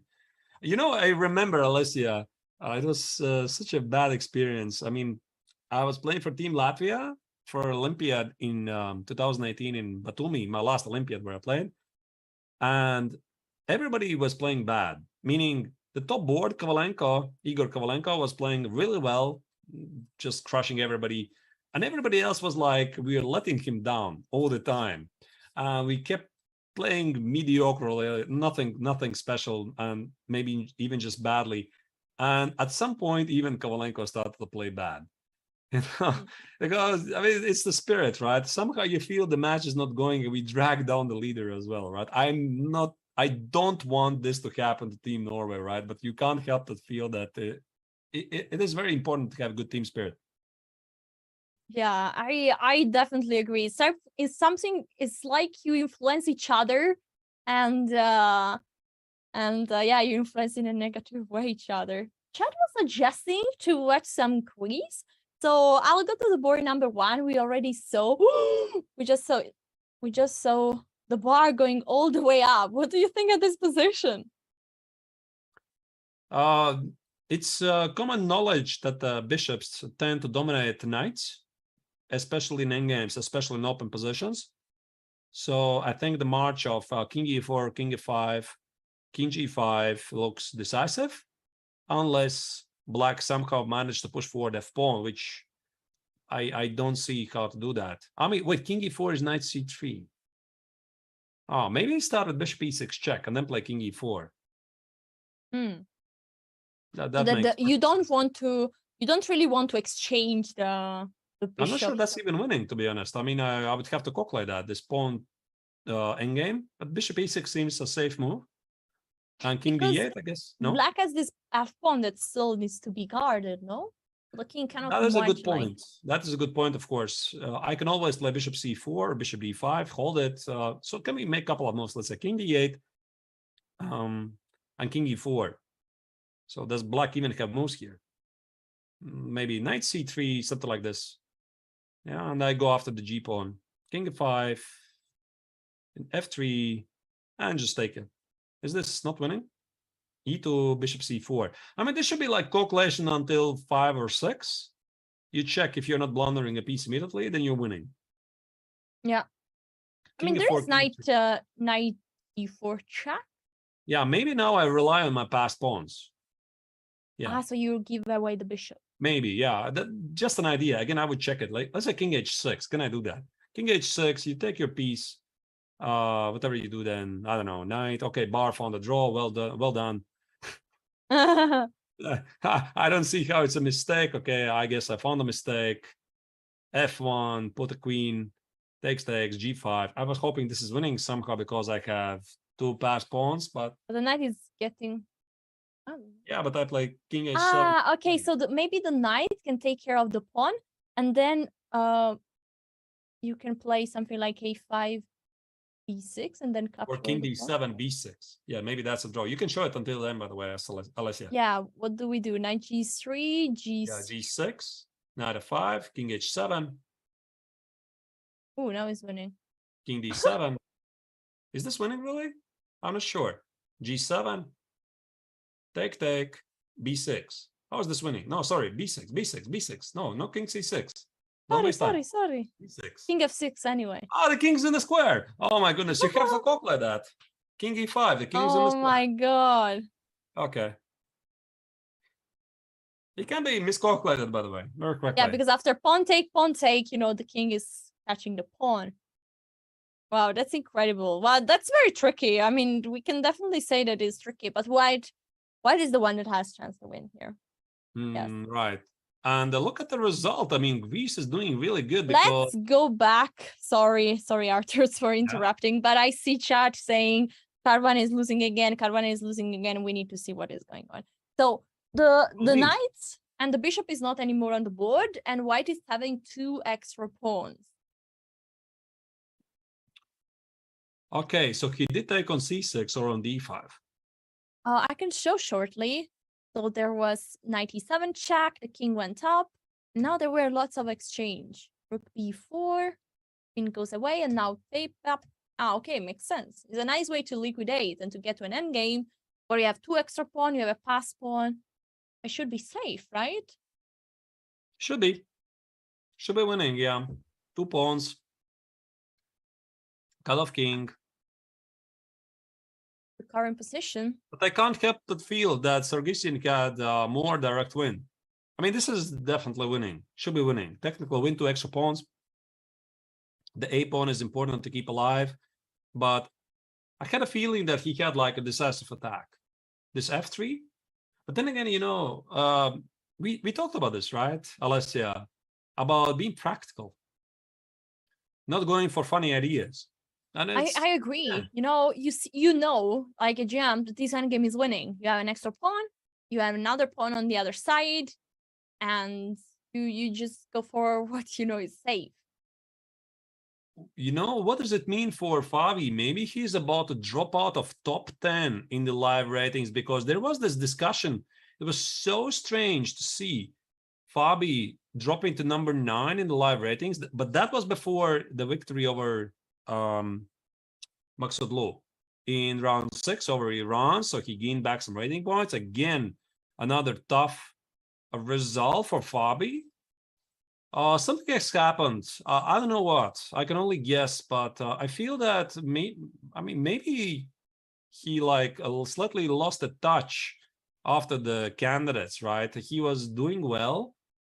He had what, +3, right? When he was chasing Nepo for the race, in order to qualify for the World Championship match against the champion. And something happened there. I don't know. He lost a couple of games. In the end, he was completely unrecognizable. I wonder if this has something to do with the psychological state of mind. I don't know. I think high level psychological is still so much important. So definitely, I think it was one thing that hit him. And shout out to the Robert Kess here in the chat, the coach of Team USA is here. Welcome everybody. Exactly. That's why I was going to the game he was talking about, because he said that Dominguez's game is incorrect because of the DGT relay errors. So he said that no chance that at this point at move 40 he played rook b5, because then when b2 was hanging with check. So there was a mistake. Makes no sense at all. It didn't happen at all. I mean, maybe he made the rook and the rook slipped and slammed on the b5 square, fixing it for the digital operators. But no. Rook b2 was played. Yeah. And so we have the current position should be all right. So, I mean, I don't know if this is a good news for GMS or not, because this endgame doesn't look anymore completely winning for black, as we saw a few moves before. But this is not the right position, right? As I understand it. Oh, so you think that was it's completely wrong then? No, you're saying it was rook b5. I don't believe it, right? So going back a couple of moves. So this rook b5, what was the sequence again? Yeah, rook b5, then king c1, rook take b2, rook d6. No, this didn't happen, did it? Yeah, we see had the live camera from Chennai, but the last word is too far away to be able to to understand the position from the live board. I mean, if there is some guys in the chat that has an incredible vision and can see what is going on in the board there, yeah, please help us. We are happy to receive a feedback about it. All right, and how is Samuel doing? He was still struggling, right? Yeah, this is this is the current position. Mm-hmm. King h7 last move, white to move. Maybe some minor chances still for white. Only down a pawn, but King h7. Question: Can white exchange the queen? Maybe, and then try to crash through at the queen side. Queen d5, c takes, and b3. Maybe it's a bad idea, but we have to try something. And I play b5, I guess. Try to close the action. And now b takes. I try to run with the king to b4 somehow. How do we do that? I have no idea. Well, you need to remove this bishop at some point, and maybe bishop e1. Yeah, maybe bishop e1, and black is going to play, let's say, g6. And I could be really smart. Oh, like, no, I want to play f6, you know. Oh, yeah, that's true. Why do you have to give the pawn? Yeah, sacrifice the pawn. But then again, you always play bishop d6. You're never going to let my king out to b4, right? No, I think there's no chances here. So queen d5 is not going to do it. Unless you put the bishop somewhere else, not on e1. You put it somewhere maybe on f8 b4 or something. and then c5. Oh, you take. Maybe take bishop b4 and put it somewhere on f8. Yeah, like this, bishop b4, but that wastes one more tempo. Again, g6 and f6. Maybe something like this. Because g6, if I take on g6, king g6, f5, g4, black is very quickly organizing a passed pawn. This doesn't look very good. But what does, right? I mean, everything looks bad for white. Yes, Arthurs, I think that our players have quite some time to think. So it's time for us to hit a break, and we will be back with the final moments of round 7. Now we are going to know how this match is going on. USA, Armenia is super exciting. So please don't go anywhere, and see you soon. See you in a moment. This is going to be a real-time breakdown of Danny Wrench's games all time on chess.com. That's cool. Oh! In the last month, I am playing 83.12. I'm less accurate than them in every stage. Yeah. Man, that stings a little you bit. should Okay. do the more game review. Okay. Yeah, thanks a lot. Okay, so Tuesday sucks. I gotta stop playing chess on Tuesday. Oh, it's because it's Title Tuesday. Look how many blunders there were back in December 2020. And now December 2021, 1,600. Don't look at this number. Look at this number. Best. Let's go to tactics. Mates. I'll probably need to work on these ones. Yep. Every single rook fork that has presented itself to me, I have found. No one has a higher percentage of rook forks than I do. Yes, correct. These are literally the knight forks that you missed. I missed knight d6? You saw it just now. What the is wrong with me? I could have done here and then taken this pawn, and I'm winning because my pawns get held together. That's probably the coolest part about this feature. Like these positions against Hess. Rook there for rook e2. And he blunders mid in one. Oh my goodness. I'm awful.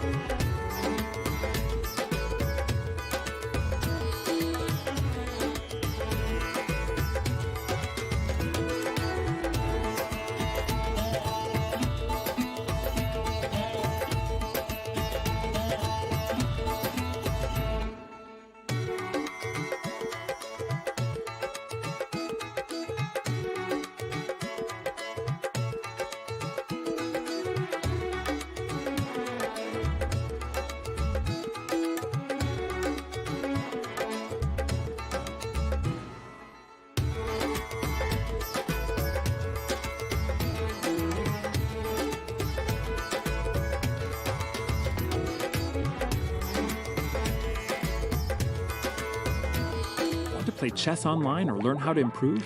Join us at the #1 chess destination in the world, chess.com. With hundreds of thousands of people playing at any moment, you'll quickly find a game with someone at your level, whether you're a total beginner or a grandmaster. You can play games at any pace against friends, other members, or one of our many computer personalities. Chess.com makes improving fun and easy. Sharpen your game with tactics puzzles and enhance your strategy with our videos and lessons by top masters. Learn from your own games with Chess.com's easy-to-use analysis tool. Regardless of your skill level, Chess.com has all you need to take your game to the next level. Chess.com is your go-to source for chess news, live coverage of tournaments, events, and everything in between. Experience Chess.com anytime and anywhere, whether you're at home on your computer or on the go with our mobile apps. Signing up is free and easy, so what are you waiting for? Join Chess.com today.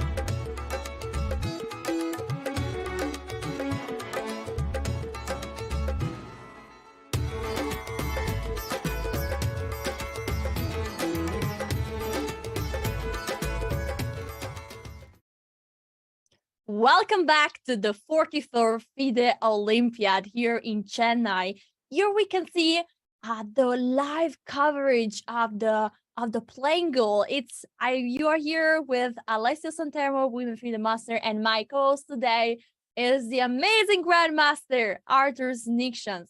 Hello everybody. Namaste, my friends. Namaste. We should have a look definitely at some results. Here we see the results in the women's section.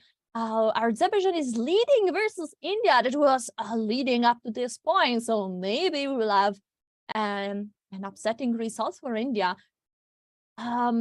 We also should have a look at the other. We have Georgia. Okay, sorry. We should have a look at the open section by far, because we have India that lost, India 2 that lost, India 3 that lost already against the main India. And I think that very interesting. What do you think, Arthurs? Look at what India 3 is doing against Cuba. They're already leading with 1.5 to off. Yeah, they're a very impressive team to look out for. And Prague on the third board has managed to score a nice victory with black color. I mean, Cuba has been quite a surprising team throughout the entire tournament. Now, after the rest day, they got to face one of the most dangerous teams in the Olympiad, as the world champion Magnus Carlsen would say. He would also rate them even higher than the first Indian team. And also, I think that Gukesh is very close to winning. But before we jump into Gukesh's game, I believe there is a very nice video about second team of India, who they are and what they want to do here. Yeah, let's see. India has the most teams in the Olympiad, including 3 very competitive teams in the open section. This gives the host country legitimate chances to win more than one medal. The wild card for these high expectations is the super talented but very inexperienced second team for India. Seated just outside the top 10, many consider this squad to be amongst the most entertaining in Chennai. Norway's Magnus Carlsen even suggested he's more wary of facing India's second team than going up against India's top-seeded squad. That's some high praise from the world champion. Just under 30, Bhaskaran Adiban is the team's veteran. He leads by example with his signature aggressive style. Looking up to Adiban are 4 teenagers, a collective of India's most talented young rising stars. Nihal Sarin, Damaraju Gukesh, Ramesh Babu Pragnananda, and Raunak Sadwani will each be making his Olympiad debut here at home. Legendary coach and team captain R.B. Ramesh will have his hands full trying to get the maximum potential out of a roster dominated by teens. Good enough to win a medal, the biggest question is if this team can hold up under the Olympiad spotlight and pressure. India shared gold at the 2020 Olympiad, which was held online. That said, it has been 8 years since the birthplace of chess took an Olympiad medal over the board. Although in the shadow of India's first team, India's juniors are unquestionably a key component to fulfilling the high expectations set by the host country and its fans. India too is an incredible team. Look at this scene, guys. We have the real board, an amazing profile of the board between Albornoz and Gukesh. This looks crushing, right? I mean, Gukesh is on the verge to score the 7th victory in a row, because after Bishop F4, the big point is it's not just a piece sacrifice. G takes, there's Rook takes on C3, killer blow incoming. Wow, that's beautiful. That's beautiful. Arthurs, do you think Gukesh, I saw chat, they were writing 11 out of 11, but do you think is Gukesh going to score 11 points out of 11? Well, I still think it's very early to say, but of course, everybody is super impressed, especially me, right, by Gukesh's performance. I think it's quite clear to say that he's making very loud announcement that he is here, that he is about to become an elite grandmaster, right? Of course, there's discussion that he did not really beat like 7 super grandmasters in a row as Fabi Caruana did when he scored 7 out of 7. But I mean, still, he did beat 27 cognitive level players in the way, and I would definitely say that more wins are gonna come, right? This is not the last one. And do you think there is any chance that Gukesh might play against Magnus Carlsen if Norway manages to win a few rounds jumping in the to the far future, imagine yourself round 11, Team Norway has won all the matches. Gukesh has 10 out of 10. Norway has climbed up and they're playing the top world champion is examining the young star who has 10 out of 10. You know, that'll be quite a story, right? I imagine there would be something like, I don't know, 500 million Indians watching this match. I agree. Honestly, one thing that is, oh my God, we just saw the handshake on Gukesh. Look at this, the game, the live footage. This means that this is a victory for the Indian star that wins another game. It's official, guys.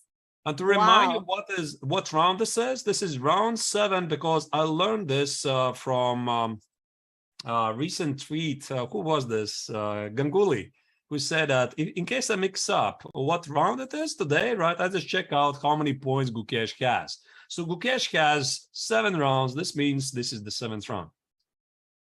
Yeah, this is super incredible. If you guys know the emoticon Giga Chat, I think he deserves this for this amazing performance. 7 out of 7. Look at this. And I think also Team India clinches the match with this. Yeah, and Team India is now with 2.5 to half points, so wins the match. And I'm just seeing what Gukesh is doing with the real board. You know, he's adjusting the sheets where he writes the game, putting it back. in his pocket because you need to analyze games even if you win. And now I think he's about to, to stand up and get out of the playing goal because the players are forced to leave the playing goal. Wow, what an incredible result. I think we should go back to US and go to the game of the Mingus. And I hope that the game that we are seeing is the actual game. Chat was saying the Mingus is winning again. The Mingus managed to capture the pawn on a3. Now, for Sargassian is painful to stop the pawn on a4. I hope they fixed it because this rook b5 looked a really strange way to continue. I'm fairly sure it didn't happen. At the moment, it looks like the match of USA against Armenia is heading for a 2-2 draw. Yeah, we have just at the moment we have just Wesley. Wesley saw that one in an amazing way very early. He's already resting. He's already getting some rest. So apparently we have some updates about what happened here during the game. So instead of rook take b5, the actual game was rook take b2. Then we had rook c1, rook a2. Oh my God, Fabiano is shaking the heads while we are talking. And I see the arbiter adjusting the king. This was a victory for Grandmaster Sargassian from Armenia. Huge result. So this means that Armenia is scoring 1 point already, and that leaves the match equal at the moment. Also, 2 more ongoing games. Samuel Shankland is losing against Robert Hovhannisyan, and Dominguez has a technically winning position against Sargassian. I think if no wonders are going to happen here, Alessia, this is going to be a 2-2 draw. And that being said, most likely Armenia is going to still keep the lead in the overall rankings. Yeah, I can't. Let's go back to Dominguez. Let's see what is going on. So what we were saying is that actually we have a feedback on what actually happened on the board. There was not the move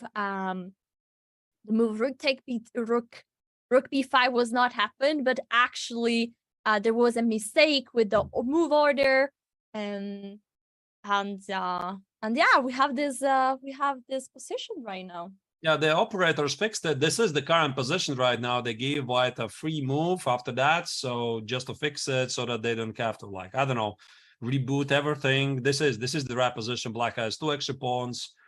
Bishop is dominating against the knight. Should be technically easy task for experienced grandmaster. Yeah, so last board. I mean, this means that if here is important for Hovhannisyan to win this game.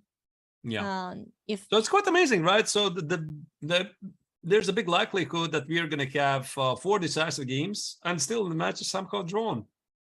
Well, but this is what exactly we want to see. We want to see fight. We want to see results. We don't want to see draw. We don't want to see boring draws, and we want to see fight on the board.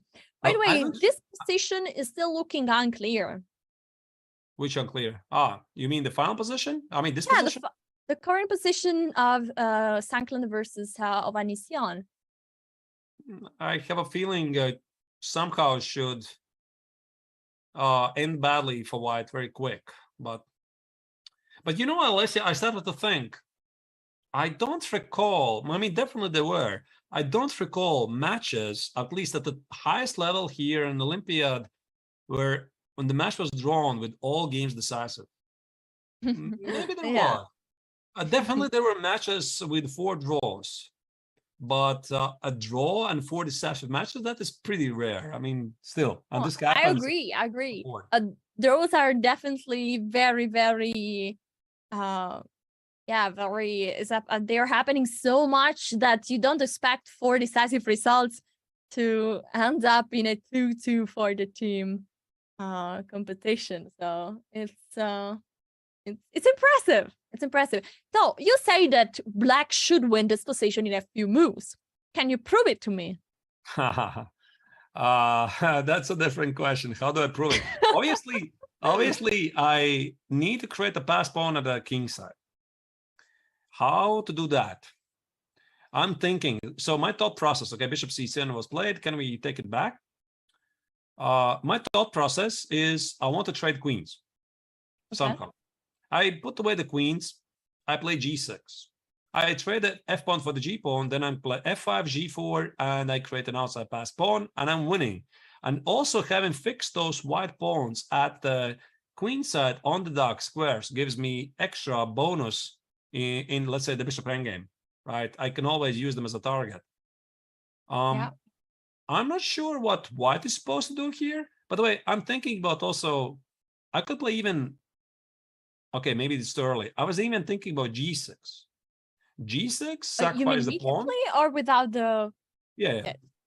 I was thinking about that. Maybe it's not necessary. G6, f takes, and king g7.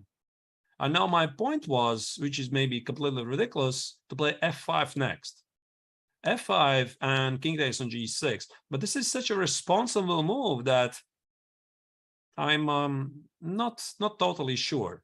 There could be something like queen e4, for example. You need to evaluate the consequences. Queen e4, activating the queen to e8 or something, which literally forces you to take on e4, I guess, and then you take it, take on g6, d5. Yeah, but I guess it's just winning. C takes, king f5. Yeah, that should be winning. King f5. So this white's d pawn is not going anywhere. Right, so we have a few moves. So black took a different approach, bishop c7 and king g1. So probably the idea is that you want to create a battery with the queen and the bishop and go towards g3 h2. So apparently if exchanging queens is good for black, then it should be possible if you go to threat mate then to exchange queens in a way. Right. He wants to trade queens, and Shankland is not going to do it. He is simply going to sit and do nothing. Just nothing, nada. I mean, not going to do a thing. King f2, king e1, king g1, king f1, whatever. Prove it. Prove it what you have, because I think Samuel suspects the queens disappear from the board, so do his chances to save the game. At least right here. Yeah, let's see. It's all, black needs to prove now that he finds a way. I like your plan with g6. That could be something that maybe he will consider later. But let's not write down Shankland's chances completely. I mean, he's a fierce fighter. He can make things very tough for the opponent, and that's why sometimes that's the difference between a good grandmaster and an elite grandmaster. They're extremely resilient. They just don't give up. I mean, you can bend them, but they don't break. So you still need to show flawless technique until the end. And one slightest mistake by Hovhannissian, that's it. Shankland is going to be there to use it. So let me give an update about the game that Magnus Carlsen just won against Grandmaster Stoyanovsky. 2 queens on the board, and Magnus secured the victory for Team Norway. So Norway is probably winning this event against North Macedonia. There is just one board that is still still going on, and is the board or Grandmaster Orkedo. Yeah, that was quite drawish last time I checked it. The black was pretty solid. Actually, I guess the game seems to be ended in a draw. Yeah, there was a repetition. So yeah, there's the results should be soon updated. And we have king h2, king f8, king h1. Yeah, not too much to go into here. Not much to do, because g3 actually is asking for trouble. You're trying to, either let's say g3 or c3, you're trying to break through. It's just creating weaknesses in white's position, which might actually backfire. So white simply said, okay, listen, I'm losing the match by doing this, but there's simply just no way for me to win this. Yeah, very good news for Team Norway that is winning finally a match. Let's go back to Dominguez, and I want to ask chat, guys, which game do you think is exciting? Do you have a game that has a super exciting moment and we should definitely have a look at? In the meantime, Dominguez is about to make progress. Now there are just 2 pawns left on the board. You need to be careful. But how this suddenly is not so obvious now? Because White is doing a wonderful job. training some pawns. There might be some potential endgames where the A pawn is traded for the F pawn, and all I see is the wrong corner on H1 and the wrong bishop.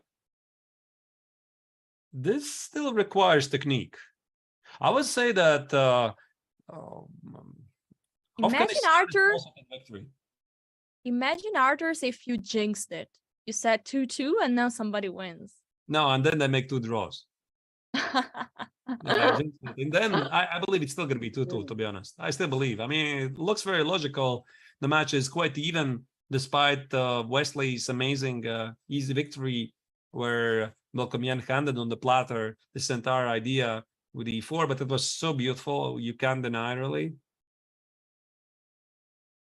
Yeah, we'll see. I think that Dominguez is taking some time to think for a reason, and but he should still be winning, right?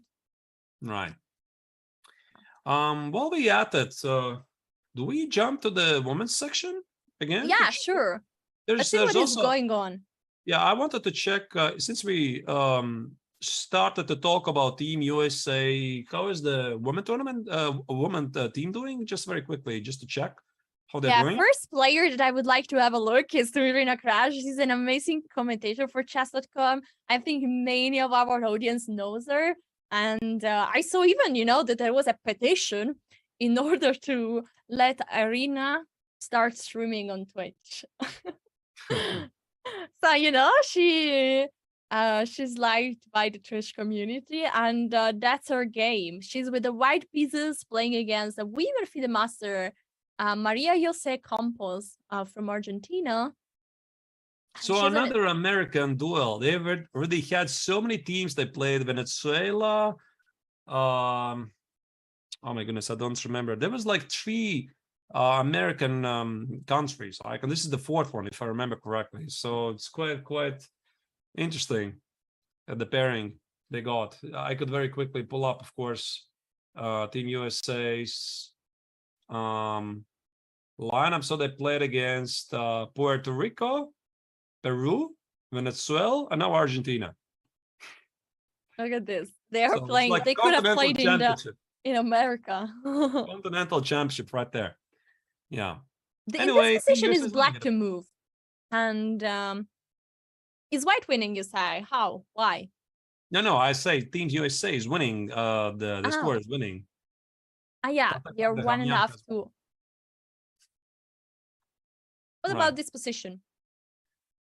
This, I see an extra exchange. Shall I say that should be good, right? Somehow, Queen of 6. There is a pawn that is dangerous. No, pawn on B4. Not going anywhere for the moment. Not going anywhere. Okay. Yeah, I have it. Queen on B3. Maybe I just play H5. H5, Queen of 6. We just say that white is faster.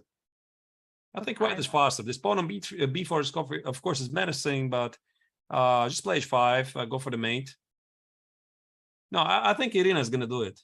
What's on the top board? Tokhirionova against Zuriel? Let's go check it out. We didn't see. How is this? Why US is a very strong team, but they seem to be a bit underperforming. Yeah, they had some tough results. I mean, they were playing like Peru before. I believe they lost it. Peru was significantly underrated. I watched the games. This is a position of the first board. Okay, Team USA is winning. That is clear. So yeah, the pawn is just. So there is still hope for US fans because Team USA is a very good one. They had some bad streak of results, but they're fighting back. This would be, I think, the 2nd victory in a row if they're going to do it. And I think they're going to do it. What else is there? We have to check. There were some big results, right? Conor Humpy lost the game against Azerbaijan. Ooh la la. Mm-hmm. Oh la la. Oh la la. Here we have the game. Look at this. So we go back a few moves. We know already the results. Let's see what happened here. Oh, it seems like there was a strong attack by white. Yeah, white's had 2 rooks on the G file. Somehow managed to play to bring the knight also. And yeah, the attack, yeah, black had sacrificing time, trouble, and exchange. And then H5 was a apparently a big mistake. G5 is now super weak. No, a rook can go there. And Uchi. All right. So this Good is result by Azerbaijan, and this could mean a tough loss for Team India. The other boards, are they fighting to get back? Yeah, let's see Tanya. I mean, they said Tanya is having an amazing performance, but today she was having a very hard position. This is the current position on the board. Tanya is with the white pieces, and now she has a pass pawn on the B file. This is great. I mean, Alessia, we have to show this. It's quite paradoxical. Look at this. So let's say you play A3. Yeah. And rook D3. You just don't allow this pawn go anywhere. A2 and rook A3. Or rook A3. Yeah, rook A3, even that. I was thinking Yeah, about I love because basically there is mostly you have a check here and you promote, but how do you give a check to this king? Yeah, I just play B5, king A6, B6, king A7, B7, B8, queen, and the king on H7 is so far away from the action. Nice. Yeah, basically you treat the king like a pawn and you push it together with the other, and you promote the pawn. Wow, that's huge. Wow, Tanya is about to win this game for Team India. Like, and look at the footage. We have the live camera from the playing goal. Both players are very focused and sitting. But it seems that Tanya looks like the one more relaxed, doesn't have the hands over her forehead. Yeah, seems like Tanya is in full control there. Also, the time situation seems like she has enough time. So apparently she will be winning this. So let's see the other board. We have still 2 more games going on here. We have this end game of Vashal Lee versus Baidu Layeva. And White is playing this end game with 4 versus 3. This is theoretically a draw, but it's very tough. What do you think? Have you ever played this game, Arthur, in an OTB game? 4 versus 3 is the pawns at the same flank is quite unexplored, but usually it's drawish. But the more pawns, the more chances for the stronger side. So you remove a couple of pawns. Let's say if F pawn for E pawn is quite obvious, G pawn for the F pawn even more obvious, right? You add more pawns and more options start to appear. So I mean, it's a position you can legally play for forever. Try to create a pass pawn somehow, but how do you do it? That's a different question. I actually played exactly in India, a position similar to this. I was with on the side with 4 pawns. Unfortunately, I didn't manage to win. My opponent defended very well. So theoretically, it should be a draw, but the player with 4 pawns can still try and get some chances. Another Rook-Hand game. They say that all the Rook-Hand games are a draw. Is this true? Depends. There's this joke, right? In the rook game, if you have an extra pawn, then it's definitely a draw. But if it's equal, then you're winning. For some reason, somehow things work differently in the rook games. But on a serious note, you have to master the skill, right? Because very, very often the games are decided in the rook games. And incredible, we have a result, guys. In the open section, Dominguez won. So that's official. Now there is just one game that we need to still focus our attention on. And the question is Ovanesian going to win this game for Team Armenia and secure a 2-2? That means that Team Armenia will be still leading this Olympiad open section. This could take a while. Yeah, maybe I was wrong to mention that it's going to finish in a couple of moves. So Samuel is not going to make it easy. Now he sees that it's not a complete disaster for Team USA, because at some moment it did look like Fabi was losing, and also who else lost? I mean, well, Dominguez was not clear if he would have won. Yeah, he was losing, right? I mean, obviously his own game, and it looked like they might actually lose the match. And now this is okay. I mean, the worst case, it's going to be 2-2, right? Of course, not ideal result, but there's still hope. But it's not yet over for Shankland. Yeah, but I see that, he is in a position from a psychological point of view, that is easier. Because you know that worst case there is still a 2-2 and still the the Olympian is not gone. But for Ovanesian, that's another story. It needs to win this game in order to secure the lead for Team Armenia. And also is the one that is leading. But I think we have to mention also the time situation here, because you see that Hovhannisyan is burning time. And this is what I don't like from Armenia's point of view, because to remind you, the time control of the tournament, it's 90 minutes for 40 moves, obviously plus 30 seconds after that. And then you get extra 30 minutes after that. So what you're seeing here on the clock, that's it. I mean, there's no more time coming, just extra 30 seconds per move. And Hovhannisyan has spent quite a lot of time trying to figure out a plan, but has he? That's the question. Yeah, and that's a good point. And mostly you spend lots of time exactly when you don't see a clear way to win. So, it's not a good sign by far, but let's see. We'll see what. Before, let me tell you that. I mean, before the end of the first time control, he had such a promising position. It felt, okay, this is very close. But again, let's not underestimate Shankland's fighting chances. Absolutely. Okay. What is next? Unless maybe, by the way, dear viewers, you can suggest some interesting games. Your insights, of course, are always very valuable. You see something sensational is going on. I know one game we need to see. Right there. There is one queen versus 2 bishops. And it's crazy. This game is with white pieces from Serbia. We have Grandmaster Indic, Alexander, and with the black pieces, we have Famer Vincent from Germany. This is funny. I mean, how do you stop b6, b7, and bishop a7, Alessia? Just perpetual check? Maybe. Or you push forward your own a pawn. And then we have 2 queens versus 2 queens and 2 bishops. Versus 1 queen and 2 bishops. It's not our game anyway. So black is the move, right? Who is the move? It's black to move. So black to move. Can I play a4? A4? Yeah, let's try. Sorry, which move? A4. A4. Yeah. A4, B6, A3. It's a race, right? B7. B7, yeah. The problem is that A2 is A1 is controlled by the bishop. I see that. I try to make some ridiculous point, which maybe it's not even there. And something like queen.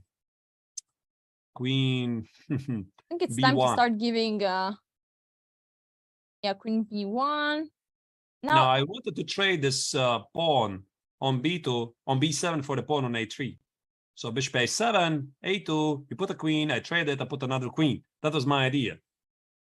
Right. Yeah, but this would be very good for black.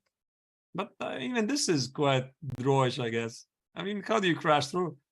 Well, if you manage to take the pawn on E3, then you push pawn. How? But listen, we go back, and I have a feeling this is not very accurate. A couple of moves back before we play B7, I might play just C5, C6. Oh, there are some moves. I think this is going to be a draw. Mm-hmm. I mean, black has to force perpetual check. As much as you respect the queen, I respect 2 bishops and pass pawns. Yeah, this is we see the live board of the from the playing goal. Maybe white is playing this for the win. Yeah. Can I play this for the win? I mean, seriously. So I escape from perpetual check. And I run it to the queen side and then push forward those queens and pawns. C5, B6, B7. Why not? I mean, can I not play for the win if I'm missing a queen? Sure, I can. This should be perpetual. Should be perpetual somehow. Okay, there's by the way, suggestion from the chat. Mabuse4 says, please have a peek in the Greece-Ukraine match. Apparently, yes, we were following. Yeah, we were following this game. You remember, it's the one with the 9 versus bishop. We were following a few moves before when still there were many pawns on the board. Yeah, I'm trying to find the right moment. Yeah, very few moves. Yeah, this was the position. And then what happened was the move d7, which is very strange. You're giving your strongest pawn. And probably this is what White did wrong, because then the current position... That is not right at all. I don't understand it. I mean, I understand that if you go back to this position, why d6? Because the pawn on b7 is so weak. I felt that this king e4, king e5, he needed to work out. He needed to work out the details. Like, okay, maybe not king e4, but bishop e6 and king e4, king e5, king g5. This is a technical position. D7 is just wrong. You know, I don't know. I don't like it at all. Question mark to the move d7. We have another results for this team event, and we see that board 2-1 was a victory for Greece. And so probably this means that after lots of fight, you know, at the end, this is another 2-2 with 2 draws and 2 decisive results. Just a second. Do you say that technically White is a rook up? Can you show a couple of last moves? I mean, just out of curiosity, maybe this was a brilliancy. No. Oh, there was a rook sacrifice. There was a rook sacrifice. Okay. Rook f4. Yeah. Oh, what is happening if pawn take f4? I guess queen f4. The rook on b8 is under attack somehow. Oh, you're threatening the rook and the mate. Yeah. Nice.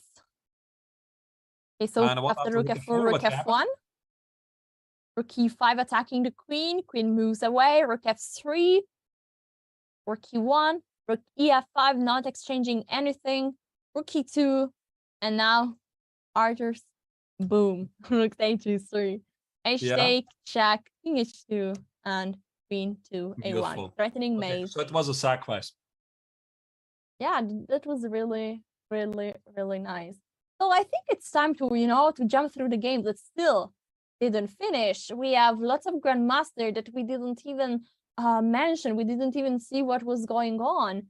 So we should have a look at those games as well. So for example, we didn't see at all Israel, the match, Israel versus Azerbaijan. Should also check Mamedra if he's still playing, if he's still... Well, actually, this game finished the moment we were speaking. Black won here. So Team Azerbaijan is gonna take the victory over Israel, which is quite understandable. But look at that, Borushovsky is holding, and he's actually a bit surprising choice by Team Israel on top board, but he's holding the top board against the super GMs. He played a draw against Fabi Caruana a couple of rounds ago. No, he held the Shahryar, the mighty Azerbaijani grandmaster, to draw with the black. That's pretty impressive. Yeah, let's go back to K-Ware. I want to see what is if there is any update. As you predicted, there are just lots of checks going on. Black is not allowing the pawn on b5 to push any step forward, because of course that would be dangerous. No, this already looks like a forced draw. Unless Black is ambitious, he's thinking about to push forward a pawn. Maybe he can do it. Couple of moves like pretend I'm the one trying to do something, but b6, b7 is incoming anyway. No, this is going to be a draw. It looks exciting, but I don't see this finishing any other way. Another game that we checked and then we didn't see what was happening was the game of Shiro versus Yumabaya from Kazakhstan. This is the current position. Opposite color bishop plus rooks. Shirov is suffering. That is clear. I mean, how do you even avoid some nasty threats like rook f1 check? I mean, rook whatever, d5, f5, rook f1.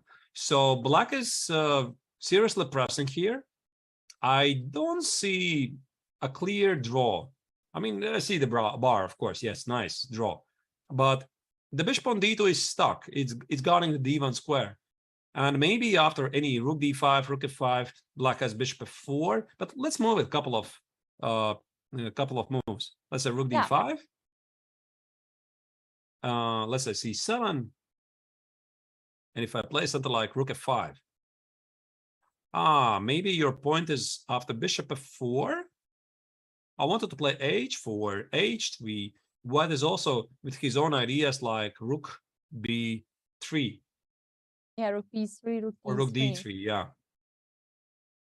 Yeah, and now that this threat is so strong, I guess, yeah, it's just not working.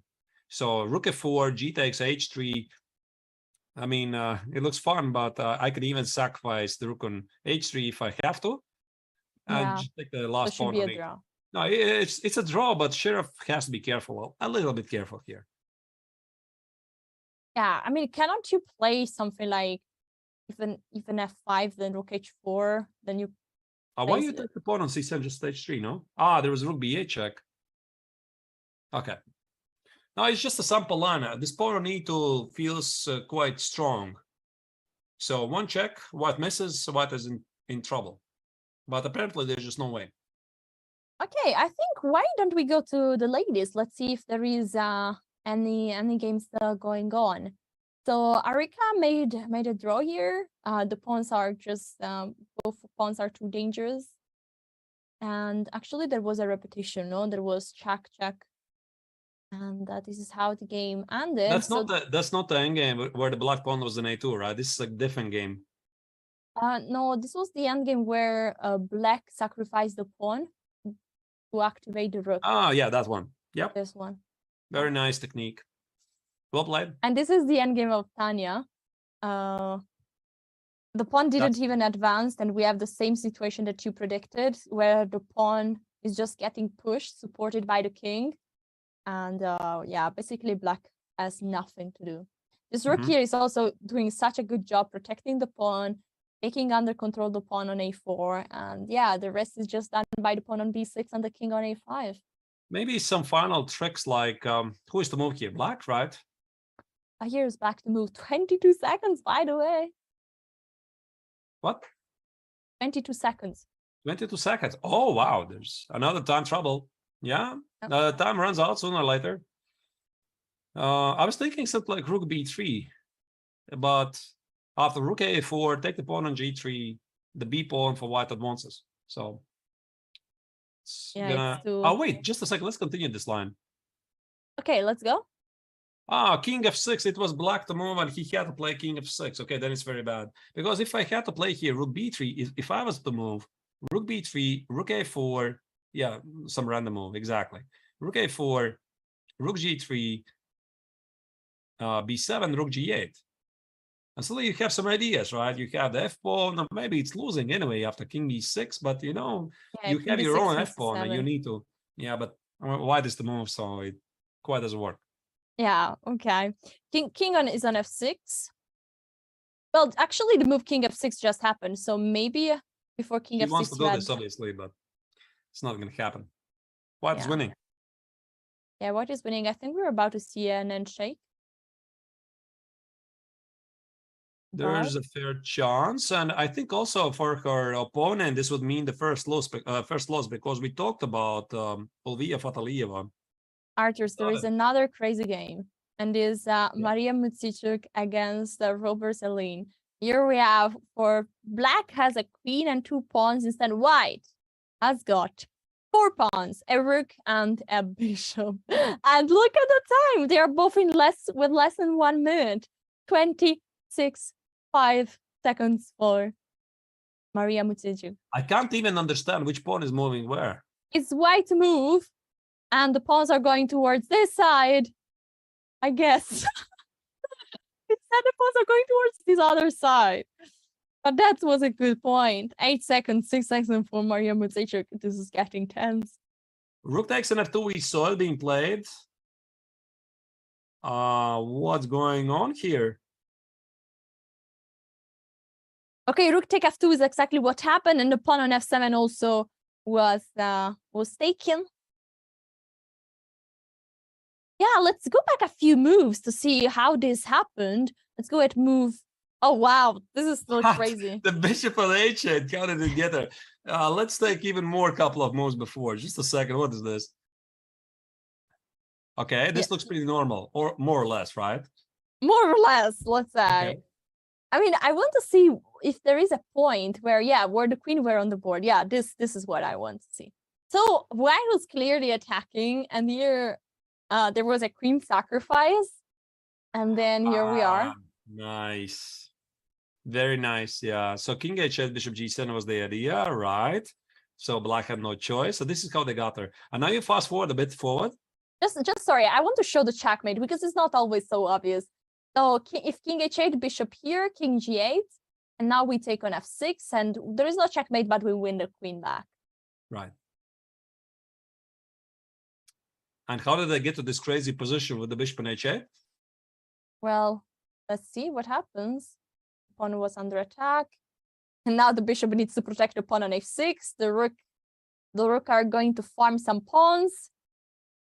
Wow, the knight is there. Oops. Oh, sorry. The game is getting some moves. That's when they refreshed the board. Just a couple of moves before. The bishop on h8. Yeah, let's go back here. We saw this, and then. Wow, that was very passive suddenly. Okay.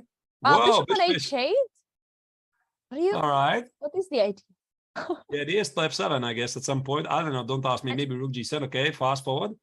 Okay, e3 check and f7, which seems to be, according to the evaluation bar, seems to be a blunder. This is insane, by the way. Very normal. Okay. Oh my god, that's crazy. Look at the king. That's a hero king. So this is the current position, and black is winning. King e3, f3, the queen, the pawn, the king. They're going to do the job. Whites, queens, and pawns don't matter. A pawn, B pawn don't matter at all. Oh my god, nobody this cares could be a about big it. upset. I mean, Team Ukraine is winning, obviously, against Netherlands, but Maria Mozachuk was definitely not looking towards to lose this game with the white color. Yeah, by far not. Look at this. It's incredible that it seems like, from a material point of view, white is doing all right. But as you said, A, B pawn don't count at all. Right. So maybe let's say we try to move a couple of pieces here. Let's say king g1. There should be somehow mate. King g1, and I want to play king e3. I want to use the king, and then somehow combine with f3. You look at white's pieces; they're just not helping each other, right? So queen g3 is a big threat. f3, queen g3 is a big threat. Somehow they should be winning. a4, yeah. Let's say a4, f3. Oh yeah, this is just mate. Yeah, so there is a big threat here. Queen g3, of course. Yeah. You need to prevent in some ways. Can you do an Eric Rosen stalemate trap? No, not really. No, I don't think so. Yeah, to go on h1, you know, the famous Rosen trap is when you go. And then you quietly remove all of your pieces. All of your pieces quietly remove the pawns, the bishop, the g pawn, because king h1, queen f2 would be a stalemate if nothing else is on the board. Oh, f3 is happening. That so makes again, sense. Again, the idea of, you know, queen g4, queen g3, king e3. Those are strong. Okay, bishop c3. This is. I guess the idea is to play bishop e1 to protect the rook on f2. But wait, isn't there a way that white can hold here? Because if the white pawn starts to be pushed, like for example, okay, now what if okay, now the king protected the pawn on f3, which is good. Right. Because I mean, if the queen is going then to capture the pawn, then f3 would be unprotected. But now that the king protected the pawn, it seems all right. No, it's not so easy anymore, right? Because now white managed to put the bishop back in defense. So I think black's idea after king e4 is to snatch the pawn on g5 so that she doesn't have to worry about it. Yep. Maybe Mozachuk is not losing this after all. Anyway, a crazy up and down game. Very exciting to see games like that happen. I mean, did you see this king going as far as e2, d3, all the way around and not being checkmated? No, incredible. Nice. Let's go back to the open and let's see what is going on in the game of Shankland versus Anish. All right. So did g6 happen? Look at this. Arthur, Yes. your idea of G6 eventually is on the board. Just He has black. to do it, but with more time. I mean, look at how much time he has. He has only 3 minutes on the clock. This is not where you want to be. Not the most, not the best time management from a black's perspective. Can I play now Queen E2, by the way? I want to activate the Queen. Queen E8, obvious idea. What do you do? Actually, Queen E2 is on the board. I start to wonder how is actually Afghanistan going to win this game. I was thinking about the G6, but maybe this is not the right way, and that's why obviously Afghanistan spent so much time. He also couldn't understand it. Which moment, how exactly, where, who. He wants to trade the queens, but how do you do it? Queen Yeah, E8. now he took the pawn on G6. Now there are some checks. The king can go back to G7. And then White has also a This is check not winning on... anymore, is it? White has a check on D7 still. I can always play King F2 to protect my pawn on F3. This game is, dear viewers, extremely important. Of course, all of you see, right? Team USA is leading 2-1 against Armenia in a crazy match. We predicted all 4 games might be decisive. Shankland is doing some magic here, you know?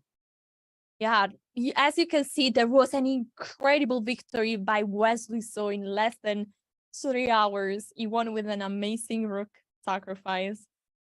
And then there was an upset loss by Caruana against Grandmaster Sargassian that put a balance again in the match.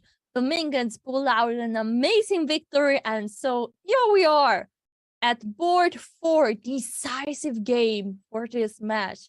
And Shankland was in a completely lost position, but it seems like he's now fighting to hold this position. I think we are going to definitely want to be back for this game. And while we are at it, do we have some any other results from other matches, perhaps? This is definitely the central game right now. If USA going to hold it, so maybe let's pull up the results right now from round 7 and check what's happening right now. Yeah, as you can see, we saw already that India won against India 3. USA and Armenia, we're just looking right now. France versus the Netherlands handed in 2-2. Serbia versus Germany still open, and we saw the game of Kamer against Grandmaster Indiec. And last but not least, Cuba had an upsetting loss against India to a super strong team. Oh, Uzbekistan won 4-0 against Peru. That's incredible. Spain against Kazakhstan is still going on. Shirov is still playing in board 1. Azerbaijan already won against Israel 2-0.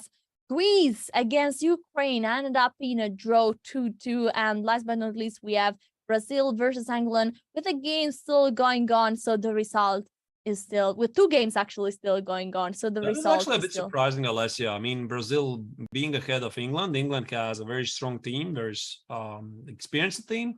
Bit surprised to see it happening. Maybe we are going to have a chance at some point, also have a peak. Maybe do it like right now, right? I mean, how they are doing, because we haven't really looked at their games today. And then we're going to jump back to this game, which is of utmost importance, obviously, for the overall rankings. I'll just show you what was the decisive game. Was the Grandmaster Fear that won against Max Shane and secured the victory that Brazil is currently having against Brazil. Instead, Adams versus Supi, we were looking at this game, actually ended up in a draw by repetition. Look, there was just rook going up and down, pieces moving back and forward, and then ended up in a draw. So what is now still going on is the last 2 board, and we have Grandmaster Owell that is playing against Grandmaster Mkhitaryan. Oh, what is the Zen game?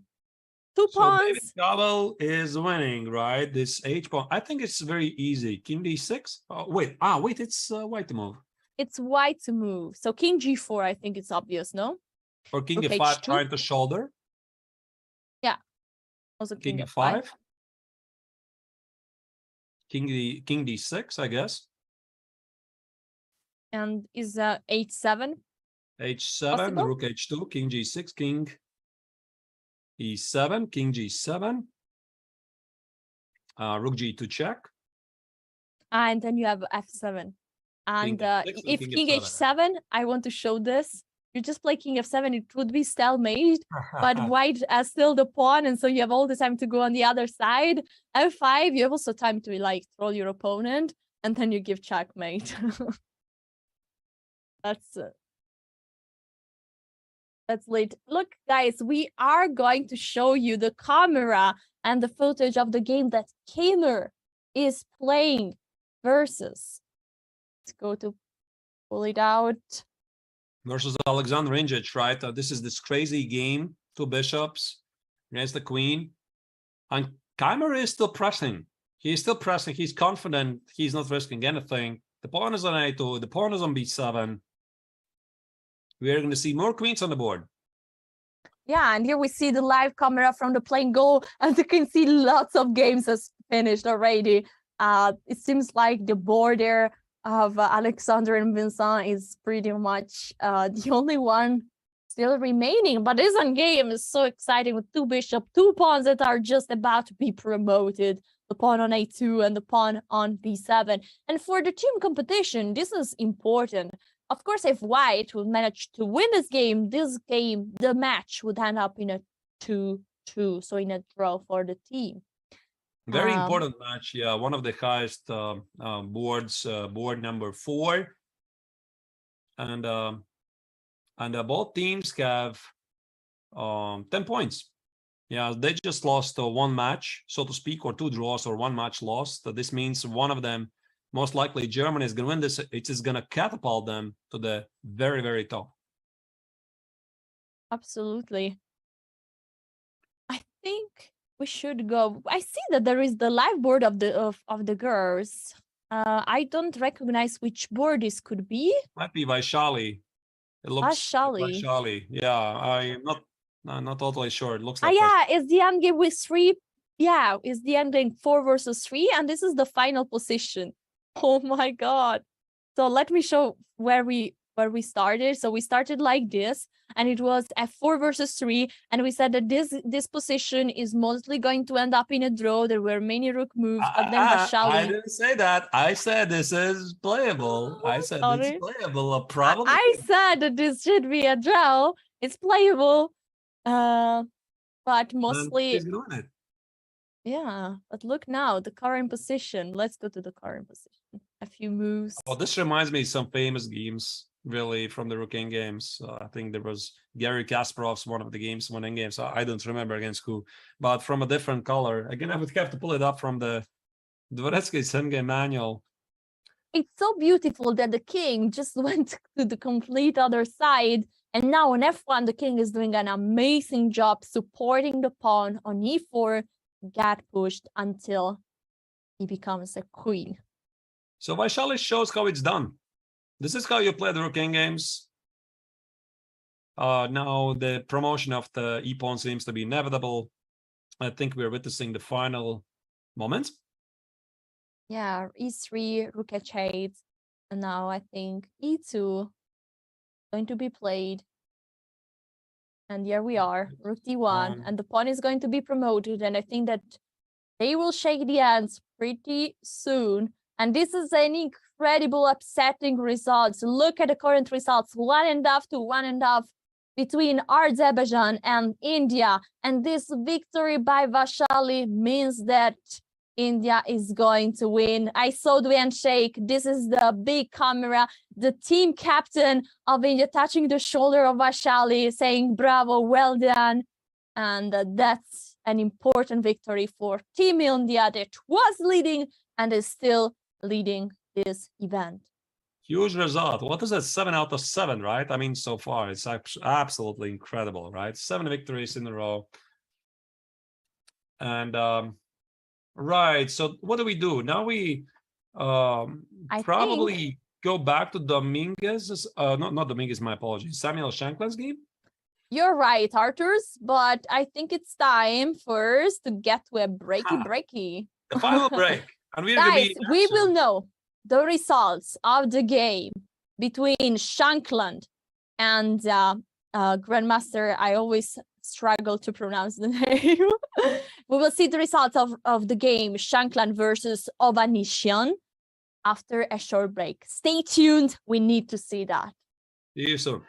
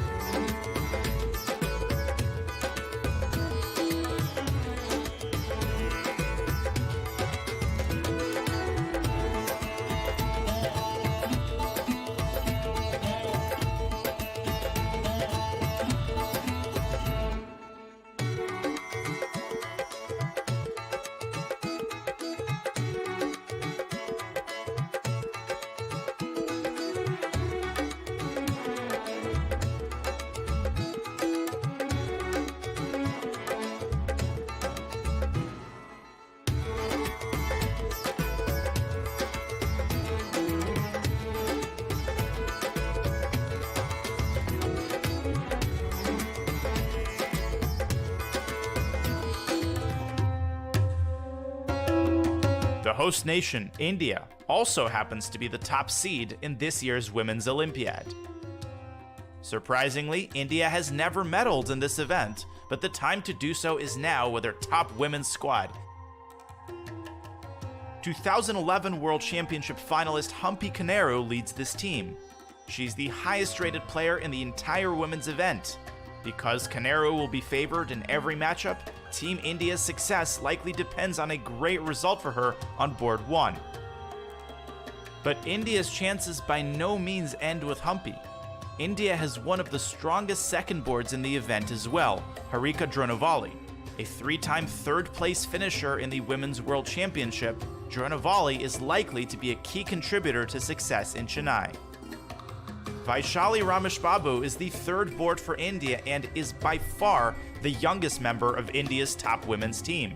Playing board 3, Vaishali takes on a similar responsibility as her brother, Pragnananda, who plays board 3 for India's second open team. On this team, the fourth board belongs to commentator extraordinaire Tanya Sajdev. In fact, Sajdev has represented her country in every Olympiad since 2008. In 2012, she even won the individual bronze medal for her board. The experienced Bhakti Kulkarni completes the tournament's highest-rated roster. A medal may be unprecedented, but with a squad this strong, gold is clearly the goal for India's leading women's team.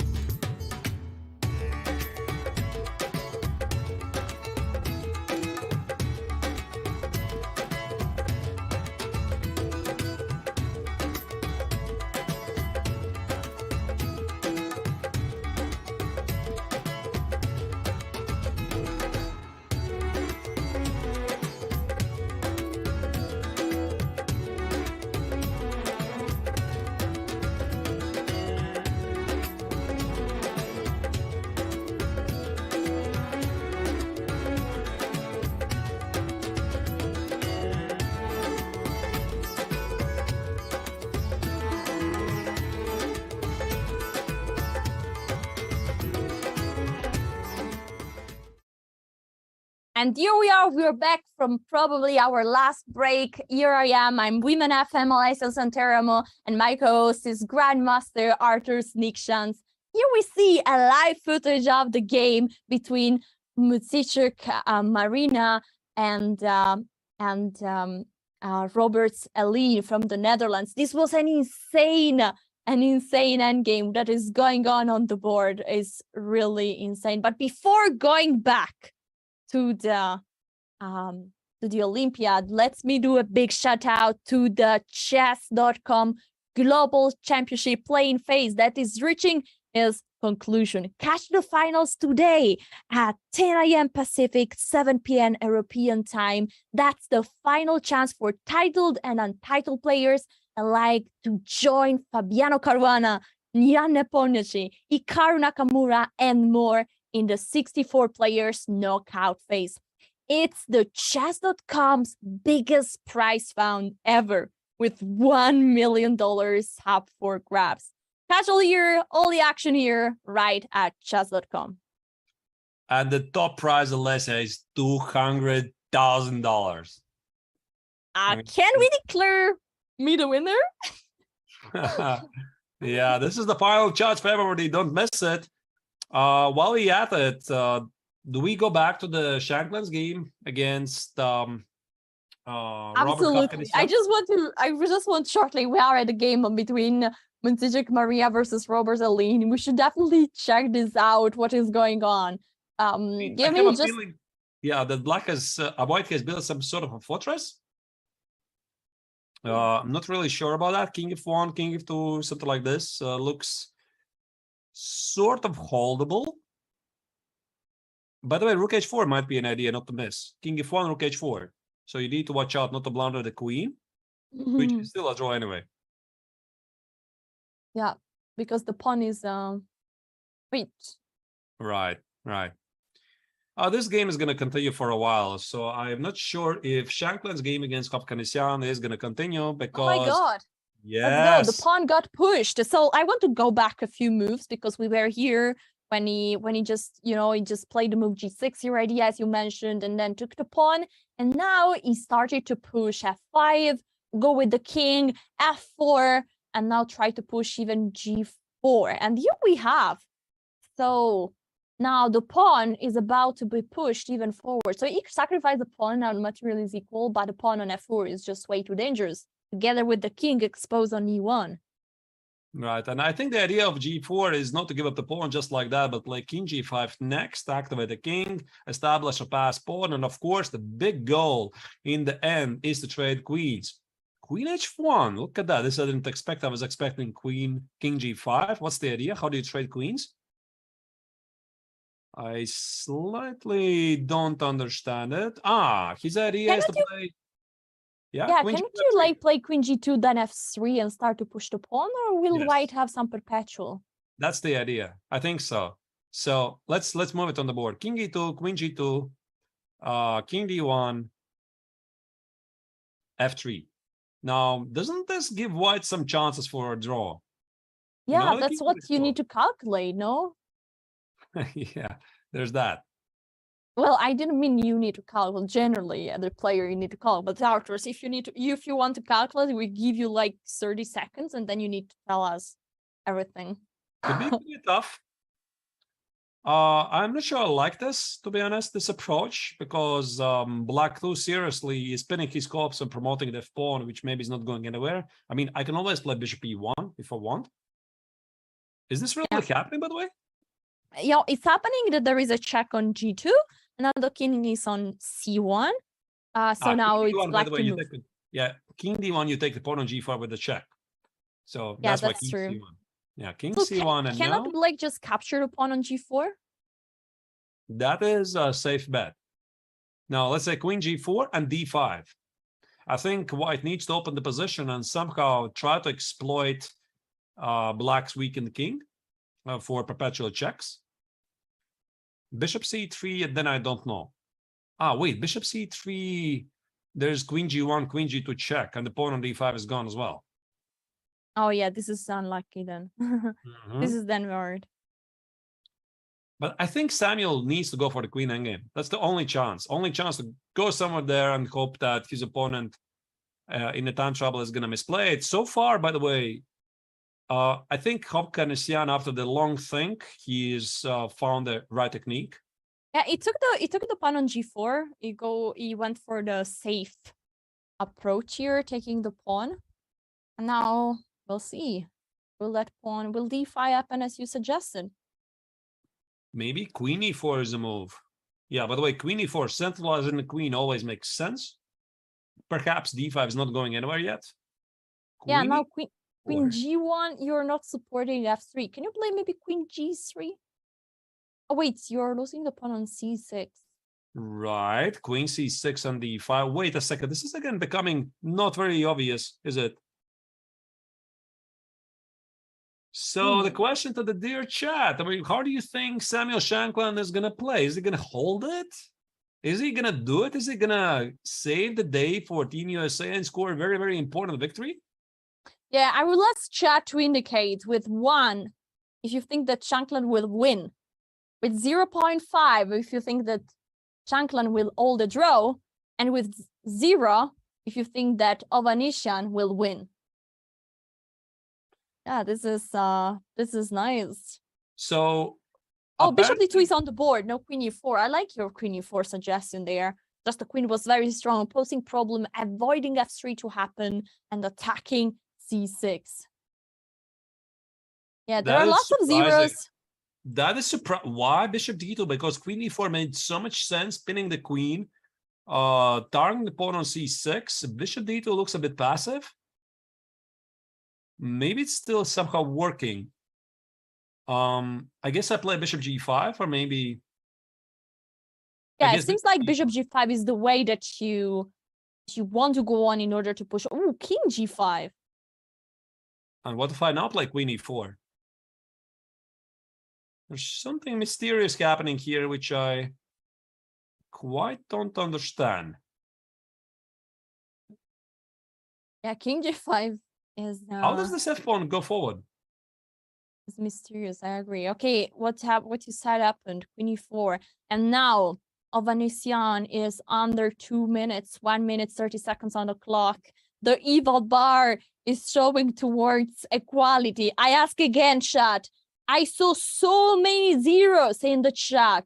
Do you still believe that this will be a 0 or a 0.5? King g5 makes no sense. I mean, it just pins Black's pieces. Why not bishop g5? Again, let's go back and move, right? Why king g5? So let's say bishop g5. You need to push forward that f-pawn, right? So I play bishop g5. And now, whatever you do now, I don't know, queen e4. Now I want to remove the queen somewhere and then give a check. The problem is that queen takes c6 is coming with check, so maybe this was the fear. And then d5 could also be an option. Okay, let's go back a move. And instead of bishop g5, obviously queen e4 is a big problem. How do we deal with that? How do we deal with this queen e4 problem? I think I know, Alessia. It's not very obvious. Queen g1 check back. And queen g2. Go back. Yeah, instead of all of this. So here, queen g1 check. King c2. Yeah. And queen g2. What about this? I pin your bishop. This looks very clean. I mean, okay, you still need to you need to calculate queen f5 and be afraid of some perpetual checks. But this looks so much better. I mean, queen f5, bishop g5. There's no perpetual check, is there, right? I'm pinning your bishop. I want to play f3 next somehow. Maybe queen d5. Yeah, queen d5, by the way, is the next move I want to play. And then you want to exchange the queens. Yeah, somehow, right? It's a bit strange, right? Because one of the big things that you want to do in endgame is have an active queen, central queen, and queen e4 is apparently the key square. Yeah, let's go. There are a few moves on the board. We see king g5, queen e4, queen check, king c2, and queen f2. This is the current position. Now the pawn on c6 is hanging. But this is not the same, Alessia, right? I mean, the queen on e4 is so active for white, right? This is not comparable. I mean, if you had a queen on g4 for black and not a white queen on e4, do you feel the difference, right? Yeah, suddenly white is super active here. By the way, we haven't mentioned there's some upsets in open tournament. Team Kazakhstan, 40th seeded, have beat Spain, number 4. Brazil beat England. Look at that. Yeah, I mean, Olympiad are so amazing because there is even super strong team can lose against a team that are underdogs. Like Kazakhstan beat Spain 40 versus 4. That's huge, a huge difference in the seed. And Brazil beat England, and also Philippines number 52 tied against Poland. We saw the game that Duda lost in a very convincing way for the opponent. It was impressive. So Olympiad are like this. It's even teams that are on the paper, you're not the favorite, can do so well.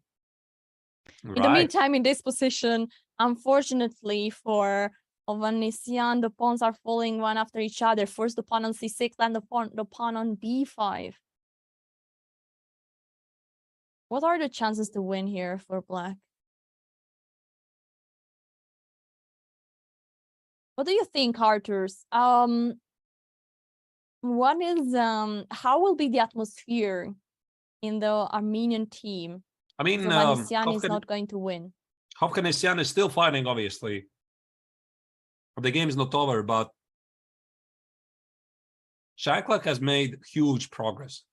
Yeah, I like her chatter. There's that wrote Iron Sam to Shankland. Yeah, he's fighting like a real superhero and try to hold this position. That's why he's 2700. They're tough to beat. So you get the winning position. I mean, you need to show the technique. Shankland is not going to give it up. And this will have huge implications on the final result, because again, Team USA is leading 2-1 against Armenia. Crazy match, one of the most tensest matches so far, Alessia, right?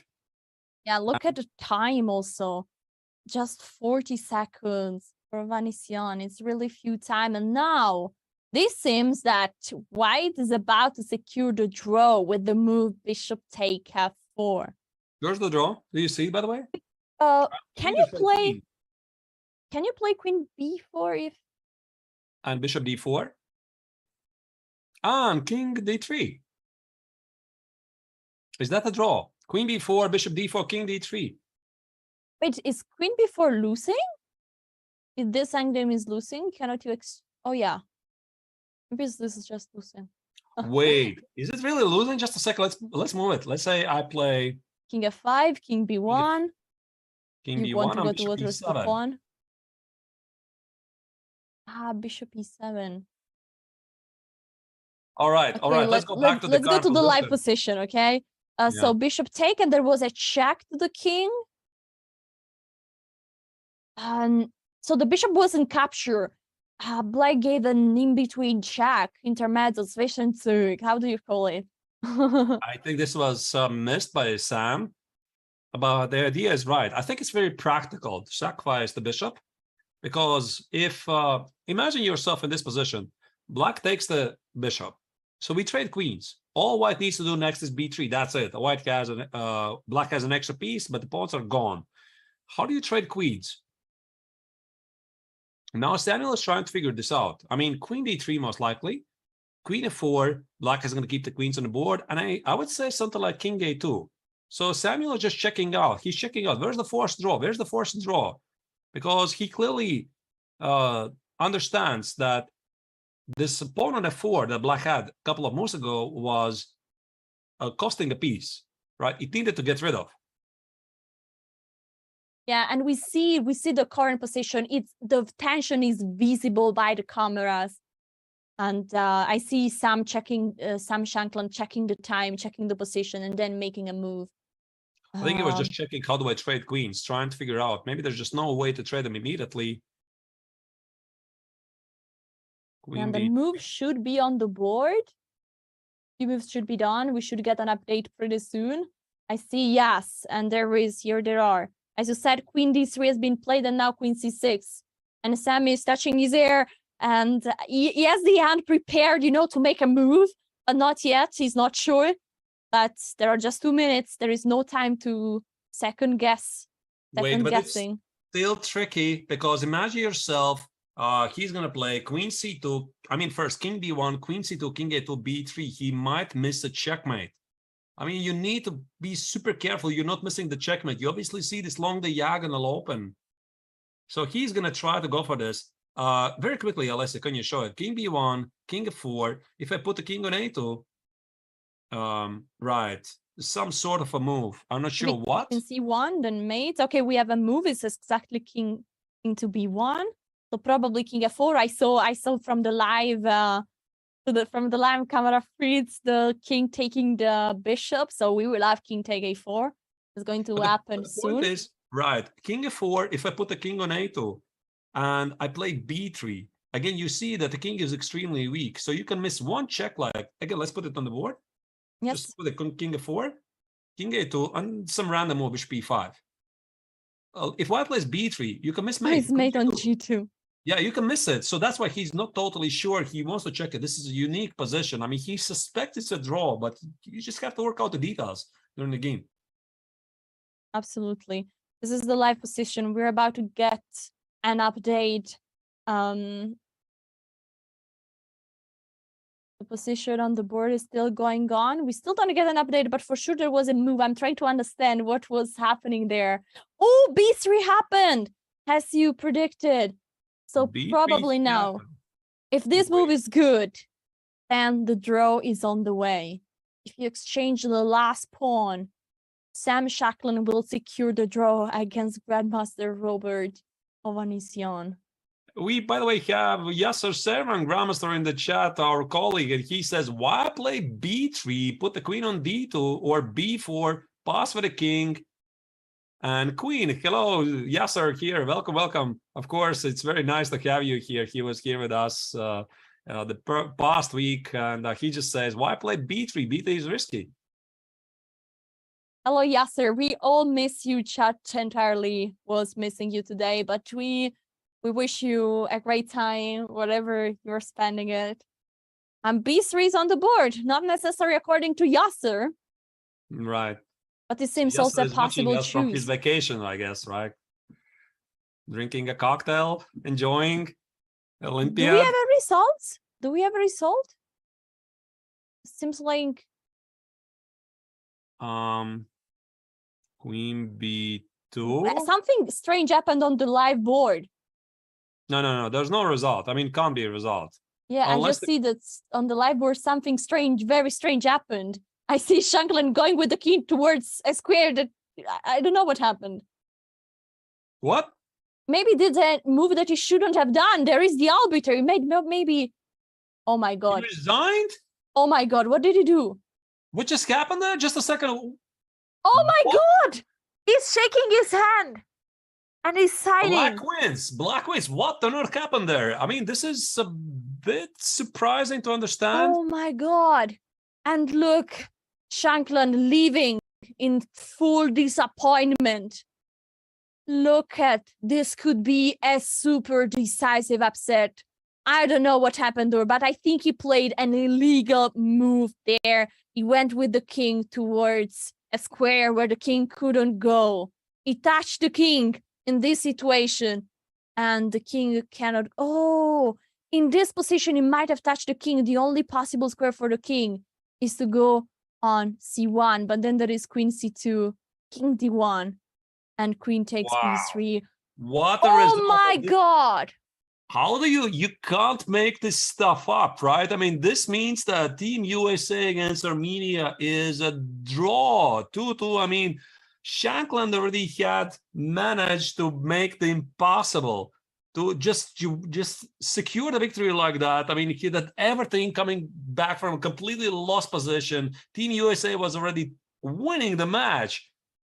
Boom, and this happens, some hallucination. I mean, just incredible. I think that at the end we can say that Yase was right. B3 was not the right move to play. And this is really absolutely incredible. Touching the king here in this drama in Chennai. Moment. This is just no other words, really. So b3, queen g2. I had a feeling he might miss the checkmate somewhere, but not like this. Touching the king, if that is official. I mean, I would like to get official. Yeah, I saw the footage where he was touching the king, then he had the king in his hand, and then he moved the hand around. He went back with the king. But of course, Ovanisian said, no, you gotta move the king. And this is the rule. In OTP chess, we are not playing street chess. We are at the Olympiad. And so you gotta move the piece that you're touching. The only square available for the king is c1, and this is running into check on b2, king d1, queen take b3. The queens are going to be exchanged. And look, guys, the pawn is also in the right file, because this promotion square is exactly the one, the same color of the bishop. That's why this is an immediate something like this, Alessia. Never. I mean, I've seen people flagging and seen people missing. I've never seen in such an important moment just hallucinating things, right? Like, that's a check. Queen h1. So his mind had produced that there was a check on h1. You need to play king c2. And then into his heart, he realized the queen is on g2. Unbelievable. It feels so bad for Samuel. Yeah, this is unbelievable. Unbelievable. But congratulations to Armenia. They keep the leadership in the world rankings. What a match. Unbelievable. Wow, yeah, congratulations. I mean, this exactly as you explained. So probably expected king h1, and the chat was writing, oh, imagine pre-moving, and he was pre-moving the king to c2. And then the queen landed just on g2. And incredible. Wow. Yeah, how devastated must he feel? I agree. Heartbreaking. It feels heartbreaking. That's how you feel. You feel you let down your team. That's how it feels, but this happens. And of course, the team is going to embrace him. Everybody understands. All of us, we have been in this situation. But again, congratulations for Team Armenia. Securing a draw. This was a crazy match. Started with this crazy blunder by Hrant Melkomyan, who is now redeemed after blundering the game like that very early against Wesley. So at least they got the draw. Wow, that was impressive. I think we should have a look at the results in the open section. I think that most of the team got to a victory already.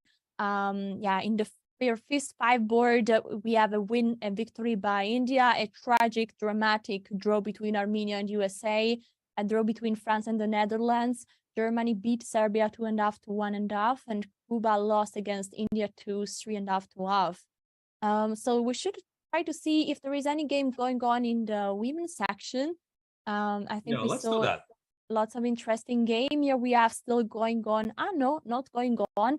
Maria Mutsichuk, the game we were following ended up in a draw. It was a top position for Maria, and she managed to secure the draw there.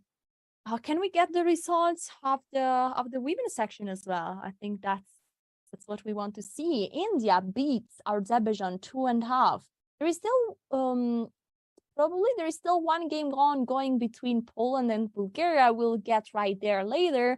Ukraine beat the Netherlands. Georgia beats Armenia, and Armenia won against Israel. So Armenia team will be in celebration today, I guess.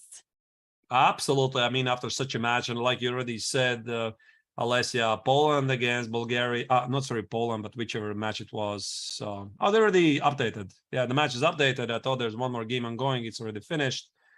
Believe we'll have a couple of more games coming up in a moment. All right, let's check. Alessia, your choice. You choose. What do you want? I mean, we don't have many games going on, but there were some games. Okay, this is a draw already ended. Sometimes the results arrives when you click. So I'm trying to find a game. It's tough. I have to admit. Let me try to help you. Checking the open section. Okay, this also ended up. Well, for some reason this game is still going on paper, but I think that is an absolutely clear results over here. Yeah, I think it's just a mistake and should be a draw. Here we have another game that seems like still going on. We have a rook can games with 2 pawns in the team of I think Cuba versus Mongolia in the women's section, and also ended up in the draw. It was just a rook can game and just got updated. Let's go back to the open section. Maybe we have some game going still on over there. And we definitely maybe do, but I'm trying to figure out, do we have the top boards at the moment? I don't quite see. Again, there's about 800 games. So we have to a bit scroll. Yeah, exactly. There are so many games. And I see there might Maybe be some Chess games. can help us. Yeah, maybe, dear viewers, you can help us. You see something, your team is playing a very exciting match, some final moment, just let us know. Right? We also gonna try to pull it up for you. Yeah, I'm afraid that some boards are actually not completely updated. So if we go to scroll to down, because I see some mistakes. Right. Yeah, I'm fighting to find here a game still going on. Oh no, this game is also finished. You're right. All right, so I think we will go in a very short break and then come back for a small update about all the results that are still missing. Guys, don't go anywhere. This is the final moments of the show of the day. See you soon.